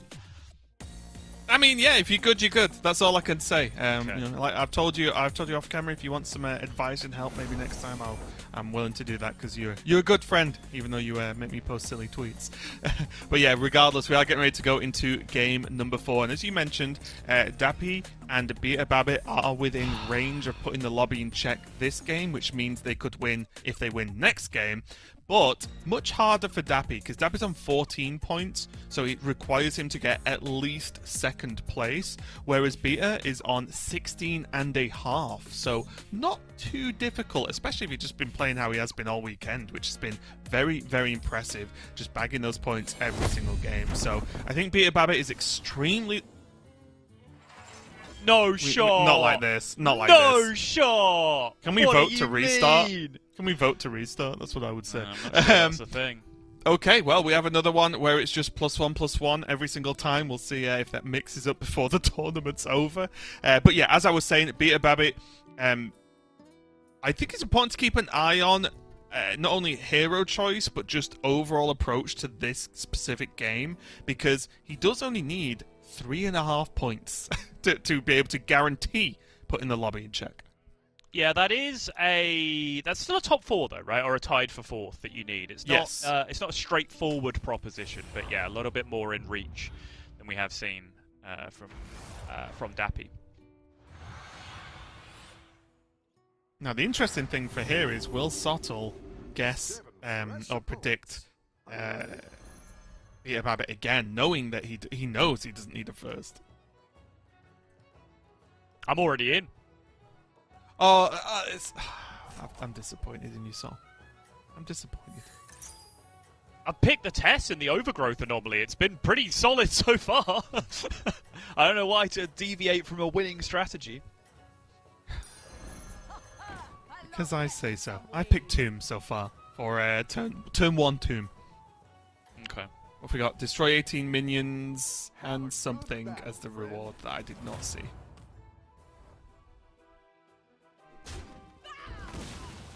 Conch. What are the minion types for Conch? Beasts, Murlocs, Naga, Pirates, Quillballs? Yes. Okay, interesting. Okay.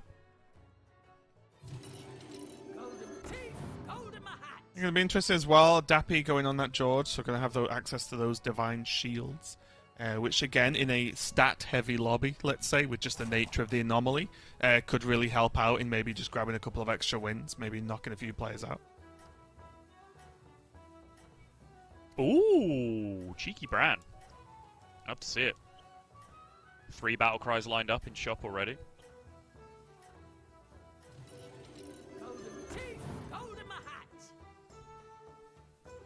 Just going to go for the level and then double buy the Murlocs next turn with the freeze. Yeah, I'm okay with this. We'll have 6 gold available with the buff. So we're going to be on 3 battle cries. Yeah, not looking too bad at all.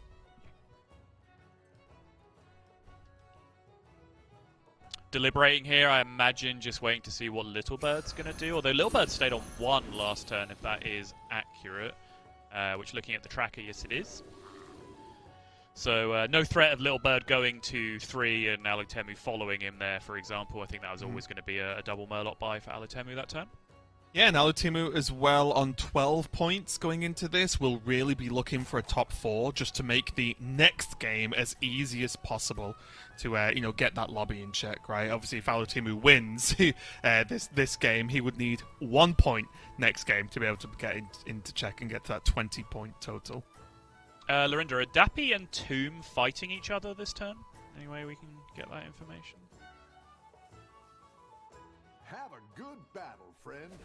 No? They are, yeah, okay. So they've both gone to Tavern 3, so it looks like, that was kind of... A little nod. Yeah, mutually assured situations. You're like, okay, cool. If you're going to 3, I'm going to 3. Let's do it. It's more like mutually assured production. Very nice, yeah.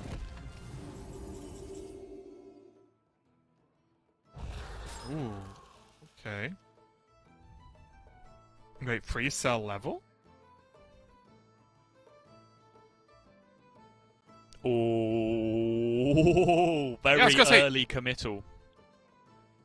I mean, I like the pickup. I mean, maybe I'm a sucker for that card, the Featherbane, but I just like it so much. I always just go as soon as I see one. But I mean, it's not a bad plan. I was just wondering if it was going to be a cell level this turn, and I don't know, try and do something next turn. But it looks like Dappy is just going to commit a little bit more to the actual board itself, and then wait to buy it next turn. Yeah. So Divine Shield, the Feathermane and buy it. You are kind of committing to finding Banana Slammers at some point over the course of the game, right? You're locking yourself in very early because then you have this weird twist to you have a Divine Shield minion in your hand that can get summoned to board and be made massive over time with the Banana Slammers, right? Otherwise, yeah, sure, it's a nice sized Divine Shield minion, but if you end up just having it there in your hand summoning, it's not going to be overly impactful. So I agree, hold out for another turn. If nothing else, it is just going to get 1/1 bigger next turn by holding out for 1 more turn.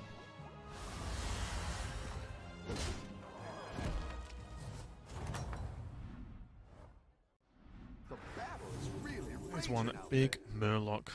Got the base skill as well for Satellite.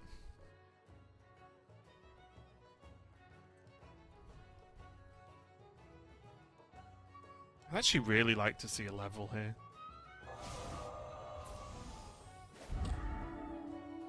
Maybe I just want to level too aggressively. I just think, once you get to 4, you've got a base skill, you can start really cooking. Yeah, no doubt. And it I says, think that is very much the consideration here Yeah. for Satellite. Does I just choose think to it's buy as in the weak end, as though. you're going to... As low a hit you're going to get, right? It's going to go for the other Murloc. Yeah, Mercules can be a real baity card in this anomaly because you look at a Mercules, you're like, oh, that Mercules is so big, that's definitely going to kill things, right? But then by extension, it's only the same size as everything else is, because everything else you're going to fight is going to be comparatively sized. The only small advantage it does get is if you face opponents who have like tripled into cards, or who have sold a Tad or sold a Patient Scout, right? And then they have some normal-sized minions on their board, and then maybe the Mercules can start farming. This is going to look a little bit difficult, though. A significant amount of power coming out from 2. Also, being able to reborn that Scourfin is going to be really nice. You can already see fruits of that on board right now. Oh, Tomb lost so much value that was there unlucky. from the Scourfin not going down. Needs a slime to get that thing taunted. Yeah, for sure. Already have a secret locked and loaded for a little bit. Little flurry of Murlocs as well, but nothing that's going to point us towards a late game as of yet in terms of plans. No. Can go for a 5 now or next turn, look for a Bran, something along those lines. Yeah, level hero power freeze looks pretty good. Still has the Tad in the shop as well.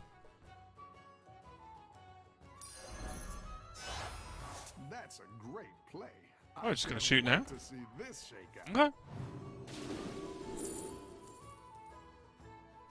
Bream. Or could just commit to Slammers. Yeah, it's that same situation again, right? Do you take Bream when there's no base skill in sight? That's always kind of a sketchy proposition. 3 or 4 times now we've seen that turned down just today, of players just being offered the Bream setup before they have the way to pull it onto the board.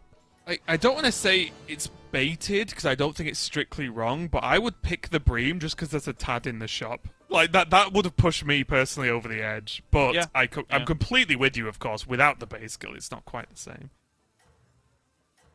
Oh, was that only 4 away from quest completion? I did not catch it. You're doing I think great it out was. there.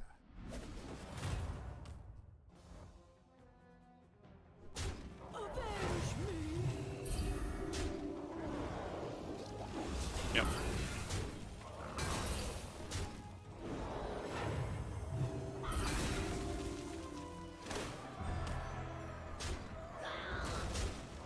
So gets this quest done this turn. Does he have enough juice to win the fight? That was a really good attack for Beta Babbit with the Divine Shield going into his 1 attack minion. Just a little bit short in total power, but small loss. Small loss here is fine. Can actually now start pumping the quest. Also as Gambler, right, which is going to help being more flexible going forward with that sort of 3 bank gold, so that's going to be really nice here. Rough battle. Pick yourself back up and turn it around. Yeah, let's step up our game. Yeah, shooting at the Naga, no great surprise. Second Lava Lurker, okay. Seems reasonable enough to me. There is, of course, the coin available. If he wants to go that way around. But you would imagine, yeah. Lava Lurker in the shop is so huge because you can just spellcraft it in the shop. It still gets those permanent stats, and then you buy it. Right. With the Conch quest reward. I think Beta Babbit currently just deciding how much he wants to thin this board down in terms of reducing the targets for things to land on.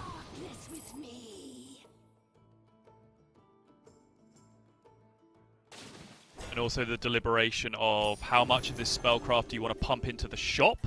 How much do you want to put on your Lava Lurker, right? Like, you could have also used this other sick riffs on the shop, because both effects essentially make it permanent.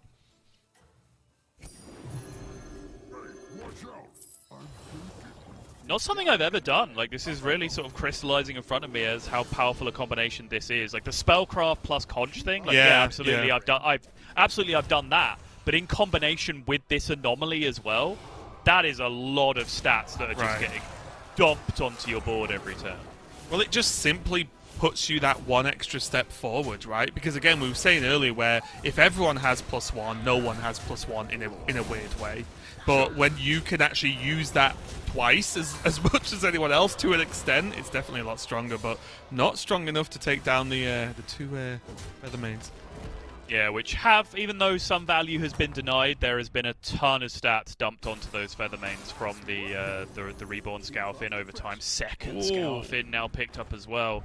If you can get that golden, then that is going to be a seriously hard carrying minion.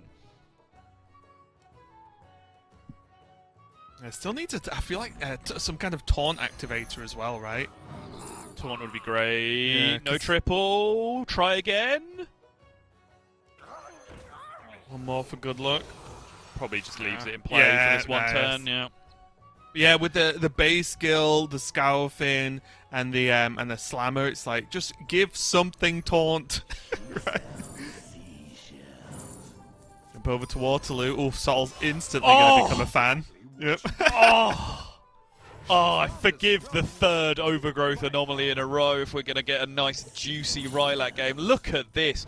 Double golden economy minion next to a Rylac with a Bran already. This is the good stuff. Hook it On your pick directly as well. into my veins. You did pick Waterloo, right? I did, yeah. Yeah, well, there you go. It's all coming up, Sol. Oh, Coral Murgle Bream Yeah. base skill as well. Unfortunately, Sol, it all can't fit on the board, can it? Yeah, you just get rid of Mercules and you play Coral Murgle and base skill. It's fine. We're chilling. Oh, sure. Yeah, for some reason I was kind of including the duo in that.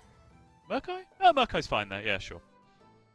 It sometimes takes me a second to process that Murkai has been reinstated to both sides instead of just left. Oh, right.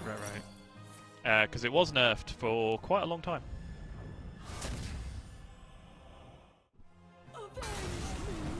And here comes the value. And actually smart to use it on the busker instead of the shell collector for hand space reasons, right? Like just getting the gold straight up without having to have the coins go into hand. It's very nice. Yeah, because you don't lose anything unless you really enjoy playing coins from hand. Look at this. Oh, and Rylac set up with full economy and he's just bigger. Let's go. I was just about to say the exact same sentence, right? You've got the cash and you've got the muscle. That's when you know you're having a good time. That's when you know you're a fitness influencer on Instagram.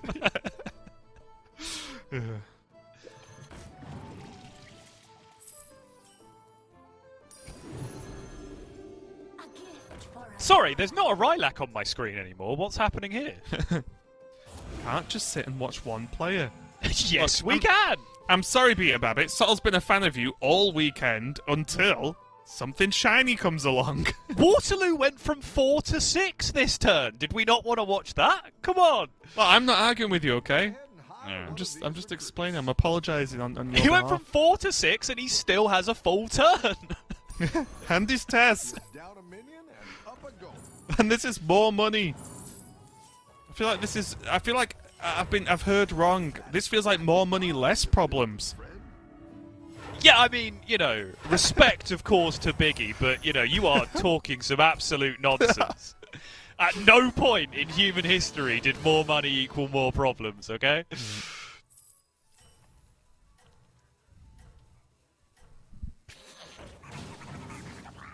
Now, is it time to cash out like a coward? That's the big question here. Do we stay with the economy next to the Rylac, or do we move the stats next to the Rylac? You're doing great out there. That's it. Yeah, More Waterloo money. knows. Shame it's not a Tavern Tier 7 game. It'd be right there. And in comparison, a lot of Divine Shields going on, a lot of parrots flying around.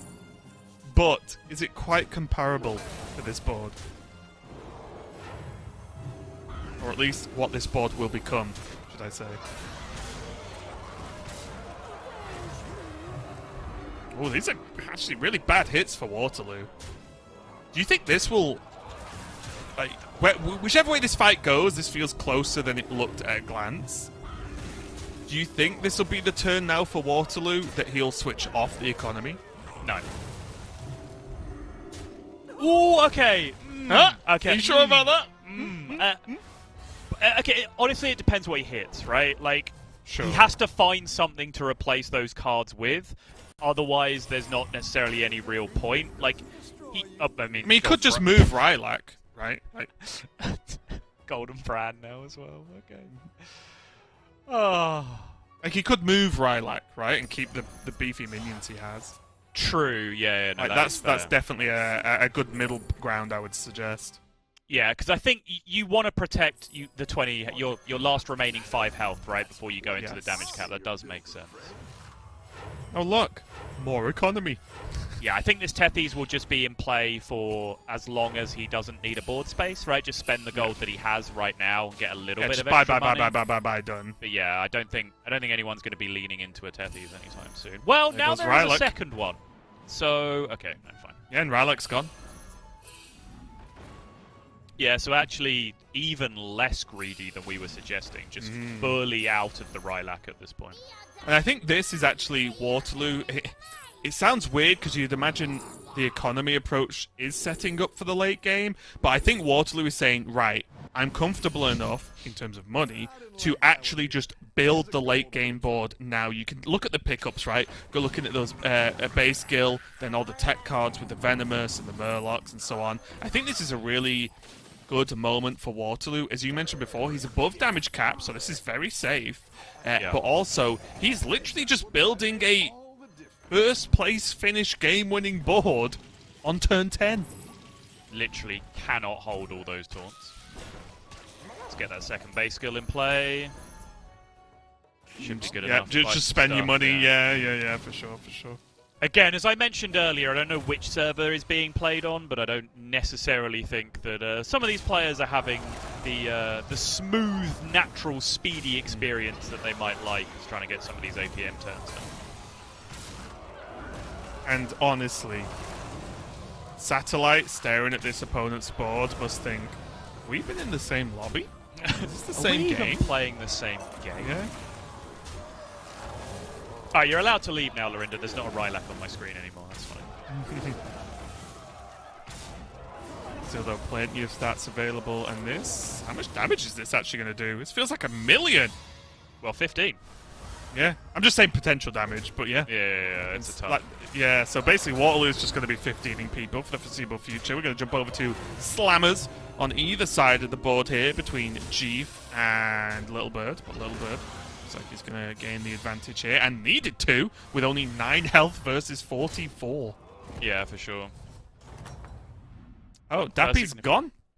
That is Dappy has gone. huge. That is such a big deal.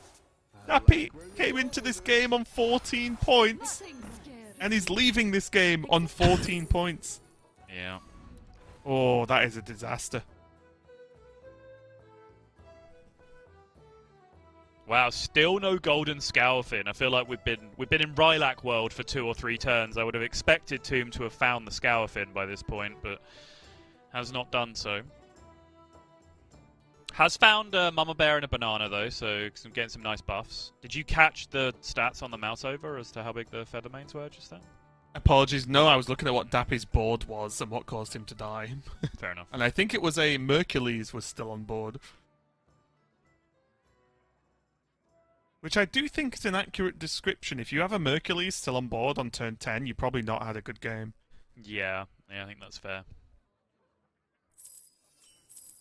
And actually, well, no, there probably still was, right? I'm trying to work out if that Divine Shield Feather Main ever happened, because I think it was Dappy. Yeah, because he was looking at shooting the shop with the Divine Shield. And there was a Bream on his board as an 1818 as well. Yeah. Like, actually on board, so I imagine. But there is a Feather Sly Main was Raptor, there. right? So it could be that the Sly Raptor is summoning the Divine Shield Feather And Main the from Snapper, hand as well. and the Amalgam. Yeah, plenty. True. Yeah. Just never found bananas or anything, which is something I was commenting on before, right? Like, if you are going to commit so much gold to that, you are going to need to hit Banana Slammer to really pay it off. Here though, Waterloo looking incredibly strong, going up against one of these stronger players in the game so far, I would say, but is it going to be strong enough? We're going to find out. Oh, are those like 50s then? Yeah, because the Murloc's 100, right? Yeah. Significant power being pushed out from Tomb. Still has Venomous in the base skill as well. Uh-huh. Tell me more. Look, I'm creating tension, Sol.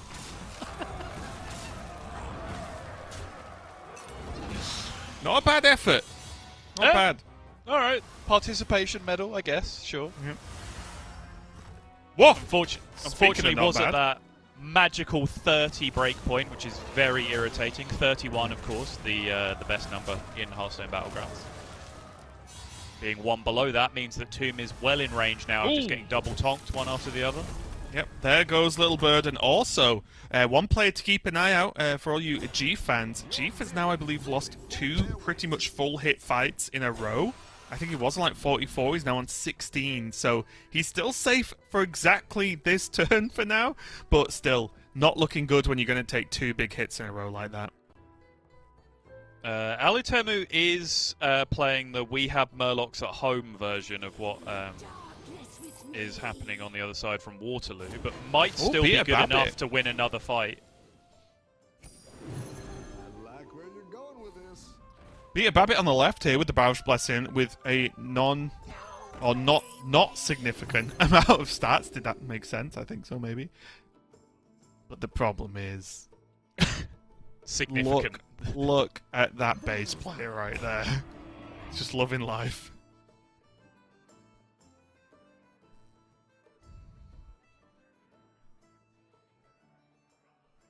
Yeah, we're going to have to hang out just in case Peter Babbitt chooses to spend this Gambler and find some Leroys or something, but as of right now, this looks like pretty straight up stats versus stats, and they're not particularly close right now. Yeah, I am not the best at these, but when one player has base and the other player does not, tells me everything I need to know. Yeah, one player also has a Divine Shield 300-300, which covers the entire remainder of the other board. True. Slight problem. And just give you a little bit of an update. Going into this game, Waterloo was not looking great. 7.5 points total. So if Waterloo can keep going with this and actually grab a win, that will propel himself to within striking distance of putting the lobby in check in the next game. This Baron is going to have to bite the dust immediately if there is any small percentage chance for Peter Babbitt on the Baroff here. Oh! On the Denathrius, sorry. Okay, really good hits so far, but I still just don't necessarily think this is there. Yeah, There's those 3 little slimy crabs, though. It's just not. Just wasn't there. I think that may have just been 100%. Yeah, there's just so much power. I mean, look at the stats still there, just on that one card. Insane, and that is 12 damage. So again, about as good as it's gonna go, I think, if you're facing Waterloo in this game at the moment. To just not have him kill you is probably a victory. But that does look like that's gonna be Satellite being removed from this game on at 6. And Chief does take damage cap again, but the 16 health saved today. Yeah, Jeef just got straight up 45s in 3 turns. Yeah, and gets Ghost, though. That's a big deal. Yeah, this is one of the biggest scams I've ever seen in my life, actually. Like, you're losing every fight by damage cap, and then you hit Ghost on 1 health and just scam your way into top 4. Like, yeah, okay. When three out of the other 4 players could easily die this round. Well, not all 3, but you know. All 3 of them. Yeah, I mean, there are 3 players very much in danger zone. Waterloo hits Alutemu so hard that he kills 2 other players with splash damage. This is what they should do, right? It becomes just a raid boss fight. So it's actually Tomb, Alutemu, and Peter Babbitt versus Waterloo. All right. Yeah, okay. I think that's actually fairly reasonable. Let's do that.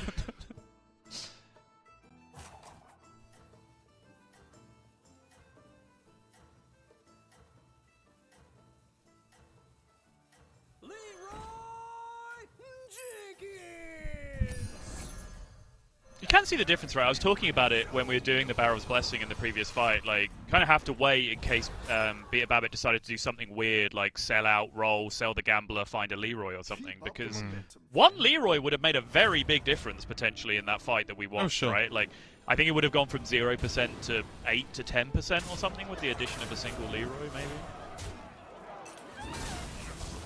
Okay, we've got mega stats on the top here for Beta Babbitt on the Denathrius. Again, Call just these a lot of mega summoning. stats. Yeah. Imagine. I was channeling Derek. Fair. Sorry, that's dearly departed Derek Brown. Apologies. Again, just an announcement. He's fine.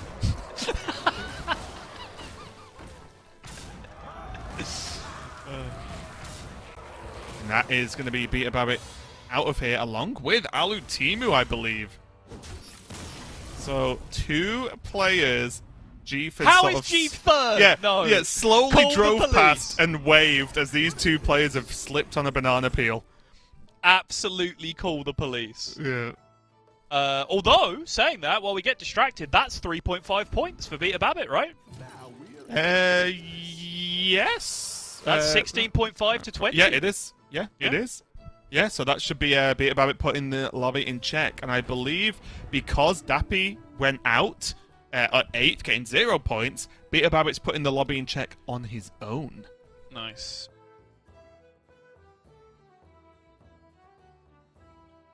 How is this board third? I'm so annoyed. Look, this is why Jeef's a fan favorite, okay?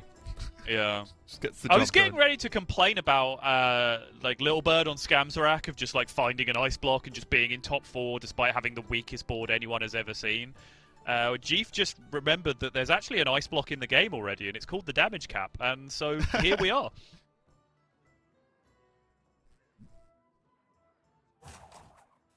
And at this point, honestly, Jeef's just sat there thinking, yeah? Great, Yeah. I'll die now. like, goal achieved, top 3. And what? Scoreboard, idiot! I'm third.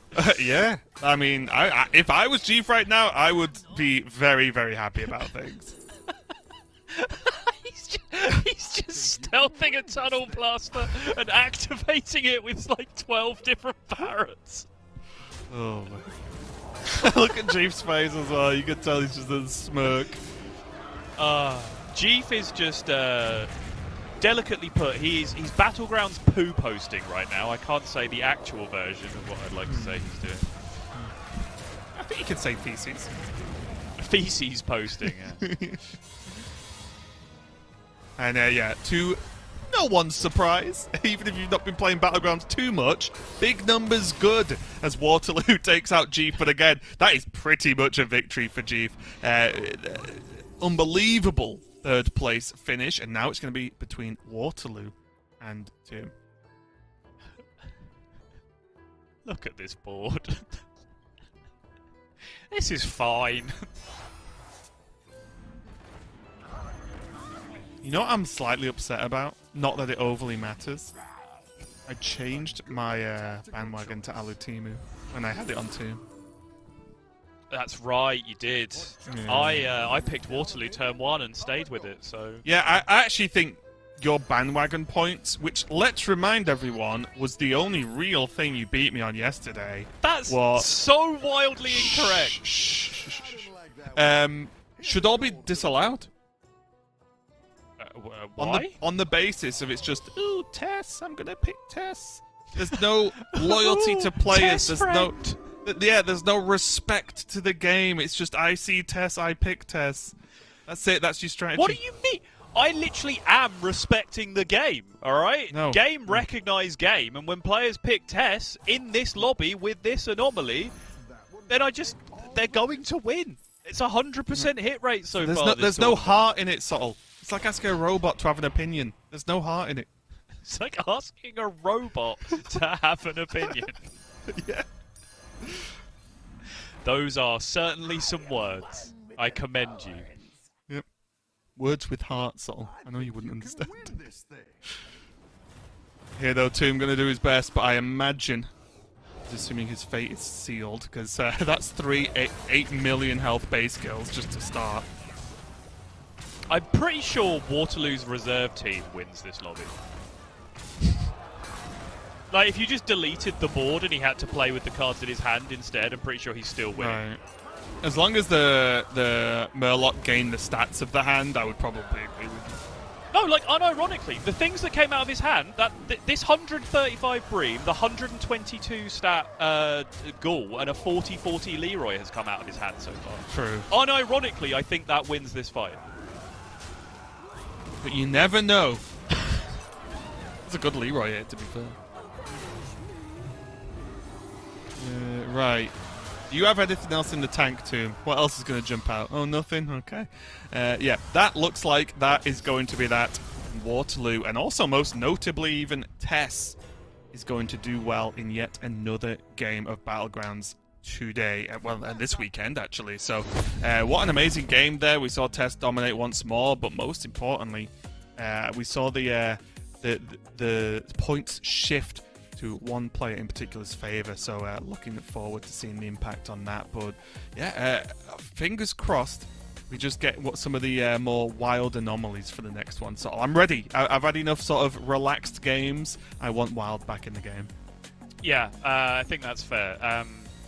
People praying for wild, I think, is very common in Hearthstone circles, but not really in the context that we're used to here. But yeah, I mean, what can you say? I really enjoyed Beat Babbitt's strat with the overgrowth anomaly, and then with Naga in, and then taking Conch and just trying to complete that as quickly as possible. And then in a reasonable scenario, I think that would have worked out great. Like, Beat Babbit might have been the stat king of the lobby at that point, right? And everyone else would be trying to scam against him at that point. But it just so happened that Alutemu had a disgusting Murloc board, and his disgusting Murloc board looked like infant's finger painting in comparison to what Waterloo was doing on the other end with the test. So the Naga stats just weren't really getting there overall. But yeah, I'm with you. Roll on a different anomaly at this point now. Please. Okay, well, we're going to go to a break, but remember, we'll have updated standings when we get back, so don't go anywhere. More Lobby Legends coming up.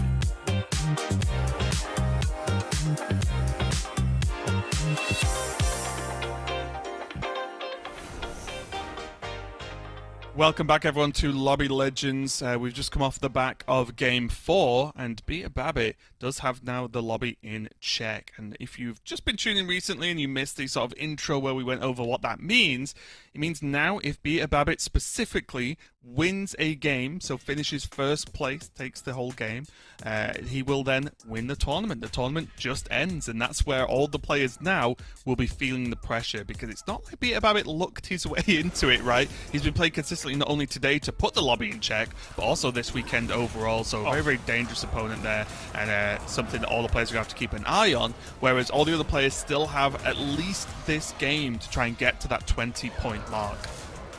Raven, I just had a minor heart attack. I saw the start of this little replay package with the anomaly pop up again. I was like, no, not again. I refuse. Yeah, if we get this one again, we're just going to walk away and it'll just be a silent, we could just have a break or something, I don't know. But I guess if we're looking at, as you mentioned, Beat a Babbit now has the lobby in check. The final chapter of the narrative that's clearly written for this tournament in advance is that we do just roll another overgrowth anomaly. Beat a Babbit gets Tess and then just wins the lobby with Tess. GG. That's what happens. Yeah. Yeah, but as you can see here, Jeef, Alutimu, Tomb, Waterloo, Dappy, all within range of putting the lobby in check as well by the end of this game, whereas Little Bird and Satellite have a little bit more work to go, so they'll definitely be feeling, no doubt a little bit deflated, and I hope that the players sort of slow down a little bit. But again, just to reiterate, because the rules might be a little bit funky if you've not seen it before, this game, the only way the tournament can end is if exactly Beat a Babbit wins this next game. If not, we'll be going into the next game, and then the one after that until someone who has the lobby in check wins. And it's been a fabulous performance. I'm really pleased. I called out Beat a Babbit and Jeef and sort of was trying to explain the level of respect and prestige that those two players have within the Battlegrounds community, particularly the Americas Battleground community, but certainly worldwide. And how, sometimes you come to Lobby Legends and it's a small sample, right? Like, sometimes you can just not get the run of the green for 3 games in qualifying and you're sent packing. We've seen that with several great players over and over again throughout these tournaments. And I think Jeef and Beat a Babbit were just waiting for this opportunity to just say, no, like, if there is a competitive scene for Hearthstone Battlegrounds, like, I'm one of the main events. That's how good those two players are. And Jeef, yes, but particularly Beat a Babbit in this tournament is really putting a stamp on proceedings. Yeah, and just proving it time and time again. I think again, I think he's been probably the most impressive player overall in terms of just both days, every game we've seen them play. Because in the group stage, he did extremely well, and has continued to do so here. So I'm excited. I do want to see a different anomaly now. I know we had the good start, and we had a great day yesterday where we had 6 games and 6 different anomalies. I am here for that. But we've just had the same one a few times in a row now, so I am ready for a mix-up. I call for a regame if it's that anomaly once again, even though I know that's just not how the rules work in any way, shape or form. But still, we can dream. We can dream. But is there any anomaly you'd actually like to see, Sol? Because we've talked about what we have seen and some of the big ones that we haven't. But what would you like? Like, what would you want to be in this next game? So we haven't seen Doubleheader or Grapnel yet, which I always really like playing. So that's the first minion you buy each turn is free, or the first minion you buy each turn you get a copy of. Both of those are kind of degenerate, and they lead to most people playing very buy-sell heavy things, which Oh my God! No, can we just... Someone has to play as if they want to regame. I'm not sure we have that power. We definitely don't have that power, but I can wish. You can't just say things. That is literally my job. Okay, well, we're in, but Beer Babbit has gone for Thorin, which is a really fun hero to play and pretty interesting. And do you think this does feel like a first-place hero, at least to me, Sol? And what do you think? Yes, I think so. I'm not necessarily sure what the distribution is, but certainly just the nature of having this ultimate win condition that no one else in the lobby is allowed to have, but it being a very difficult late-game target to work towards. Yeah, that all makes sense in terms of a Feast or Famine option, and those are some fabulous choices. Rank them for me. I can't. Okay, Moira. Yeah, okay. So Moira is the nuts if beasts are in, right? Because, you know, center square on your bingo card, that means Rylak exists, and just the idea of doubling battle cries and death rattles with Rylak is just completely overpowered. I think Varian is the option you take when your other options suck, and neither of those options sucked. But we've seen it, right? We saw it first game today in the actual Tavern 7 lobby. Oracle Murgle just spits so many stats everywhere over the course of the game.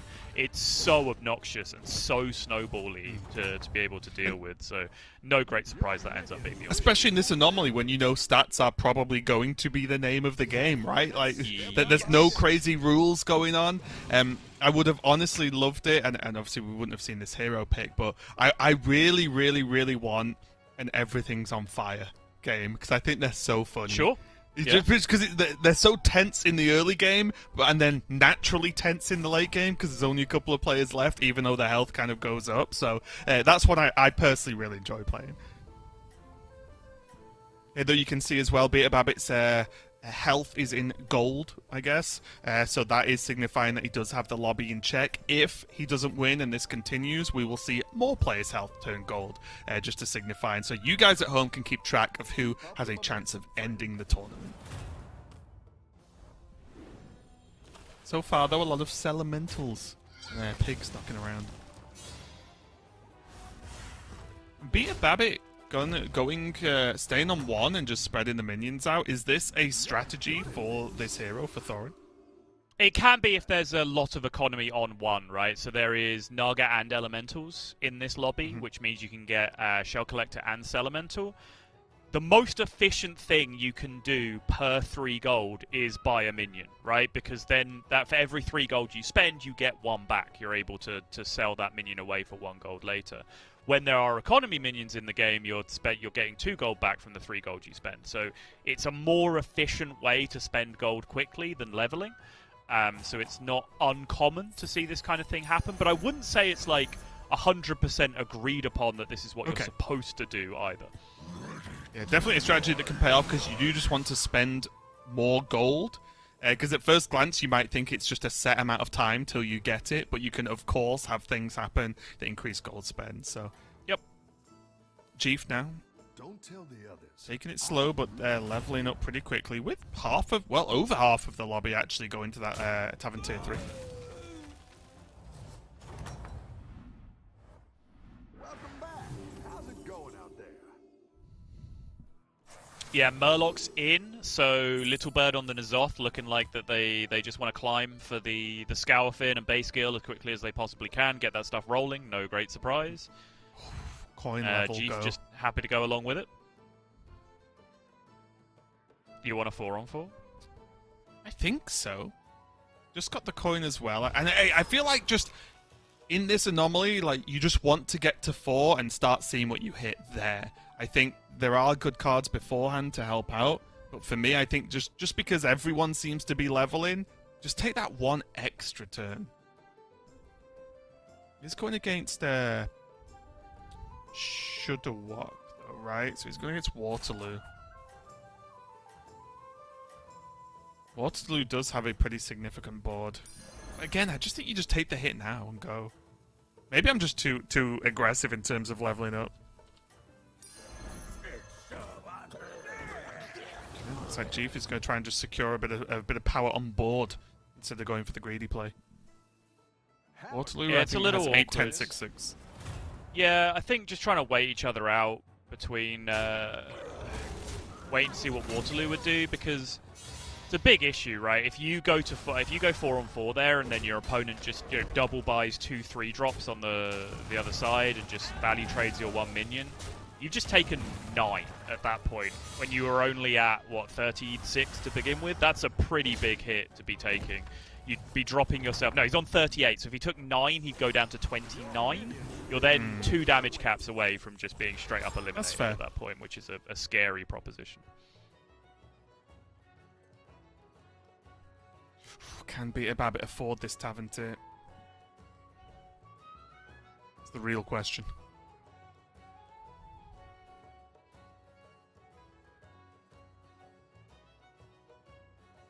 Yeah, I think perhaps the question is, can he afford to greed this out a little bit longer? Because he's going to want to get his hands on base skill as soon as possible, right? When he has Tide Oracle, to be going with. Because he's going to want to hand buff stuff very, very soon. So yeah, it looks like he is just going to take the shiny curve essentially, just double level on this turn. He will be perhaps a little bit weak. And no great surprise, right? I think that's the other factor. And when you were talking to me before about like, is this common for the hero to be staying on 1 and playing things? No, not necessarily. But also on top of all the factors I talked about then, just spending all of your gold on buying minions instead of leveling does get improved when those minions are getting buffed every single turn, right? Because you do end up buying a pretty big board very, very quickly that can arguably defend you for a turn or 2 while you then level. I think you can win this thing.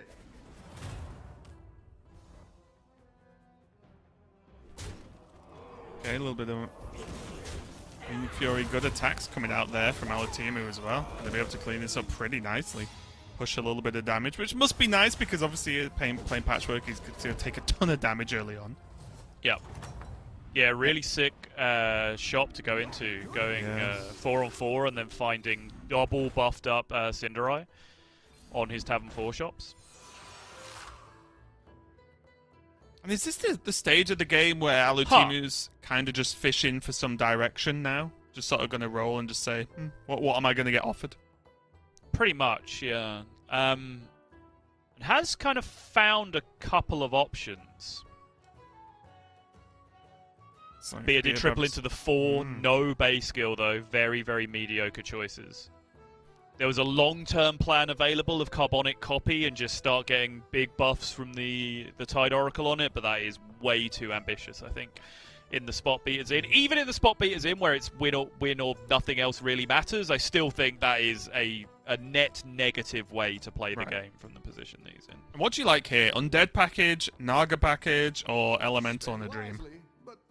Yeah, I think all 3 of those options have merit, because they're all missing something as well, right? Like, the Undead Reborn, yes, okay, you do buy an Undead to put it on, but it's not a particularly high-value one that you end up putting it on.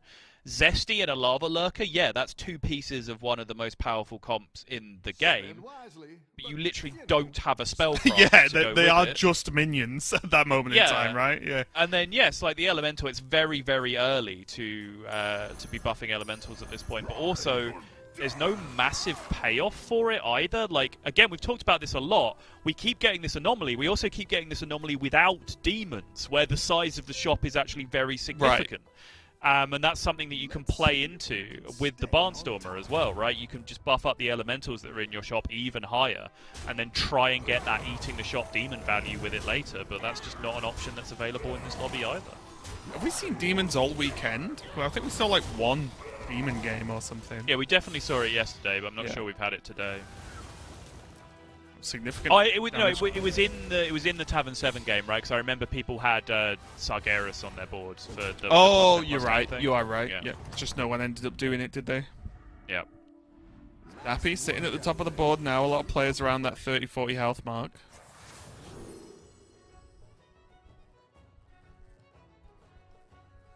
Let me just check for you, Jeef. Hold on. Oh, got it wrong. You should have waited. Yep. Because that's how it works.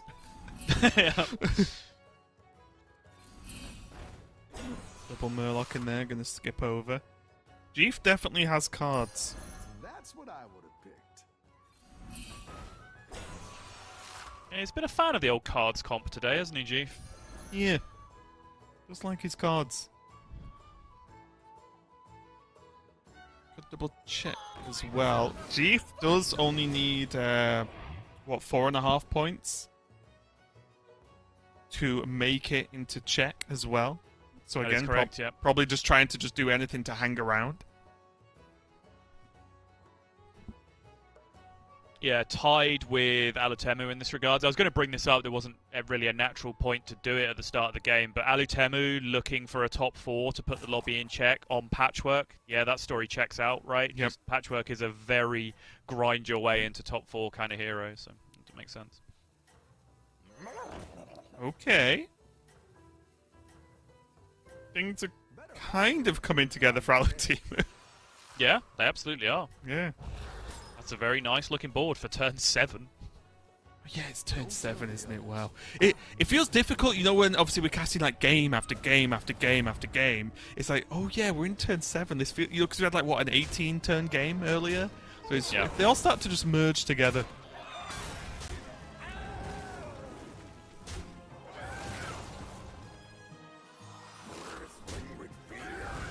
Looks like Jeef could be taking some significant damage here. Start pushing towards that danger point of 15. There's Tomb on Brakan. Looking pretty good. Tomb, another player. Tomb needs 5 points to put the lobby in check as well. So there's a outside of the obvious fact that Beta Babbit could just win, there's a lot of players who are in the mix of you know, putting everyone else in trouble too. Yeah, Alutemu and Jeef both tied on 15.5, so they need 4.5 points, or a tie for third at least, to be able to get into check as well. And then just behind that is Tomb on 15, who needs a straight third.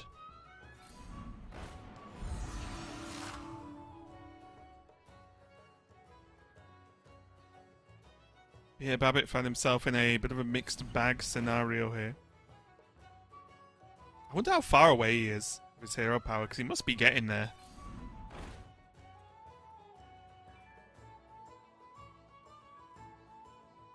Let's have a few more undead to choose from if he wants to lean into that. A worthy opponent. Could drop a stealth on the Primus as well.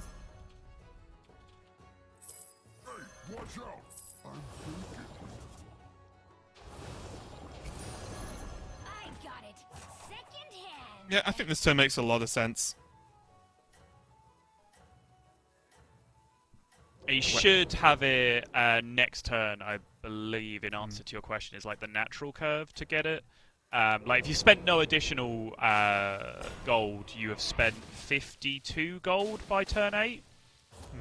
So as long as you've then spent a little bit extra with another 10 gold on top of that. And we next turn, literally you saw usually him get do it, right? Like, early on, so that should help. We'll see how that goes. But for now, just lean into the undead, getting a lot of those crabs spawn.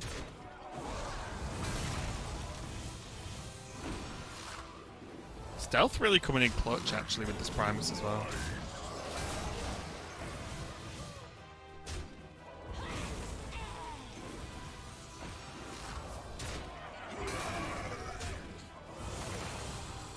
Looks like this is going to do enough.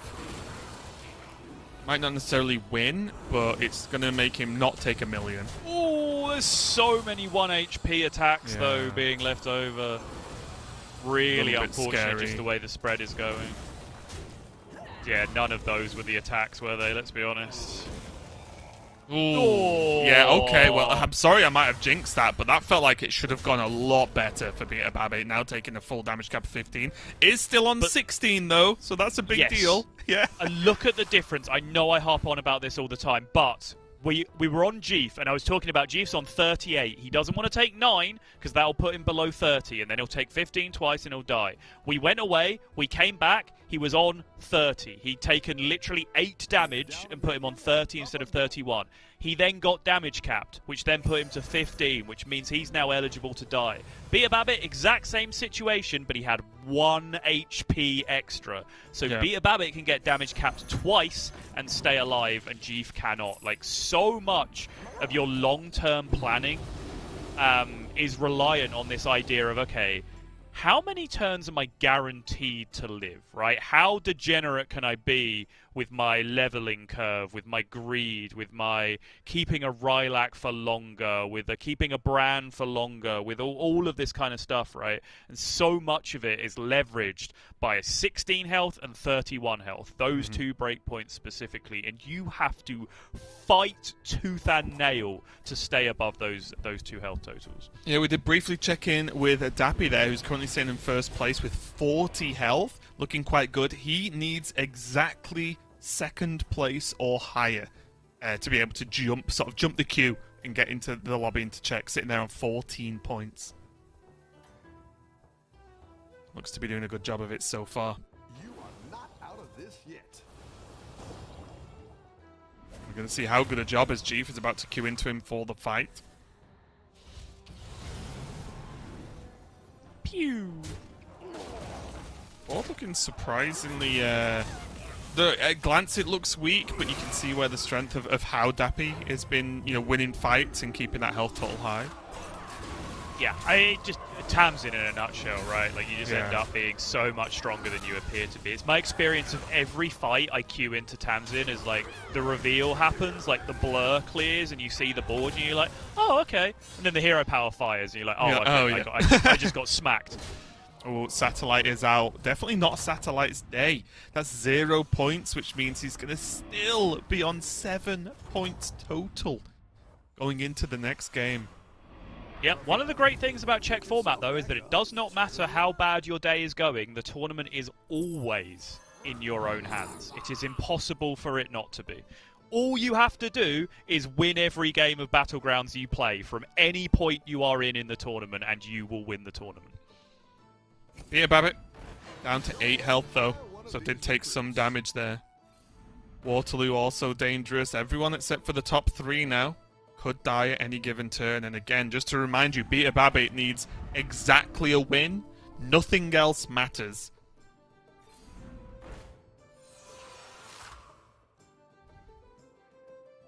And as predicted, looks like the Tide Oracle did hit the board on the previous turn. Yeah, you can quite clearly see that Mana Off has already been through one combat with the Tide Oracle in play. No base skill yet, though. Needs the base skill. Would sell his right arm for a base skill right now, I'm sure. Looks like he might be trying to sell some stuff for a base skill at this point if he's going to go for a roll. Yeah, gets rid of the base skill. There's no Murloc on board, right? Like that was a shot. Oh no, there is a Murloc. Yeah, there is. I was going to say, this won't work. Yeah. No, this won't work. You're absolutely right. I was very confused. I was like, Sol's not about to tell me that this minion is not a Murloc, because if so, I want to speak to the art department. Because Tavern 7 minions are actually just their minion type is Tavern 7 minion. They don't actually have minion types outside of that. Yeah, though, Peter Babbitt just needs to survive if he wants to close this tournament out quickly. Uh-oh. Yeah, Golden that's not it, is it? No. Looking good. There's some death rattles. There's a little bit of a reborn shenanigans going on, maybe to prop some divine shields. If the trades go well and it leaves just the righteous up, maybe. Yeah, it's fine. That's yeah. A good Okay. sequence. Whoa. Yep, absolutely got there. Okay, lives to fight another round. Have you ever seen a human more clenched in your life than Peter Babbitt was right there? No way.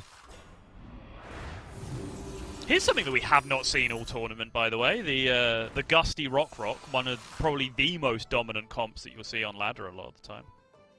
Also sounds like a very obscure music genre. Gusty Rock? Yeah. Yeah. Not sure It's I'm like going rock, with you on that but one. it's like gusty rock, What does that mean? That's why I said it sounds like an obscure music genre. Oh, okay. But even if you're going into weird subgenres of things, like if you hear like doom metal, you kind of know what that sounds like, right? It's still like a fairly descriptive title. I don't know what gusty music sounds like. That's because you've not heard the genre yet, so. I suppose to be fair, like shoegaze. Do you know what shoegaze sounds like without knowing that already? No. I suppose not. Yeah. Not at all. Okay. All right, fair. It's you know, like weird emo goth kids who dance by staring down at the floor and just sort of shuffling back and forwards. Oh, like zombies. Shoegaze is the. Oh, okay, I get it. Yeah, I get it. Yeah. I thought it was more focused on some kind of footwear genre as opposed to just literally doing what it says. Mm-hmm. I have not paid attention to this whatsoever. My bad. That one. Oh, we went against each other, eh? Yeah, I did not have time to evaluate because I was too busy thinking about music genres. I had time So to I evaluate genuinely don't know. and didn't. I had time to evaluate, but I have the handicap of being stupid, unfortunately. Yeah, you don't know what it's like, Sol. That sign can't stop me because I can't read. Okay, it looks close-ish, though. Doesn't though, does it? Oh, actually, I suppose Doesn't that trade it? goes in. Yeah, I was like, does it? It looks close enough to say close. Yeah, I didn't realise that value traded because with that, like, you can see it resolves down with number of attacks, right? But it was because of that one Eternal Summoner value trade that it ends up as a tie. Otherwise, it was a guaranteed win the other way. Wait, do we both get points or do none of us get points? Unclear, but puzzle box question: will a Barrel's Blessing end in a tie? Yes, it will. Oh, did we both put? Wait, did I put yes on that? We both put yes for that, yeah. Ah, okay.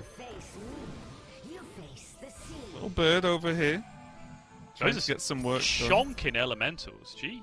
Yeah, and just a note as well, Alu Timu has died, of course, so didn't get hold of those points that were needed. Confirmed from support, when a Barrel's Blessing ties, everyone gets points for their pick. Yes! Everyone. You get a point, and Yep. you get a point. And most importantly, chat gets points, because you know they'd be upset if they didn't. Yeah, true.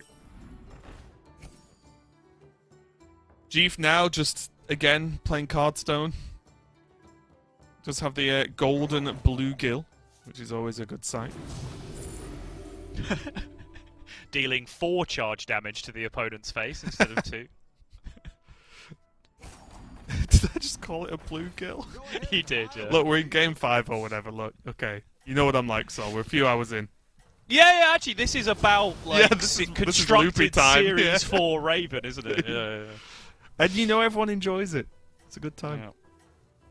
I'm exactly the same when I stream. You're doing great I think... out there. Wait. That would be great if they just put bluegill in and it just dealt 2 damage.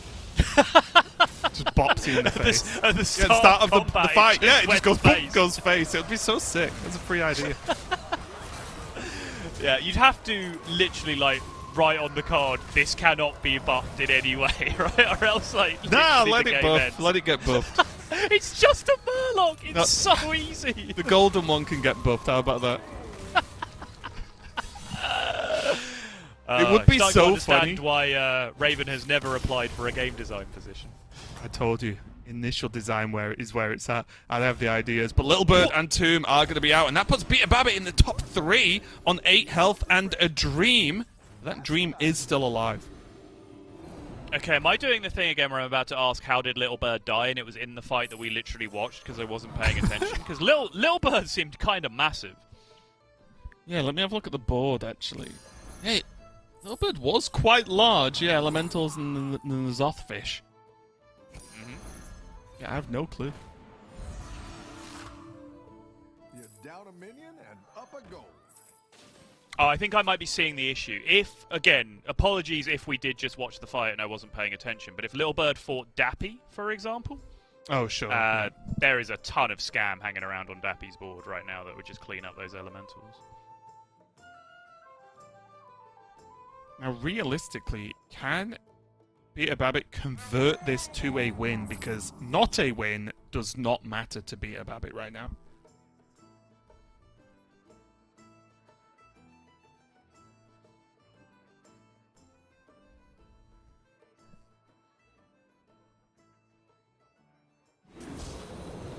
Selfless is a nice little card to have in the back pocket as well. If you want to start really going in on those Divine Shields. Yeah, this is kind of wild, though, that Beta Babbit has managed to get to this point without the base skill to go with the Tide Oracle. Like, it does Right. just speak to how powerful a card Tide Oracle is to begin with. But it just makes everything that one turn delayed, right? When you then do actually have to play the minions from hand. Right. It's more awkward than that, right? Because in one fight you might have Tide Oracle attack, and then you'll end up with like a 30-30 in your hand or whatever.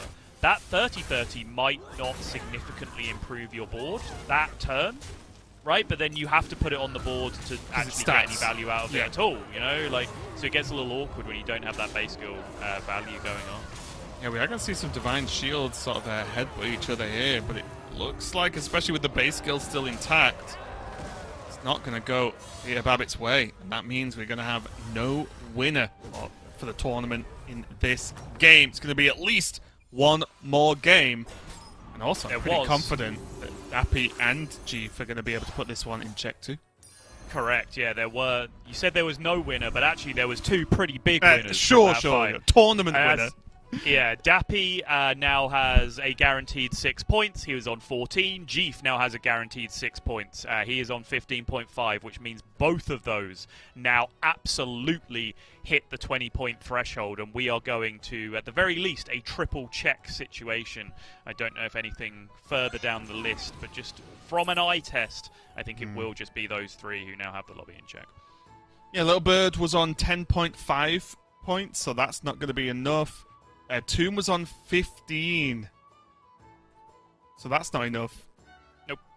Alutimu missed. Yeah, so yeah, I believe it is just those three. But honestly, Sol, 3's enough to really increase the chances that this tournament ends very, very soon. Especially when the three are like, Beta Babbit we've seen, even in this, which was a bit of a dicier game, get to top 3.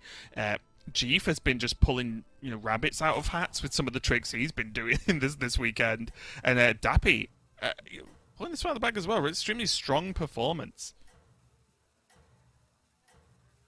And Jeef is once again just absolutely carding people. Like, what is going on this board? I mean, it is just simply cards. Yeah, but it's also simply working, right? It's done exactly what it's needed to do. Yes, Jeef wasn't first to put the lobby in check, but he was in the first 3, right? Or I guess the second set of people to put it in check. So it's as fast as you're really going to get at this point. It's a really successful few games here from Jeef. And I know there'll be a lot of people in chat cheering for him as well, so... Yeah, absolutely. Look at this level of scam, though, on the other side. Like, I know this isn't the full base skill clown car that we have seen in a couple of the games, but in terms it's of just pretty good. The 7 minions you actually have starting on your board, it does not get a lot better than this. Yeah, this is honestly just as if Battlegrounds just said, actually, we're doubling the width of the board. Yeah. It's like, there you go. Enjoy. And that is going to be the win for Dappy. A very convincing win with pretty much no one challenging him throughout the whole game, right? Like, finishing it on 30, I think, 1 health. Incredible performance and exactly what he needed to propel himself into sight of actually ending and winning this Lobby Legends tournament. So we're gonna hopefully get a new anomaly for the next game. Surely, how much longer can this go on, Pickaxe? But we'll have to just see how that one goes. But really, really big win there for Dappy, and that just shows how quickly the positions can change in this format. Suddenly it was just Beta Babbit had a chance of winning, and then Dappy, who came in at 6th going into that game, now he's on the same level as Beta Babbit. So it really is special how quickly this can change.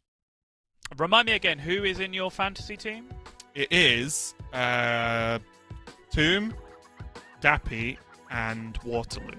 Okay, so you did have Dappy. Yeah, okay. So that's somewhat bad news for me. I mean, I do have Beta Babbit on mine, which is potentially good news, as he's now, well, within a 1 in 3 shot straight up of winning the lobby right now with 2 other people. But I honestly feel like when we talk about this, you're not bothered or thinking about if you lose, it's how much you're going to win by.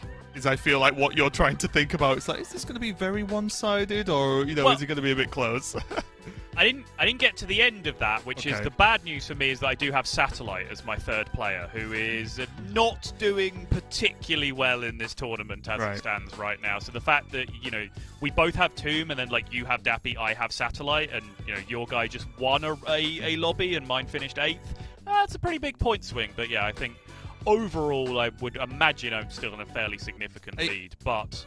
I think you've just Without- destroyed me again on bandwagon, honestly. Yeah.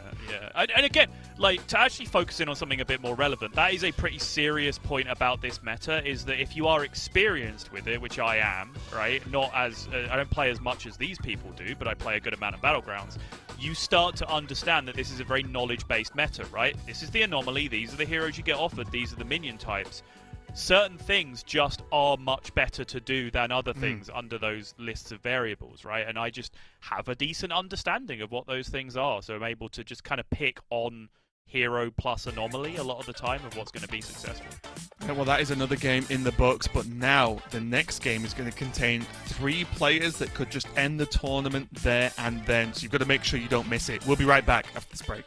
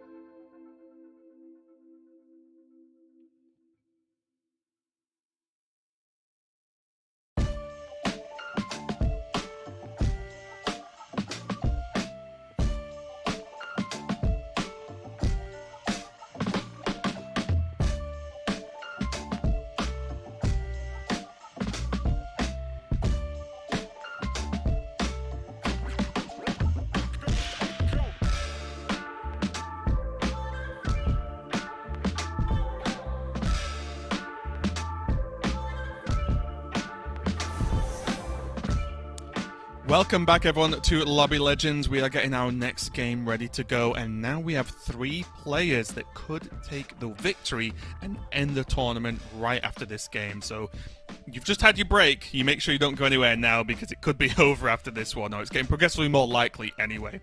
Subtle, who do you think is going to grab it if one of the 3 does?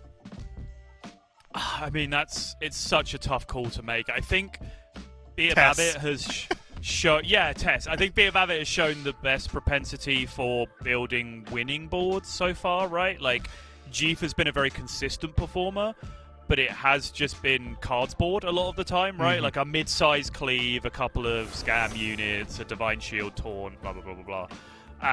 Whereas Just a replay seems... Don't worry. Okay. It does seem like Beer Babbitt has more consistently put together those winning-looking boards, but you know, a lot of the time that's not necessarily a reflection on the player. It's just a reflection on the cards those people have been dealt, respectively, right? And they've both done equally well to transition into the best things that they've been offered. So it's really, really hard to say. You know, once we get to turn 1, turn 2, I can maybe give you a better Then picture, we can talk. because my bandwagon picks on turn 1 and turn 2 have been pretty good so far, but yes, seeing it cold without even knowing what the anomaly is, like it's a big call to make. Yeah, well, let's take a look, and as you can see, yeah, we were correct in our quick napkin math additions going on, so it is Beer Babbitt, Jeef, and Dappy. Their points now not don't matter because the 2nd, 3rd, 4th, 5th, and so on with the prize pool, but for them in terms of winning the tournament, all they have to do is win a game, finish it 1st place. All the players from Tomb and below still need to hit a total of 20 points or more before they can actually have a chance at winning this Lobby Legends tournament. So all eyes naturally going to be drawn to Beer Babbitt, Jeef, and Dappy, and if any one of them gets propelled ahead, then you know we could be ending this tournament pretty soon.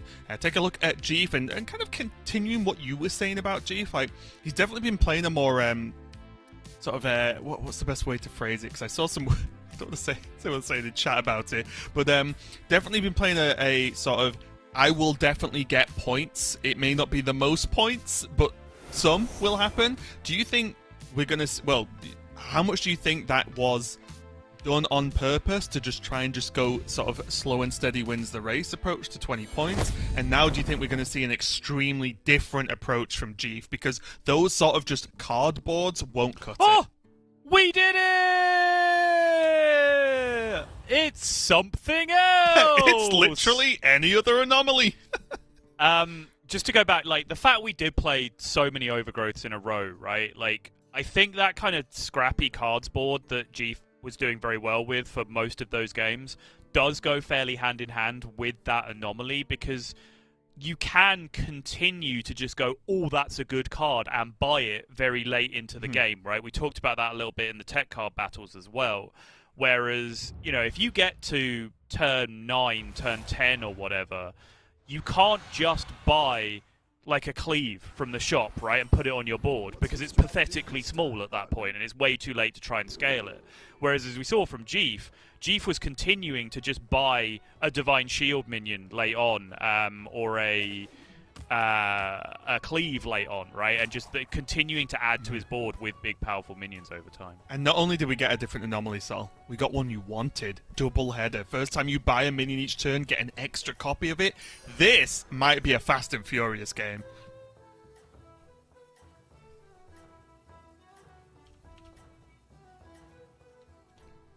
Oh, 1 second to go. Got it in on turn 1. All right. Yeah, what are the heroes that are sticking out to you here? Because I can spot a Millhouse and even the Nozdormu from Jeef. Just real quick. I always get these two mixed up to make sure I've got the right one. Is it 2 copies or first one is two free? copies. 2 copies. It's double header. 2 copies. Okay. So, anything that can get the ability to see high tavern minions in the shop, first and foremost, right? Like Toki is huge in this lobby. If you can get a Toki, we don't see one. Also, the ability, like Millhouse generally with both of with Doubleheader and Grapnel is pretty effective. Just that extra economy being thrown into a Millhouse pit is pretty good, which is why I've gone with Waterloo initially as my pick. But honestly, it's just about heroes that can safely ramp. Omu is another big one, right? Because actually getting to Tavern 5 and buying Tavern 5 minions is significantly better than tripling into 5s when you get a second copy of them for free. You know, like that is absolutely massive. Yeah, it's one of the reasons I've actually gone for bandwagon for Jeep, because I just think the rolls are going to be really nice, you know, to find exactly what you want. Oh yeah, yeah, for sure. It's a decent challenge. Look at this, already overrunning. I do think, though, at least you can tell me about it, Sottle, at higher MMRs, but around my MMR, these games are ruthless because the game just escalates so fast because you are doubling up everything you've got, so triples are abound.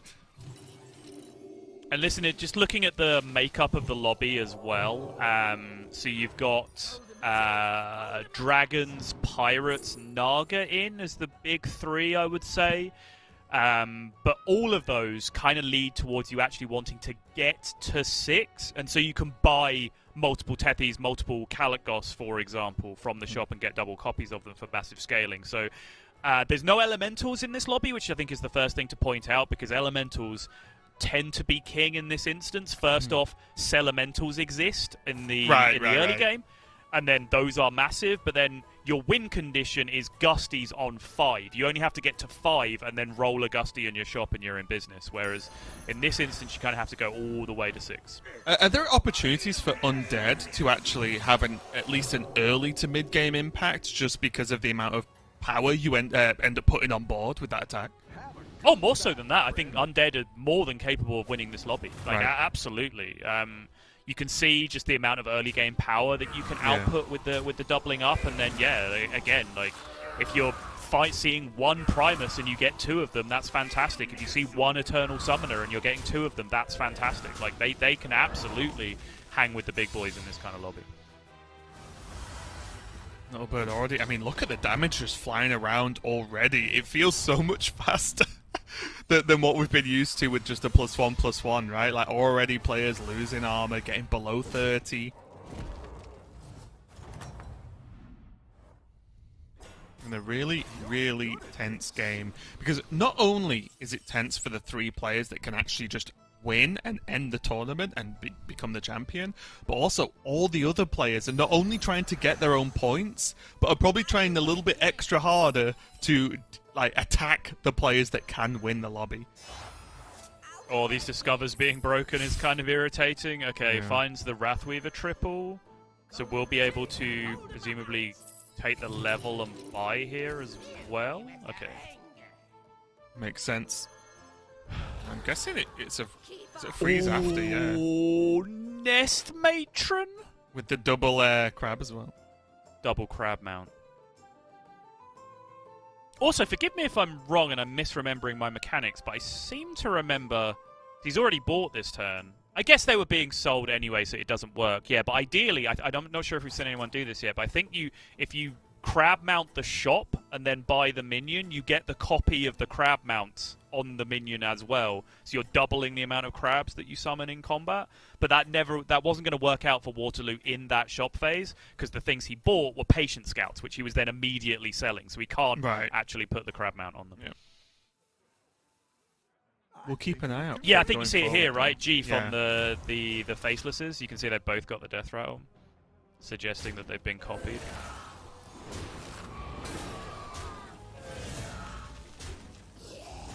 We'll see how many crabs these spit out. That's the tricky part, isn't it? I feel like the more Battlegrounds evolves, the harder it is to cast, because there's so much hidden information that with all the crazy things that can be done at the moment. But yeah, you saw it there, right? 2 on each, which means they were put on it first and then copied via the buy. No great surprise that Jeef is getting the mechanics right. I've got some fresh recruits for you. Oh, there's a golden locked up as well. Wow, yeah. And it just changes the game. This is, for me, one of the most impactful anomalies I've played, you know, enough to just think, like, the whole game changes. Because even some of the minions' power level changes when you can just do it twice, right? You look at, Battlecry minions as well. Like, you could just do everything twice. It's incredible. I mean, none of those. Yeah, they've not got any better. Yeah, one of the things I didn't point out when you were talking about ways to abuse this anomaly, right? I was talking about ways to just cheat expensive minions into the shop, right? I was talking about Toki, I was talking about fast leveling with Omu. Yeah, Faceless absolutely gets there, right? Especially if you hit a triple of it. Yes. So we've already seen Jeef use those 2 Faceless to put a 5-drop in shop with the Record Smuggler, and then boom. Just takes the golden, puts another 5-drop in the shop as well. Absolutely huge stuff. And it's just showing off what you were talking about not too long ago, right? Where you need to have that knowledge. Which minions are better with which anomalies and how to use them, how to execute these turns and get the most value. Because it's such a competitive tournament. I mean, just look at that player list. That you need anything to give you any kind of edge. You got this. You're way ahead. Letting this go, yeah. I think Satellite letting that triple go, which is not something that you will largely ever see a low-ranked or mid-ranked player do, right? See triple, take triple. That is basically the mantra of basically every just a normal man. Player. Okay, I just want to triple my cards.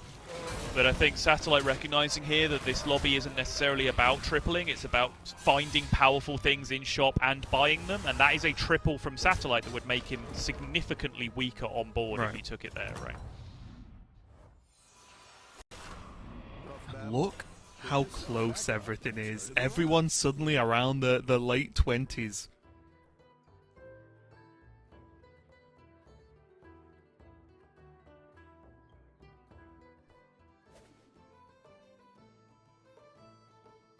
Oof.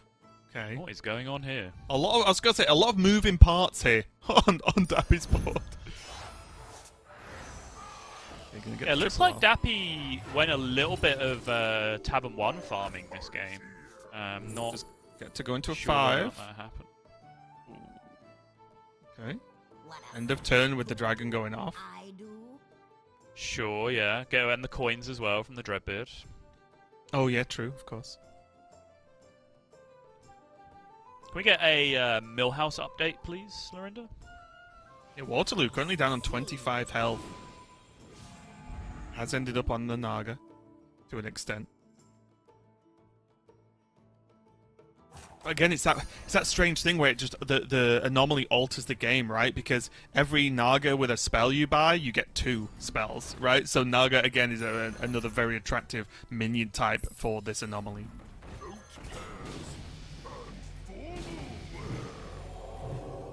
Lovesick Ballad is being held for next turn, it looks like. Jeef playing with an enormous amount of gold each turn because of the double record.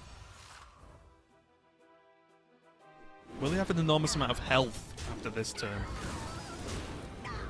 It looks like a huge amount of his board is going to just march merrily into these 2 dragons before really achieving anything. The Drakari, I think, is going to live, isn't it? It's going to be a good amount of damage. He'll have a shot with the crab. Oh! Yeah. Oh! Really big round there for Chief.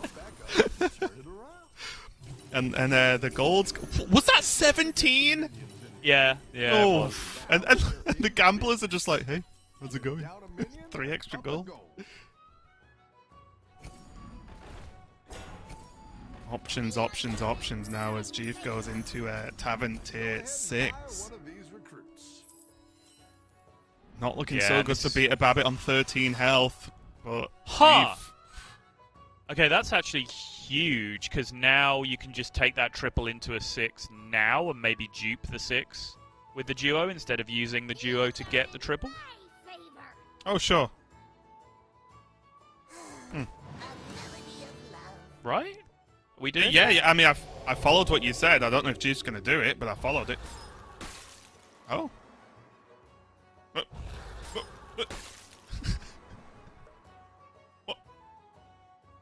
Yeah, there's 0 gold left, and there is 27 seconds left. This turn is far from finished. Jeef still has several choices to be made here, I think. Yeah, especially when there's just a simple 1-for-1 with the gambler, right? Like, that's there you go. Okay. Tethies, no Tethies. Okay. Not the best. Yeah, Boogie Monster doesn't tend to be a lobby winning 6-drop. But maybe if you have two of What them about on two? turn seven. Yeah, I was going to say, that's the thing to think about, right? What if you're offered two? And is this 1442 enough to stabilize G for another turn anyway?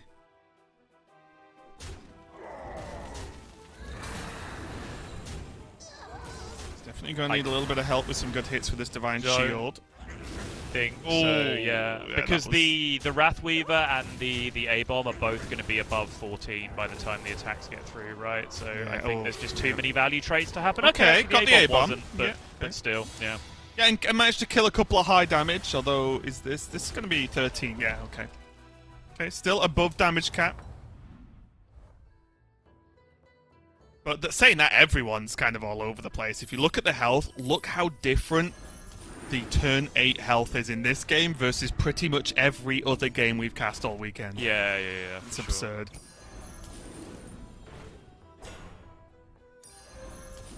Dappy just buying cards. Like, the average value of a card goes up significantly when you have two Peggies, right? You're buying things you wouldn't normally consider buying because buying a card just becomes Yeah. significantly better. Yep. So, Stonehill Scavenger buffs 2 taunts and activates 2 Peggies. Yeah, good card all of a sudden, right? Not something you would necessarily be buying in that situation if you just had the 2 taunts. Yeah, Shell Collector, a nice pickup as well. Is that the second time we've seen it offer triple demon this game?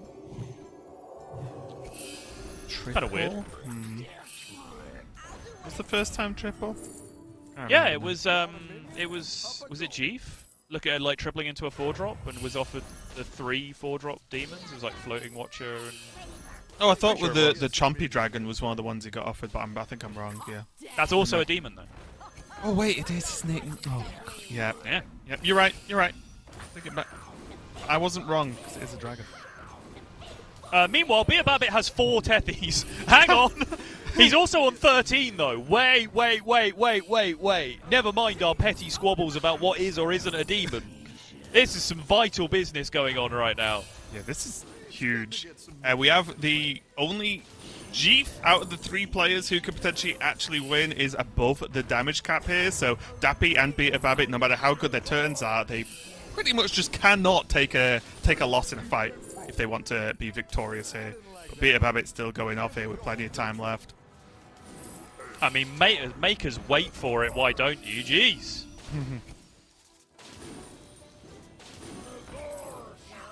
Okay, Underhanded has been found as well. I mean, if he survives, that's excellent additional scaling for next turn if you can find a board space for it. Yeah, and there is enough sustain, I would say, as well, even just with the 2 Divine Shields. That is irrelevant, because the problem you can run into at this kind of stage with Pirates is that stuff can get wiped too easily. More pagans. I don't think Beta had any time to really consider positioning, though. Was just kind of turboing through his turn. And because of that, has kind of eaten it on these first 2 attacks. That mana off being buffed is huge, though. This is massive where this goes, okay. Yeah, that is going to be a win, I believe, now. Yep. And that is, oh, Dappy is Saofang. Oh, so Dappy is actually knocked a contender out with this attack as well. So Dappy now is going to have to sit back, watch the rest of the game, cross his fingers, and hope none of the other 2 players win. Brutal. What a turn for Peter Babbit. Probably wasn't the cleanest turn ever, but it was a good enough turn to stay in the game. And it just keeps on going.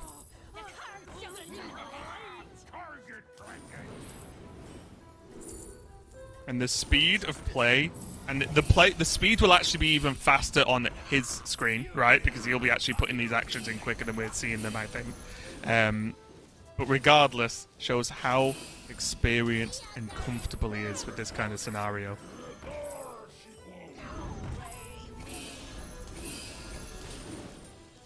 Oh my... It's just infinite, isn't it? This is truly infinite, yeah. Yeah, absolutely, I think this is just absolutely. infinite, yeah.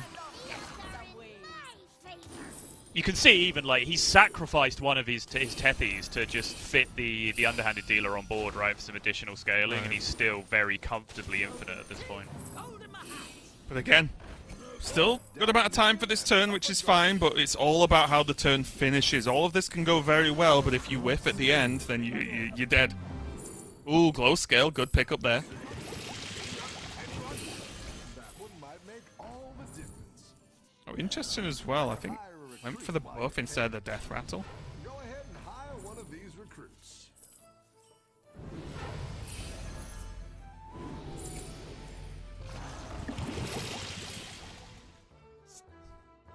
Oh my god, so many things are happening.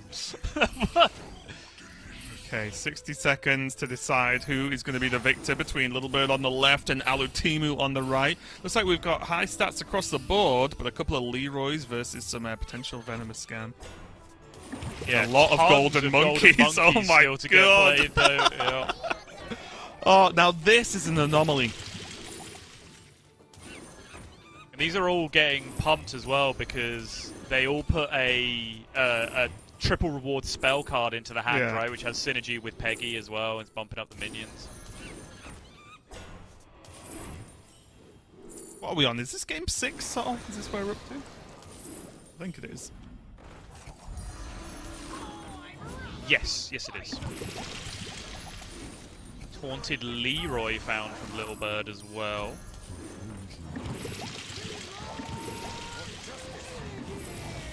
A little bit of Uther action to finish it off. Worth noting, these 6 drops that are getting played are picking up the buffs off the Boogie Monster as well. Tactical choice. It looks like we agree on this one, Sol, as I think Little Bird is just too far ahead with the Leroy pickup, the double Venomous as well, and now even just the pretty relevant Zap, actually. I think this is going to be too good. Yeah, Zap doesn't connect with a Leroy, though, which was a nice little outcome at the very least for Alutemu. Also, only one Venomous reborn proc there, but one Yep. looks to be enough. Could live, though. Ooh, Yep, that's the good attack. okay. That is the good attack for sure. That means Alutemu is hanging in for another fight or so. Oh, Tomb's gone, Waterloo's gone. Top 4, and 2 of the players in that top 4, the 2 with the most health, one of which is Jeef on 16, could win the game and end this tournament right here, right now. Never mind, Jeef's caught up. It's on 5. I mean, damage cap's not relevant anyway, but still. Sol, can Beat a Babbit do this? Oh, absolutely. I think Because- Beta Babbit is in by far the best position. Yeah, with his performance all weekend, because I do feel like he's been the star of the show. It would just be incredible. Just so quick, get the job done. Now the team are going to have to pull something out of the bag here, or fall victim to Beat a Babbit's board. You're down a minion and up a goal. Better hire a recruit while you Because can. I believe there is a Murghul on Beat a Babbit's board at this moment in time, as well as a lot of stats.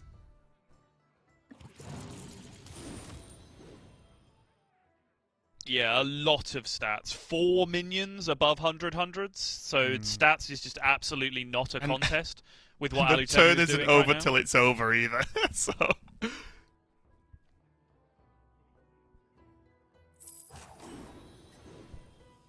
Timu has that weird puzzle where it's like, well, you know, this Peggy is pointless, right, in this next fight? Surely Alutimu is just on a fight-by-fight basis, because he will want to kill Beat a Babbit, so he can't win, right? Even if Alutimu does not win himself, that's kind of irrelevant. Yeah, He needs to stop Beater and Jeeve. Basically, this is a tag team titles match right now, right? Yes. Like, Alutemu and Little Bird are a tag team, and they have to respectively kill Beta Babbit and Alutemu. And Jeef, sorry. That is the job that they have. Unfortunately, Alutemu is not capable of doing that right now. It's so many stats, and especially if this, okay, yeah, the Leroy takes one down, but look, even just the fact that Divine Shields as well. There's so many layers of protection here. Beta Babbit is going to dispatch Alutimu, but what about Little Bird? I'm excited how this other fight is going to go, because if Little Bird's out as well, this will be the last game. And it is going to be the last game. We've got Beta Babbit versus Jeef as the only players left. They both have the lobby in check, so we have a simple 1v1 for all of the marbles. Okay, now, the good news. Jeef is already doing what Jeef is supposed to be doing, pivoting to mega scam as hard as possible, right? Because he is nowhere close when it comes to stats. The additional good news, every scam minion you find, you have 2 of them. That is excellent news. However, the bad news, there's no Murlocs in this game, Yes. which makes scamming your opponent significantly more difficult than it is under normal circumstances. When Murlocs are out, stats tend to rule a little bit harder.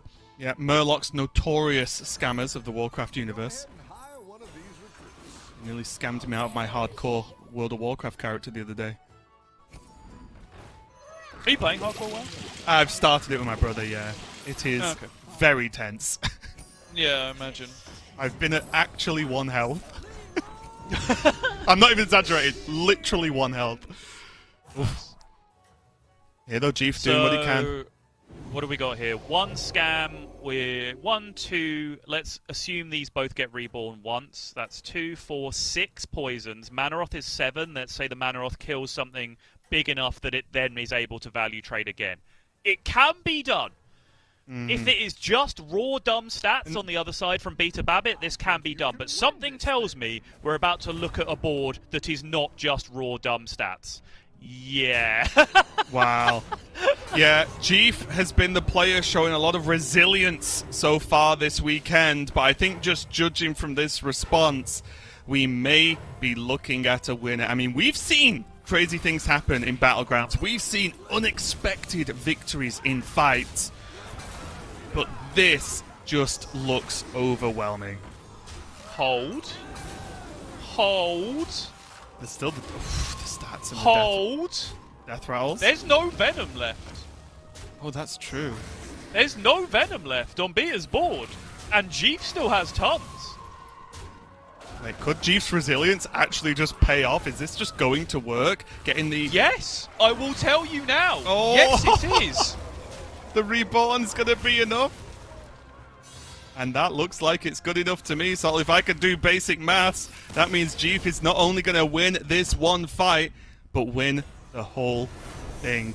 Beta Babbit's done. Jeef is your champion. And what a player across this weekend, Subtle. Jeef just kept his head under the radar to an extent, just crawled through getting the points needed, and then popped off when it counted.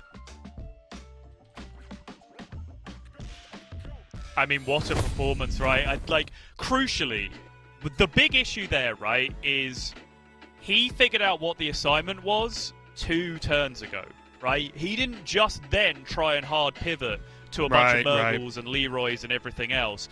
He recognized how the game was going to resolve. He knew that Beta Babbit was the absolute stats god of that lobby and that no one else was getting close. So he spent 2 turns going over trying to make that pivot to poison. And in the end, he absolutely got there.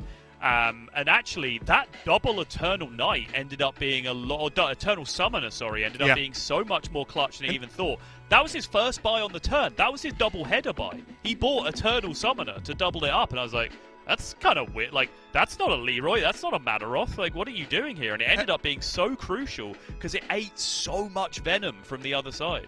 Well, that's it. I was going to say, I think the biggest thing that threw me off in that last game was I feel like I got myself so comfortable because we saw so many Murloc games leading up to this one. I was like, oh, well, yeah, Beta Babbit will be way ahead. We'll have all the scam. There'll be 18,000 more minions coming out on the board. It's like, wait, yeah, it isn't Murlocs. And as you quite rightly pointed out, as soon as that Venomous went away, well, there's nice stats on the board, but with the really big ones down and Venomous still alive because of the ghouls, then it changes everything. And I think, again, shout out to Beta Babbit, though. I think he played exceptionally well this weekend. And you see how close it was when it came down to one single fight between 2 of the top players. And I am so happy we got this anomaly to end off this tournament, Sol, because if it was +1/+1 again, I would have lost it.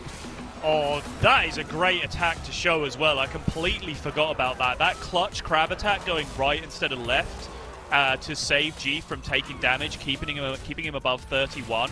You can see, he ended that game on 5 health, so I don't know whether the damage cap actually saved him at any point during the game or not, whether he took 15 in a place where maybe he wouldn't have otherwise. But great performance, really, really solid overall, right? Like, Satellite, we both came into this day saying, I picked Satellite because Satellite's one of the best players we've ever had in Lobby Legends, right. like very consistently putting up numbers, right? So, but discounting Satellite, he had a bad day, sure. Outside of that, the performances have been excellent from everyone else. Like, Waterloo is our next worst competitor. He won 2 games today. Yeah. Like, he's doing absolutely fine. And also as well, just look at Beta Babbitt. Actually had more points overall, but this is the sort of danger style of this format is once you get to 20, yes, Beta Babbitt's got 2nd place, which again, for the prize pool, is very nice. But it shows that once you hit that, it's about finishing strong, which is what Chief did. But I'm just so happy we got that ending. 2 players that both could win, all the way down to that last single fight. Incredibly close and different styles of play as Jeef sort of turtled his way to victory, I would say, as opposed to Beta Babbitt's sort of very clear and decisive game plans from very early on in any given game. So really incredible tournament. I'm a little bit sad it's over. I was okay for more. We're throwing some more anomalies in. But let's check out the puzzle box and how that one's panned out, as now we know the day is over. It's interesting, that is all.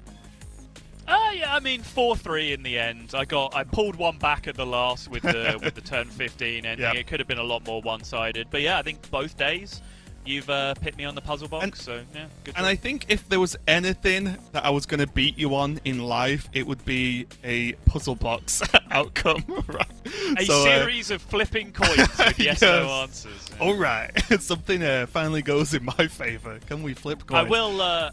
I will mention while we're wrapping up these Tavern Buddy things, Chris from Support Class just wanted us to say thanks to everyone who's played along with this all year. He's the mad genius behind all this technology that's making this possible. So I just wanted to say thank you for everyone who's had fun with Tavern Buddy this year.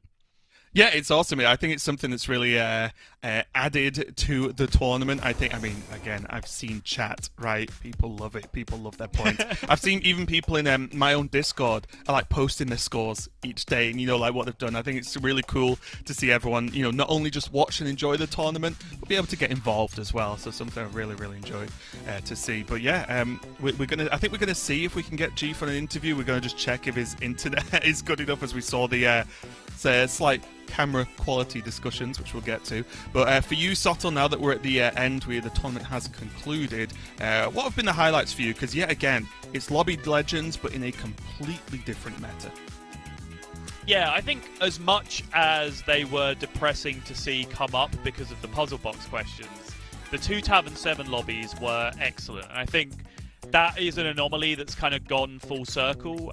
During the first week of anomalies, it was very heavily boosted in appearance rate, and there were all these other wild and wacky effects that people wanted to play with, and a lot of people kind of got tired of the Tavern 7 lobbies over and over again because they felt kind of vanilla with some stronger minions, right? And there's all this other stuff like, what? You can get a whole second copy of a minion that you buy, and everyone wanted to play those kind of things instead. But now that they've become rarer, they've become more of a breath of fresh air, and they are really exciting and explosive when you see them, and you start to see some of those things happen with Sea Witch and Amalgadons, and so those were both incredibly degenerate when we got to see them.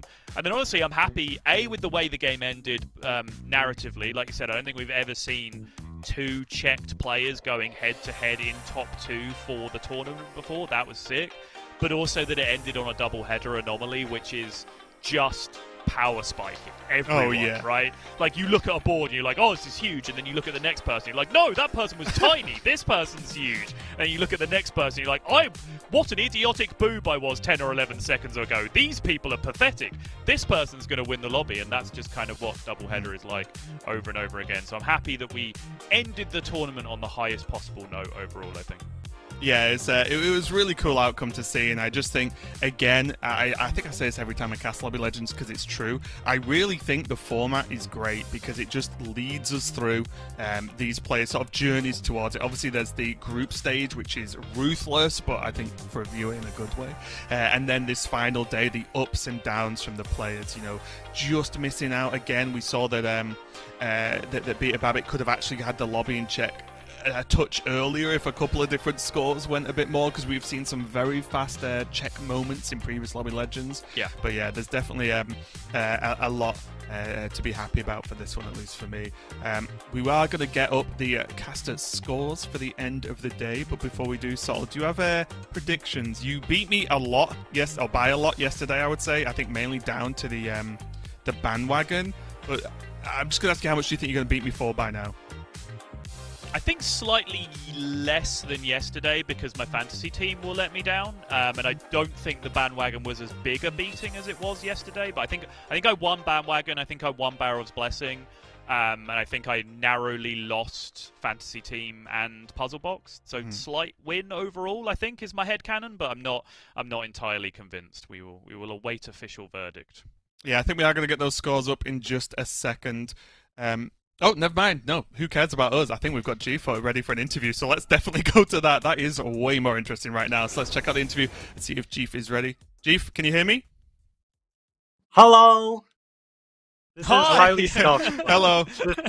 Highly scuffed. First off, congratulations on winning. Do you just want to tell me how you're feeling and how you were feeling with that last 1v1 fight? Dude, I was actually like giving up, bro. I was like laughing my ass off, like Beater and I won, cause before the game, Beater and I were like, I'm down at 1 and 2, fuck it. And then like, dude, it actually happened. So I was already like honestly, Beater and I, like, as long as one of us wins, like the NA streamer group is so exciting. But dude, that last match was like something else. Like so much adrenaline just like poured through me when my mana just connected. I was like, holy fuck, I won. That mana hit, bro. Oh my god. Okay. Firstly, I know Also, emotions are don't high, worry but if we about could me moderate calling the on my language, if we could moderate the language a little bit, Jeef, that would be lovely. Okay, I'm Thank so you. sorry. I Yeah, have no no, filter you're right good, now. I you're have good, no you're filter. No, it's all good. So honestly, speaking of range of emotions, how did you feel about playing endless overgrowth anomalies? Like 3 in a row, was it? Oh in the my middle of the god. game? Because you actually did pretty well in all of those lobbies, right? Yeah, like in Discord we were like joking as like Evergreen Arena grounds. But yeah. I was I didn't actually think I'd do that well in them. I think it's just cause like I liked staying on tier 4, so in that anomaly, like tripling is kind of, or like not tripling, but the discovers are kind of fake because they're just gonna be worse Yeah. minions than minions you can just buy.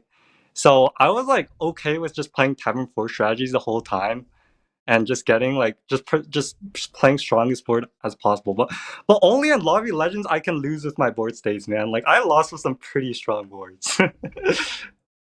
But also sometimes Yeah, my board was just complete trash. So. yeah, it seemed like every time we went to your board, it was like you had a Cleave, a Divine Shield Taunt, a Leroy, right? Like that was like your whole team in like a lot of those overgrowth You know, lobbies, the and you actual were just like, MVP of yeah, the actual MVP of Evergreen Arena is Golden Selfless. I had a Golden Selfless every single time. And it's actually amazing because it's buffed. So it like trades so many times. Also, my hand just is going shaking, back so to I that. can't hold the camera. No, you're good. I appreciate the effort you've made to get this interview happening at all. But just going back to that final game as well, how early did you start pivoting to scam? Because obviously Beta was massive, right? He had like 5 Tethys at one point in that game. Like, how early were you like, okay, I have to scam if I'm going to win this game? So basically, you know, I was actually like 60% to die the first time I faced Beater. But basically, like you can pretty much see if someone's high rolling or not. And because I have the lobby in check, I think from that point in the game, I think it's obvious that Beater and I are gonna 1 and 2. Like our boards are just so much better than everyone else's. So Yeah. the first time I faced Beater, actually, I just needed to all in. Like I sold my double Tethys setup I just had to play strongest board as possible because if I won that fight, if I killed him that fight, I won the game. But then I think he also had the same thought because like obviously he's like the best player also, so he also went all in. So like I was actually more likely to die and just get fourth. Uh, but yeah, Yeah. like that was super crazy. Yeah, and just finally, before we let you go and celebrate, are there any just final shout-outs? Anything you just want to tell all the viewers that have been cheering from you for you? Because there are a lot of viewers cheering for you, Jeef. So anything you want to say to wrap Bro, it up? just shout out to like everyone from NA. Like we got this one finally. Like we are Everyone. not frauds. We are not frauds. Okay, well, thanks, Jeef. Again, huge congratulations. You played great. It was a joy to watch. And yeah, enjoy celebrating. Yeah, thank you so much. Well That's played, man. amazing. Congrats. Okay, and there's the final standings as we start to wrap up the day, Sottle. But Jeef, what a great interview. I just had a great time. I was sat just listening, letting you ask the questions. Yeah. You know you're going to have a good interview when you have to get the censor beep out like 3 times within the first 10 seconds, right? That's always the sign that a good interview's incoming. Yeah, really, really good tournament overall. But unfortunately, it is the last Lobby Legends of the year. But what a way to round it out. Again, huge congratulations to Jeef and all the players that made it, of course. So it was really, really good scores overall from all the players. I think we can still have time to squeeze in the caster scores. I need to see if I even have any glimmer of hope of beating Sottle once before the year is out. Nope. Oh, Not bad though. Come on. yeah, Not bad. pretty good. Also, I actually did win on Fantasy Team. Okay. Oh, we actually tied on Barovs. Okay, I thought I beat you on Barovs and lost on Fantasy Team. Is actually the other way around. I feel like Puzzle Box needs to be weighted way more for me to have any given chance here. Because that 10 extra points, come on, it should be like 100 points for getting Tavern Tier 7 both times. That's better. Yeah, let's stick on this screen. This looks much more satisfying. Oh, it's an improvement. Maybe in 2028. I'll have worked my way up enough, but I'll take the symmetrical score, thank you, of the old 555. So I'll take that as some kind of victory. But yeah, what a weekend and what a tournament, Sol. Yeah, I mean, last Lobby Legends of the year. I think this was a very fitting way to go out for the year, right? The way it ended with head-to-head of the 2 players that had it in check. I think Jeef explained it, much better than we ever could as the player that was actually involved in it, of how that was boiling down. But then just from the hype moment of seeing them clash. And then also, yeah, sure, we can end the year with Battlegrounds on a high note for Americas. I think that's fine, for NA in particular, with the 2 American players going head-to-head. I think it's a great way to finish out the year for Battlegrounds, because in 2 weeks' time, we're going back to Constructed, and there's no happy endings for Americas in Constructed, I can promise you that much. Yeah, again, just remember Masters Tour in 2 weekends' time. It's not next weekend, I think it's the weekend after. Yeah, make sure to tune in. We'll be there bringing you all the standard constructed action. But yeah, finally, thank you to production. Thank you to everyone involved in making this show happen and making Lobby Legends happen overall. Fantastic event, and I hope we see more in the future. And thank you for watching at home. We hope you had a fantastic time, and we'll see you next time.